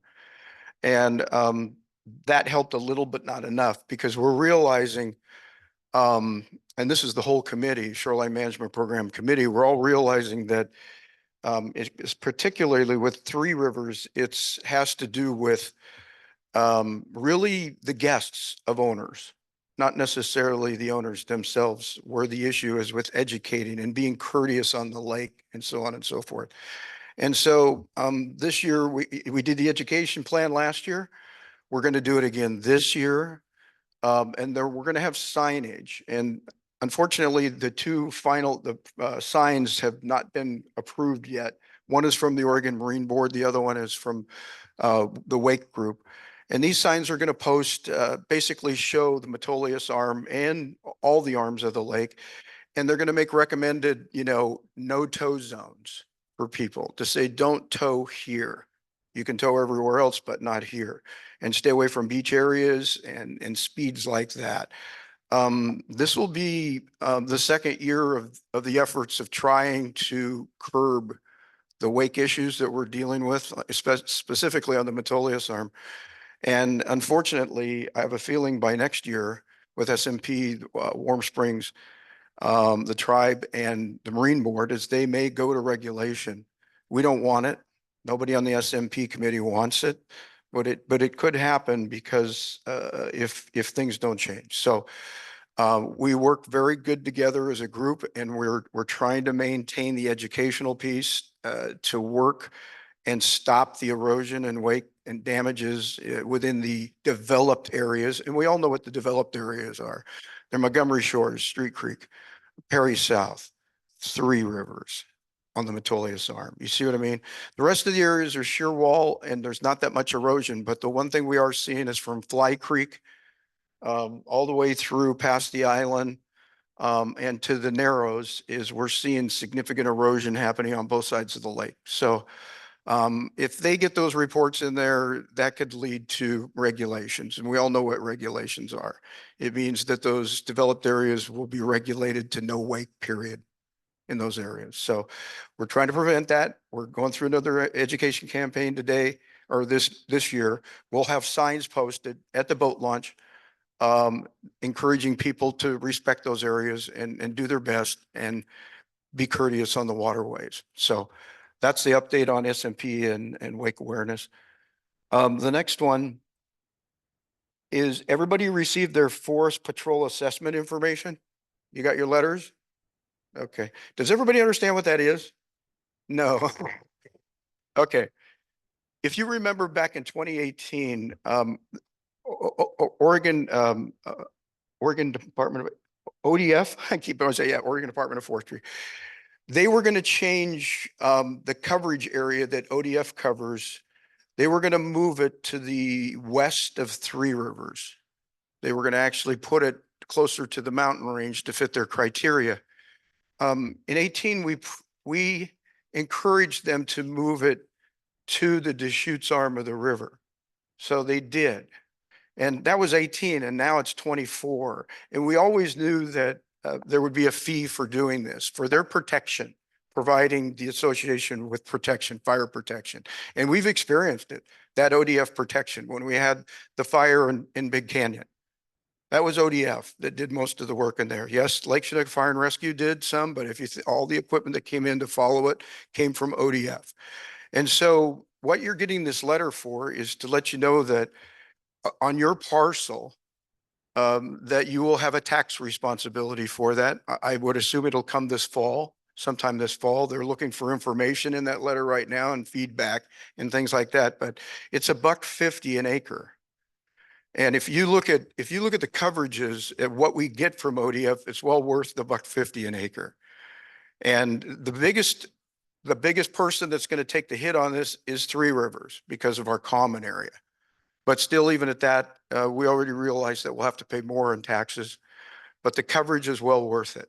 And we're hopeful a combination between improvements in Lake Chinook Fire and Rescue and ODF will help us with fire hazard. And the other thing is really important for everyone is insurance, because there are other areas in Oregon, specifically Central Oregon and Southern Oregon right now, where insurance companies are not writing policies for people that are in wildland areas. So there is a challenge. So the ODF thing that we did in 18 and we'll have to start paying taxes on, I think is a huge benefit to the association. I hope you agree. So that's the status on that.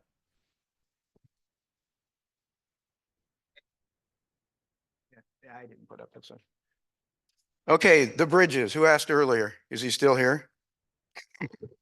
Anyways, here's the latest on the bridges. And I respect completely and totally Jefferson County Public Works Department because they do a lot. They are helping us. They are working with us. If you remember, we were looking at 24, 25 for improvements to be made on the bridges, both bridges within the cove. That got set back and it's moved now to 26, 27. And let me tell you the reason why.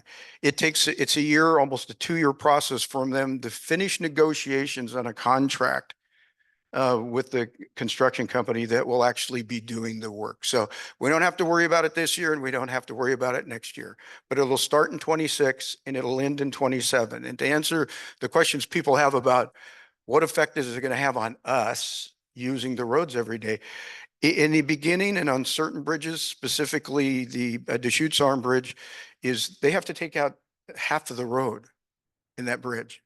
And so it will close for hours or days at a time. So, but that'll come and it'll come with lots of notice ahead for everybody so they can understand it, know, and hopefully not happening in the middle of summer season.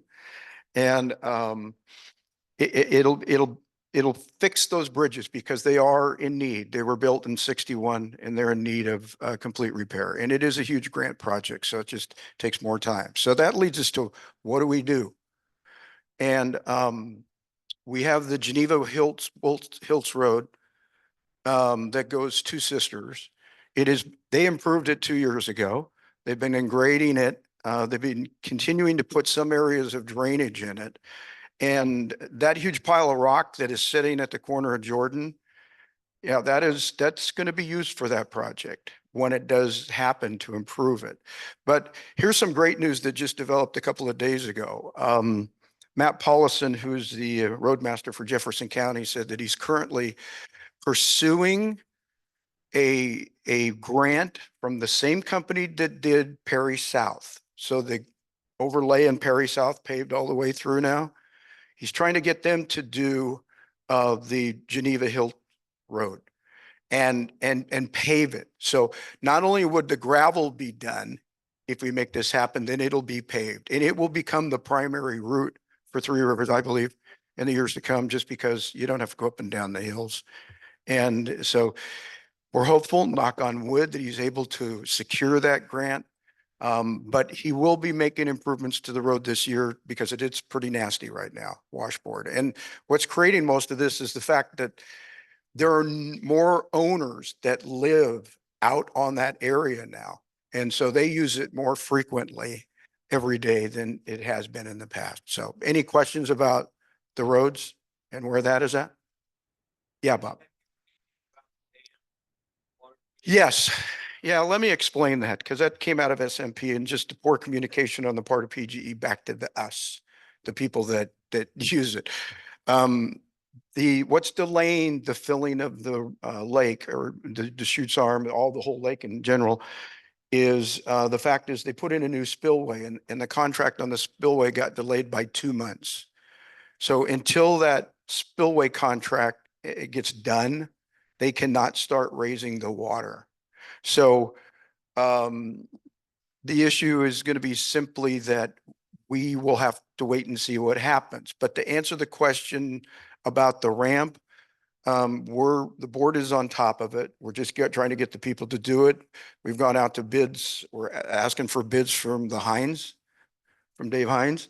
And we're also asking, Lance said that he would try to do it as well. And what we want to do is bring the riprap up, pull it from the edge and bring it back up and fill it in. And that's the best we can do at this point. I can't imagine pontoon boats and or any of the houseboats being able to launch till May.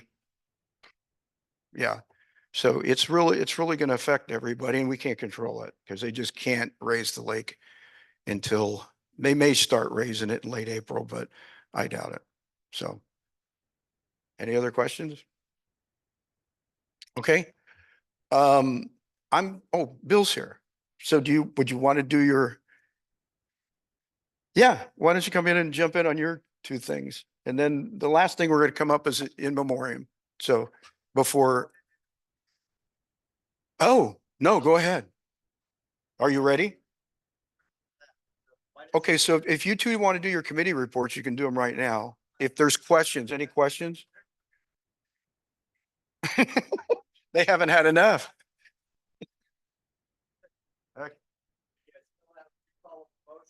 Yeah, in public testimony. If I can't do it, I'm gonna have to ask the membership if I can overrule the chair. No. It'll come up in the public testimony, okay? I already have it written down. Okay, So, thank you. What'd I miss? Okay, thanks. All right, there's one thing I want to touch on. Governing docs, Karen McBride, Linda Wheeler, and myself have been on there, and there's a lady who asked to help out. I'm sorry, I've forgotten her name, but the Governing Docs Committee is in the process of getting the CCNRs ready for rewrite. Normally, that would be a rewrite and vote. In this particular case, we are going to rewrite what the attorneys have told us to rewrite and what we have to update from there. And we are sending out a copy of this draft. Please remember it's the word draft, CCNRs for you to look at. And we expect you to reply back and try to 25 words or less, Randy. Be great. It will have to come to you. It'll actually come to you both ways, but it will be mailed out as a hard copy because we have to know whether you have received it or not. And that's the only, it's just like these packets. We put a stamp on it, you mail it first class. If it doesn't get delivered, it comes back and we know that. In fact, I called about, I think it was 9 people that it had come back and helped them get their ballots in. So that will be going on. Watch for that in the mail, watch for it on an email, and we'll go from there. So the governing docs is done. The insurance thing, Randy touched on it, fire insurance. The insurance for the association is going nuts. Be sure you look at your policies, be sure that you're covered because it's hard to get coverage. So that's pretty easy. Rules and regs, Karen's up there. Well, she doesn't want to say anything. I'll tell you. Rules, if you have questions about rules and regs, because we're not going to change the rules other than the rules committee will make announcements via the website for suggestions. But other than that, we're going to do the CCNRs first. Okay. Now we're doing. Go ahead. okay. So do we want to do the in memoriam before? Okay. Yeah. Yeah. Okay. Why don't we do that now then? Okay. So public testimony, did you sign it up and? Yes. Okay. Okay. So this, Thank you. somebody recording this? Yeah, so, is someone? Are we covered? I believe so. What I asked for before we took the vote, and then I was told that was not the appropriate time when we were voting on measure 2, because we are talking about expenditure of money, and this was so convoluted in a way because there's so many things money can be spent on without earmarked funds. And so that's why a lot of things were kind of out there, including a management company. So I move that the 7.2 2 of the bylaws be repealed to deny the board the authority without a vote of the members to hire a management company for anything involving the internal affairs of Three Rivers. When I say that, I'm not talking about hiring a garbage company to come pick up the garbage. Yeah, I don't know that's as clear as I seem to be able to put it. So the motion I would am making is to repeal 7.2 bylaws. Do I have a second? Hold on. Or you asked for that?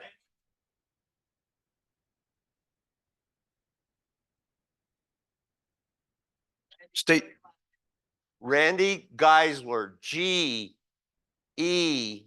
Geisler.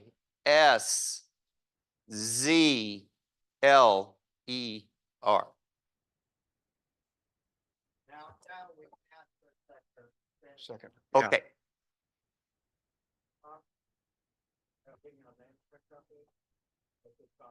It wouldn't be allowing the,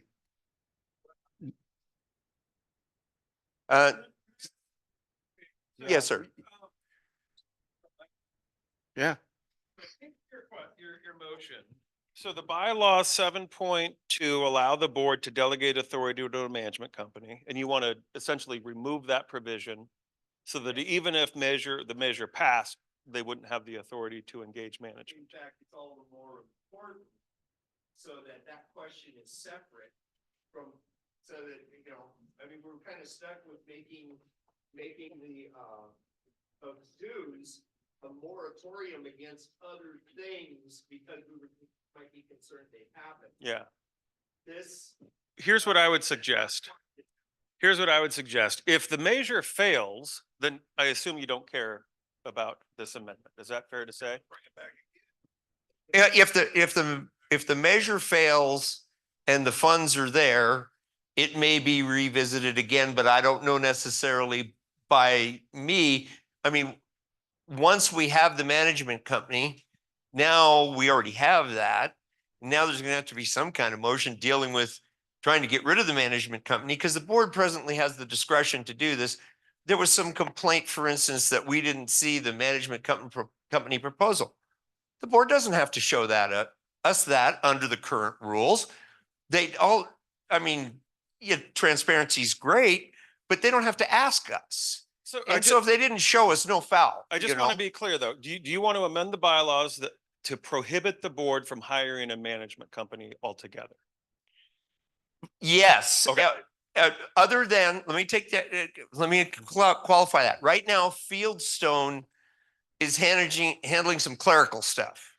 And you still want them to? I don't care about that. I don't want them to have any involvement in any internal operations of Three Rivers. I don't want a manager running around in there. I don't want them bothering property owners. I don't want them helping hide security. I don't want them having anything to do with the members of Three Rivers and their property. My concern is if they're doing clerical stuff, they're going to have access to your records one way or the other. Well, then I would change the amendment to get rid of them altogether and use somebody internal or otherwise. If we're gonna, if that's the motion. And one other clarification, I think you will also need to amend your motion to remove 7.1A, which grants the board the authority to hire employees, management agents, or other agents. So we Only need to be amended to remove change managing agent. And the reason I don't think our LOA is a proper place for a land management company. This ain't a darn condominium in the city of Portland.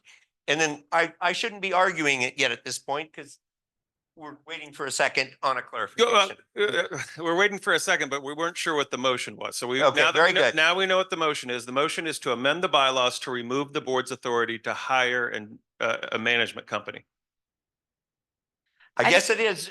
Maybe it's gonna have to be Okay, just so that simple. that's the motion that would be seconded. Okay. I just have a process question. Before we can do discussion, we really do need a second before we continue with this. You need a second once we understand the motion. Now we understand the motion. Yeah. So now we need a second. Okay, who was first? On the second? Name or whoever?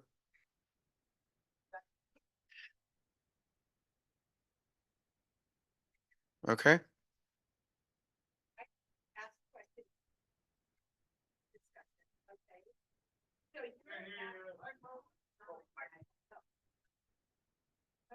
Here, you can come over here, Karen. Of 7.1A. Just the management, it says employees, managing agent, and then others. So it would just be with the removal of the phrase managing agent. Okay.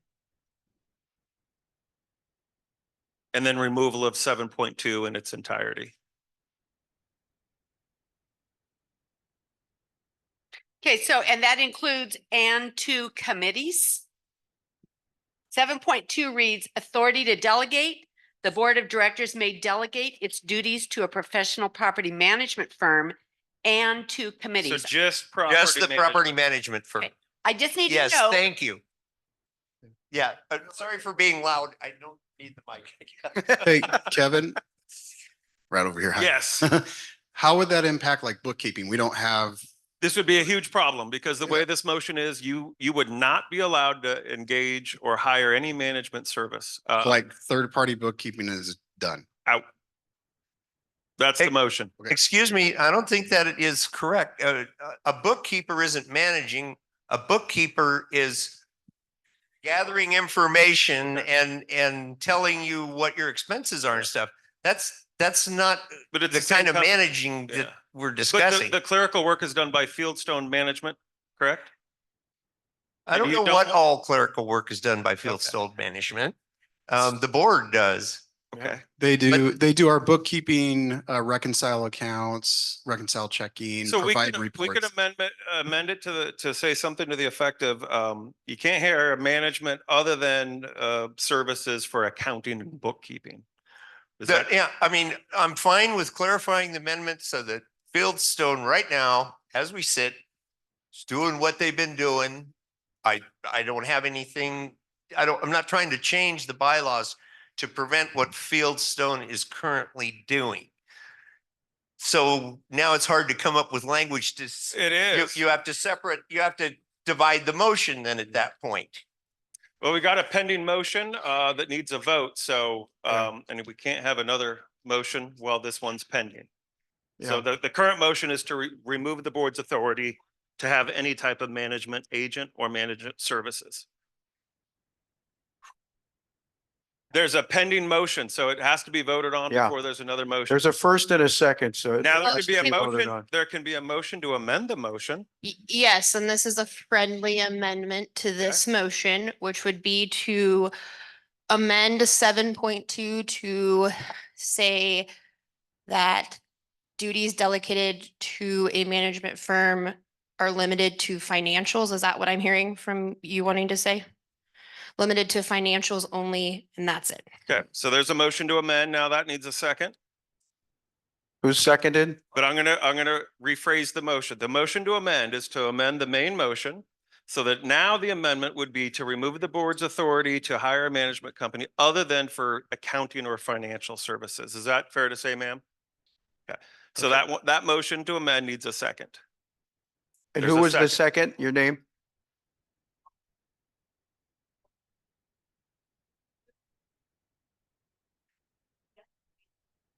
Yeah.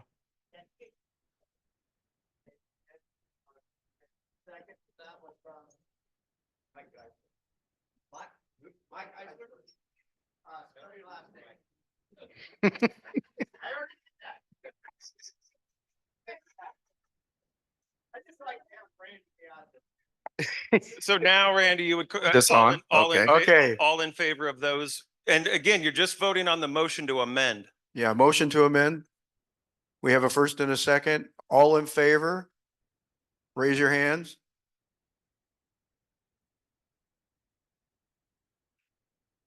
Motion passes. Okay. Now we're back to discussion on the new main motion, which is, do you want to amend the bylaws to prohibit the board's authority to hire a management company other than for financial or accounting services? Now we're back on that motion. Okay. So who's making the motion? No, so no, we're back. We're We're on back the to it? amended motion. So now we're back into discussion. Okay. Pardon me. So we're You up to did, discussion. the chair did not call for opposition vote on that previous motion. You're right. I did say it carried because the number of hands that I saw. You are not the chair, sir. You're right. And the chair can delegate lots of things, but go ahead, call for anyone that was against that motion. to Okay, amend. motion again. If you're in favor, raise your hand. Opposed? Motion passes. Okay. Abstain? Okay. Okay, motion passes. Now the next one. So now we are on the discussion phase of whether or not you should move forward with this amended motion. Any discussion? All the way to back. Do we have a quorum for any of these votes? Yeah, once quorum was, we achieved quorum, and once quorum's achieved, it can't be broken even if a bunch of people left. Yeah. You have a microphone? Okay. Any other questions? So I have a question for the attorney. Is there an industry standard for homeowners associations? Do they normally have this language in their bylaws? Most bylaws do grant the board the authority to hire a management company. Whether they do or not is completely up to the association. We represent 10-unit subdivisions that have professional management. We represent 1,000-lot subdivisions with no management. So it completely depends on the nature of the community, whether you've got a board willing to put in the time, the complexities of the community. You guys have a very complex community. So I would say there's no industry standard, except that most bylaws absolutely do allow that discretion to hire a management company if the board deems it necessary. Okay. And I haven't heard any examples of, obviously, the financial, you wouldn't have a treasurer if you didn't have the ability to hire a bookkeeper. I mean, there's no way. No, you'd still, I'm saying, that's why I'm glad they amended that motion, but Yeah. I haven't heard examples of what additional management we're getting from them besides what they're already doing. I You know. want to answer? You want to answer that?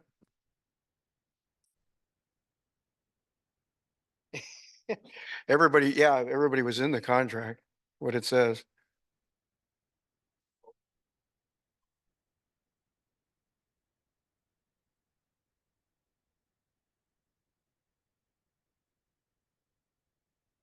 Proposed contract of the.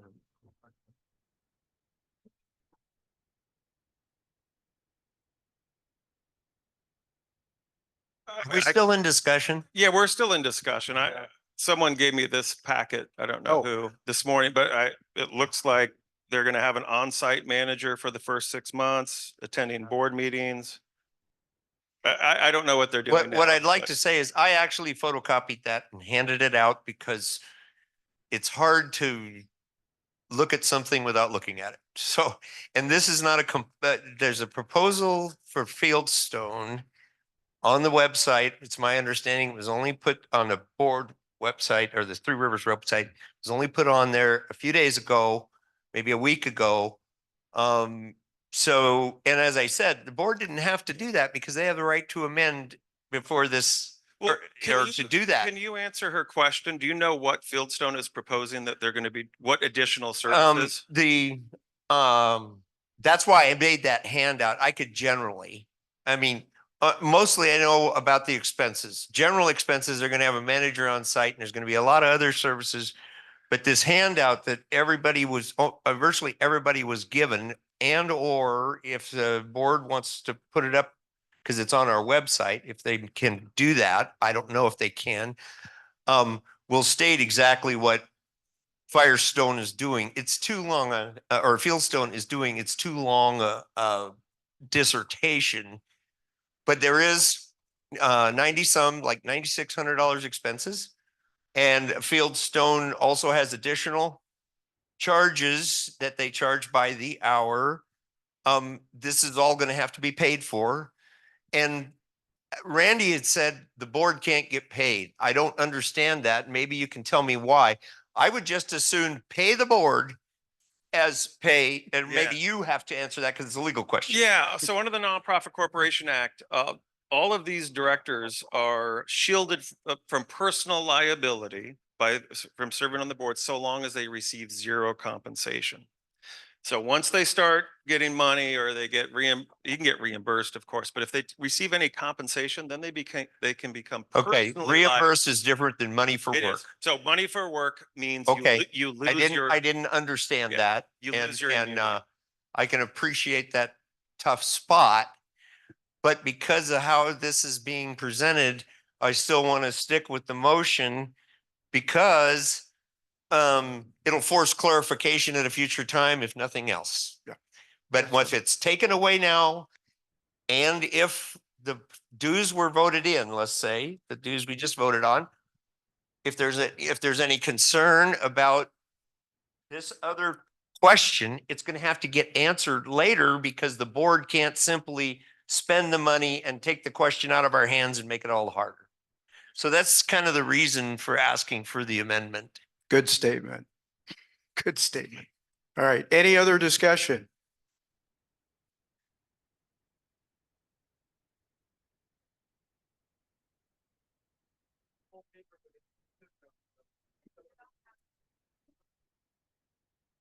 Okay, Cliff Notes, fees, $96.50 per month, $4,500 setup fee, $1,200 per hour consulting fee. Management team, on-site community manager, assistant community manager, bookkeeper. Software capacity, Appfolio, don't know what it is, some of you might. Next, VoIP phone services, Appfolio community portals, Google G Suite for business, Google Cloud-based service, HomeWise Docs. Okay, the meat here. HOA management service to include but not limited to enforce rules and policies in accordance with the governing documents, resolutions, and the law. Inspect the entire community monthly. Provide election services.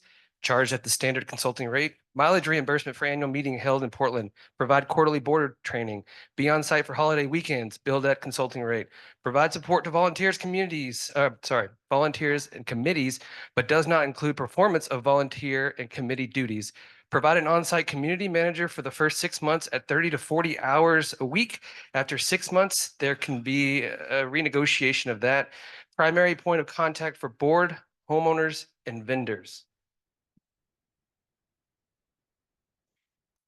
Okay. Oh, sorry, I'm running away from you. Any other comments or discussion? All right. Raise your hand if motion to approve. Raise your hand.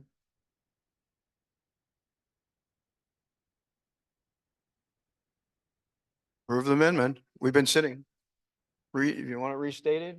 It was a while I'll ago. restate the motion. I think I know. So the motion is to amend section 7.1 and 7.2 of the bylaws, removing the board's authority to hire a management company other than to perform financial and accounting services, Okay. which you already have.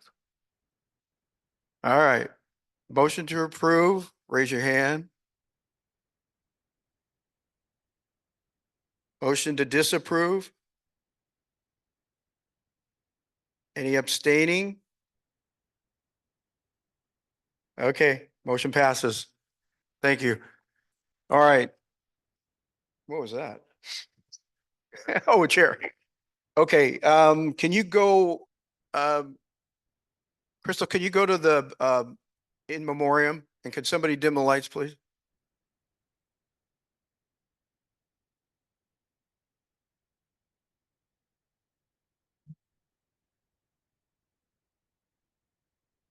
Is the audio working? Audio's turned off. Oh. Let's put it on pause and roll back. And there's the mute button right there.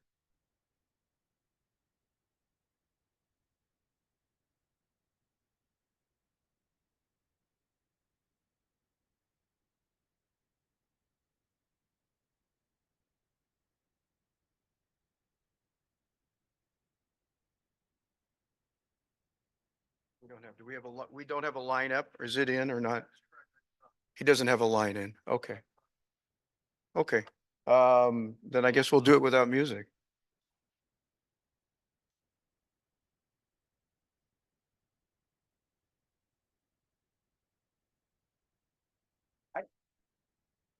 I'm not singing.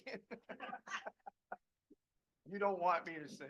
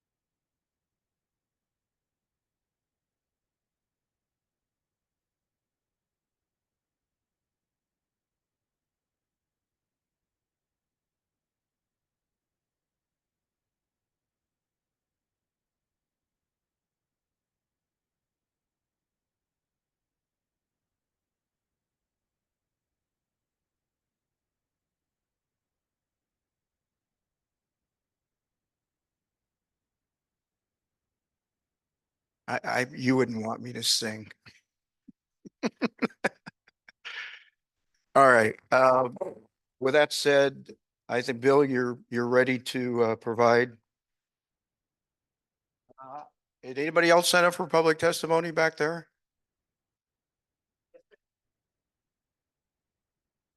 One? Okay, microphone.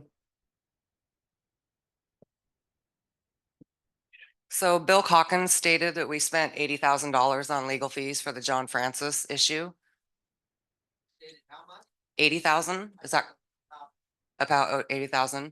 I'd like to make a motion that the board no longer spend any more money on legal fees for that matter.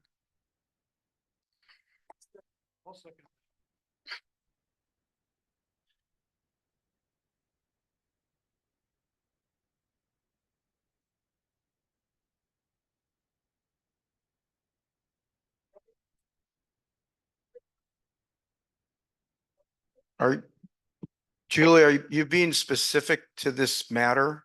Yes, Okay, good. I just want to make sure for clarity. Want to make sure. Okay. Fury, F-U-R-E-Y.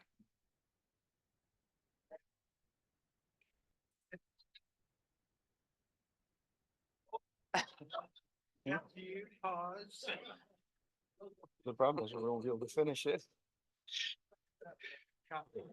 Okay. This is interesting.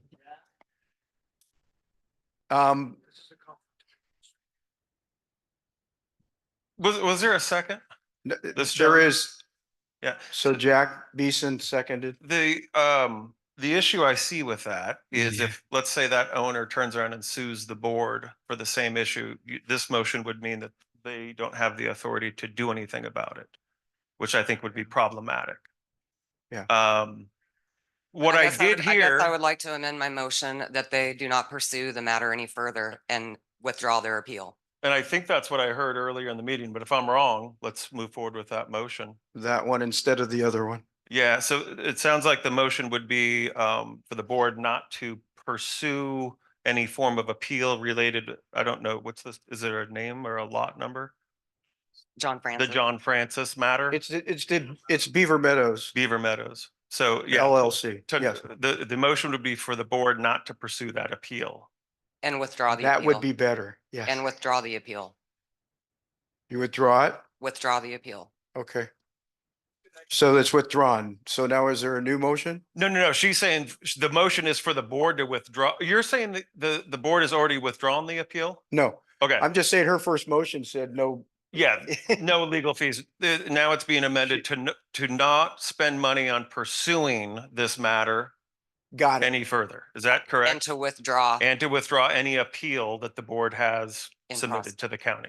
Okay, now I understand it. Okay, and Jack seconded?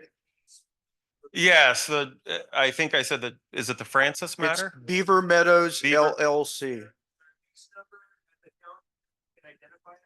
Is there any question about what we're talking about among the board? I'm just curious. I don't know much about it, so. You know, it's a process. Yeah.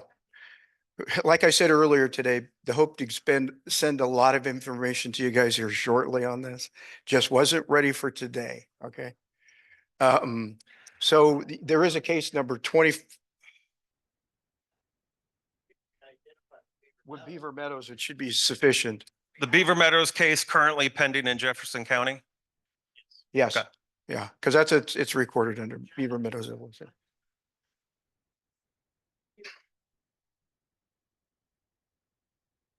Beeson. Beeson, Beeson.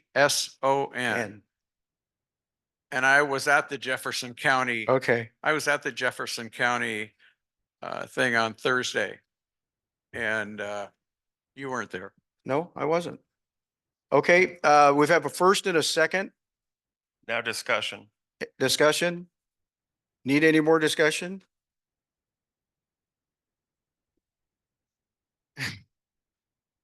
Like I said, I'll give my, here's what I understand. And again, it was a different law firm that has been handling it. There was a lot owner that proposed to do some home business. An expert on behalf of the association identified that there could be health hazards with whatever chemicals were being used. Again, I don't know the details. I'm just telling you what I know. There was an expert. That report was submitted to the county. The county has reviewed it and has approved this use, and the board isn't pursuing it, is my understanding at this point. Right. Under the CCNRs, if the county allows it, the board, my understanding is the board allows it once the county has approved it. And if the county approves it, the board's not going to do anything the further. board's not going to object to the county's findings.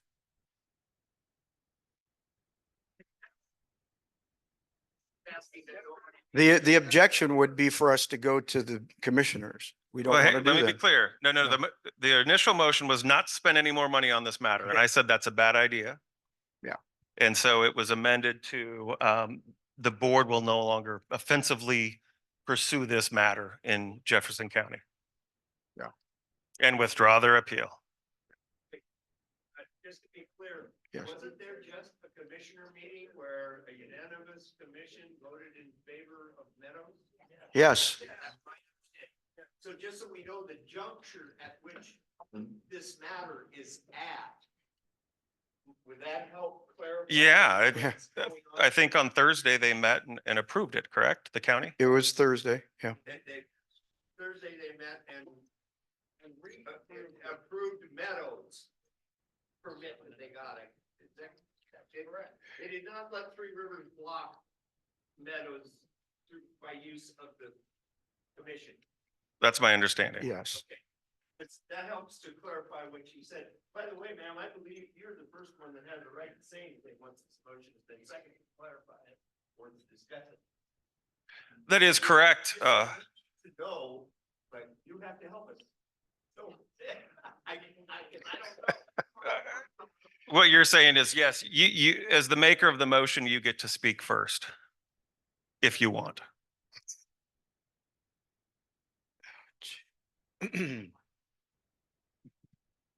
Okay, I'm not speaking on behalf of anyone here but myself, but I've been part of this process and I've been to the hearings. Three Rivers didn't even show up at the last hearing with their attorney, but Three Rivers issued a 70+ page rebuttal to Jefferson County's findings on it. And now the whole Board of Commissioners has to come up with the results with findings on this, which is a huge amount of work. Plus, the applicant, Beaver Meadows, has to pay their attorney for at least another 25 hours worth of work, probably at $400 an hour. Because Three Rivers filed Oh, okay, I'd be glad to explain it to you, and I'm sorry that so many people are in the dark. Beaver Meadows applied for a home occupation business on their property. It is not industrial whatsoever. And Jefferson County approved it as not being industrial. It is a one-person operation. I have the owners of this business sitting right next to me. It is a Cerakote process business. It's been explained a million times, but I would let John Francis speak on that. To start with, there's one person working there. And there are a lot of small businesses in Three Rivers that deal with a lot more questionable processes than what happened in this little business. It's a small building and one guy works in it. It's clean. There's no toxic waste. There's no threat to the environment that was published on Facebook by our board. They hired what they called an expert recently. She wrote a 74-page document. There was no facts anywhere in the document. No, it is true. It absolutely is true. We've hired people that went through and did safety reviews, all of it, the whole thing, top to bottom. Experts, real true engineer experts. I'm sorry, it's a ceramic coating. It's a very clean. We chose it originally 15 years ago. The easiest thing to say is hardware. Parts, tools, could even be firearms. Our biggest customers are not. Our biggest customers we've lost them because we've been down for 15 months. This all started because the board would not tell us why we were denied. And then they hid behind their attorneys. And this is my opinion, board. You guys know that. You've had your opinion. And then stuff started getting published and pushed around, and there were not facts being published. And we had to deal with that. We had to start paying an attorney last February. And when the board decided that they couldn't talk to me and they wouldn't tell us why we were denied. And I told them once they told us why we were denied, they could come through the facility and we'd be happy to show it to them. But that didn't happen. Instead, they brought attorneys in, which is spending your money. And I guess that bothers me just as much as the money I've spent. We're at almost $120,000. Yeah. And so far, they're expert, just so you get this. I'm an OSU graduate. I took almost all the same classes this lady took. She is not an expert. She's not an engineer. She's not a chemical engineer. She's not an industrial engineer. She is not. Her testimony can be anything that she wants it to be. And if you read the document and then came and reviewed our process, which we invited all the neighbors to come look, and a lot of them did, several board members came, including Randy Panic, and they all agreed this place is spotless, it's clean, and, you know, top to bottom, inside and out. There was just nothing to object to.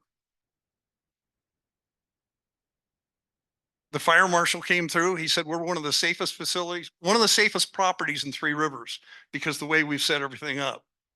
And yet they kept expounding on gallons and gallons. Their new expert decided we were going to have, I forget what it was, like 75 gallons of acetone a month. And she did her math, what we call funny math, 2.5 gallons in a year, maybe 3 gallons. There's more than that in most of these guys' garages. They're working on their cars. And I know this isn't the question that you guys asked, if there's something else that you want me to tell you about, but our little business, Brett's little business, he's an 8-year Marine veteran. You're probably tired of hearing about that, but the poor guy has full disability.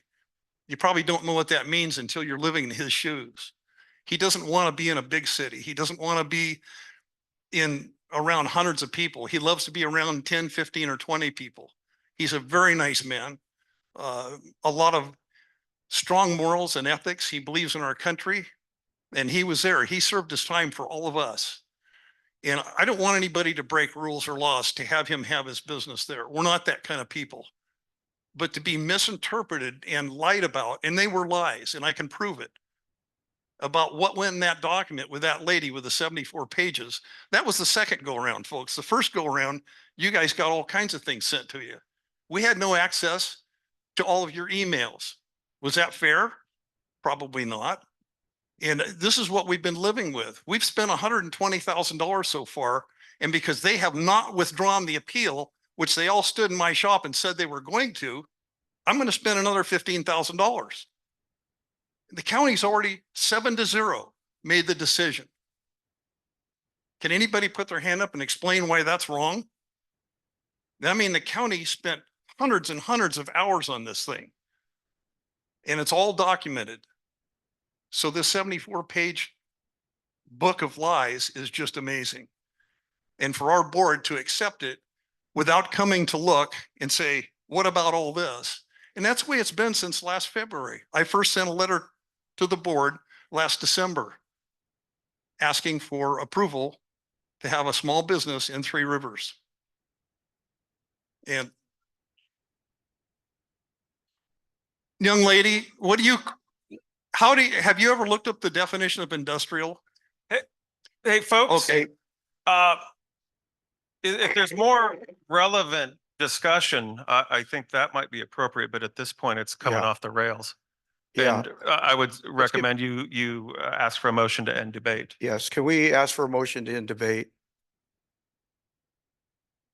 Would somebody like this debate?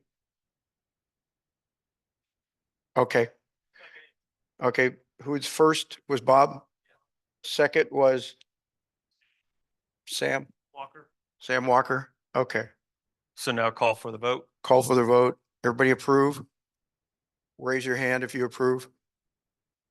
So the To motion. Stop the debate The motion is to stop the debate and go to a vote. and go to a vote. Okay? Yeah, we're voting. Okay, opposed? Abstain? Okay, debate's over. Debate's over. Thank you. So her motion, Julie's motion has been made. It's been seconded. We've had discussion, correct? Correct. Okay, are we ready to vote? Okay.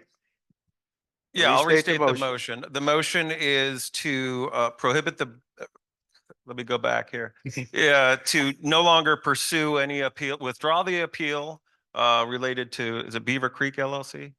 Yeah. Home occupation business. Beaver Meadows. Beaver LLC. Meadows LLC, home occupation appeal at Jefferson County to withdraw that and no longer offensively spend funds on this. Yes. Okay, so there's the motion. We ready to vote?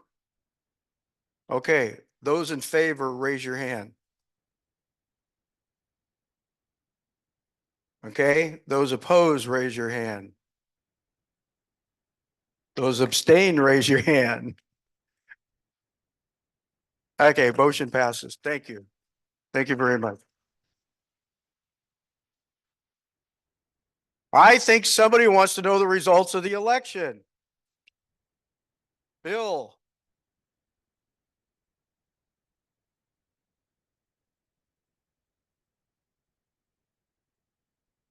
Where are you going, Jack? Oh, okay. First off, I want to thank you all for staying long enough to get through all of this. This has been one of the longest meetings I've ever been a part of, and I don't know I've missed too many. We had more ballots cast both electronically and here than any place we've ever done before. And most importantly, Bob and Jim have made it through a meeting. I can't tell you the last time that those two guys have lasted this long. And I'm sure there's a bottle of Jack Daniels somewhere that's going to pay the price for this. So here we go. That's okay, Jim. You'll be all right.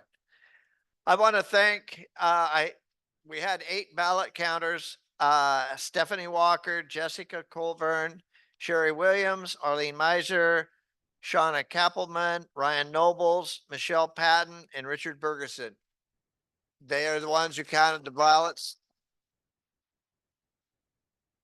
That was a lot of ballots.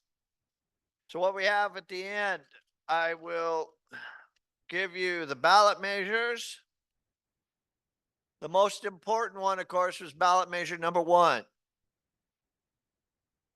We got to change our address, 286 for, 85 against. So the ballot measure 1 passes. I'll skip to ballot measure 3 because it's second most important. Ballot measure 3 was the collection issues.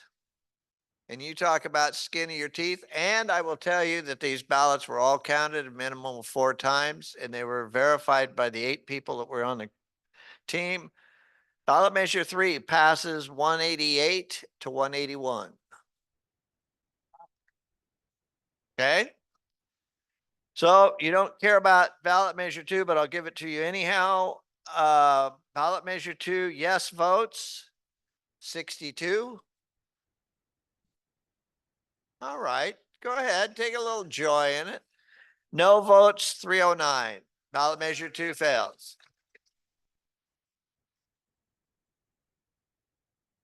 With regards to the director position that was open, there were 3 candidates that we had. The vote comes in. Morgan Walsh got 11. Randy Panic got 73. Dave Towery got 291. That's all the information I have. So I don't know. You want to adjourn the meeting from, we need a motion to adjourn? Yep. Hang on, we'll adjourn. Hold on. Hold on, motion to adjourn.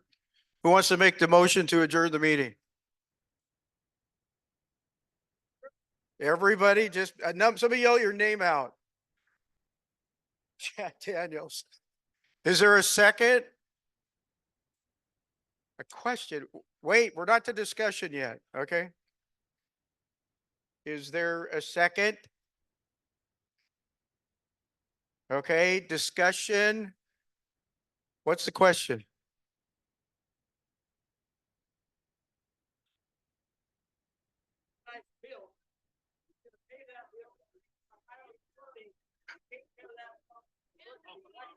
Okay. Okay. No response. No response. All right. Motion to adjourn, raise your hand. Decline, motion decline. Abstain, meeting is over at whatever it is, 5 something. Bar is open.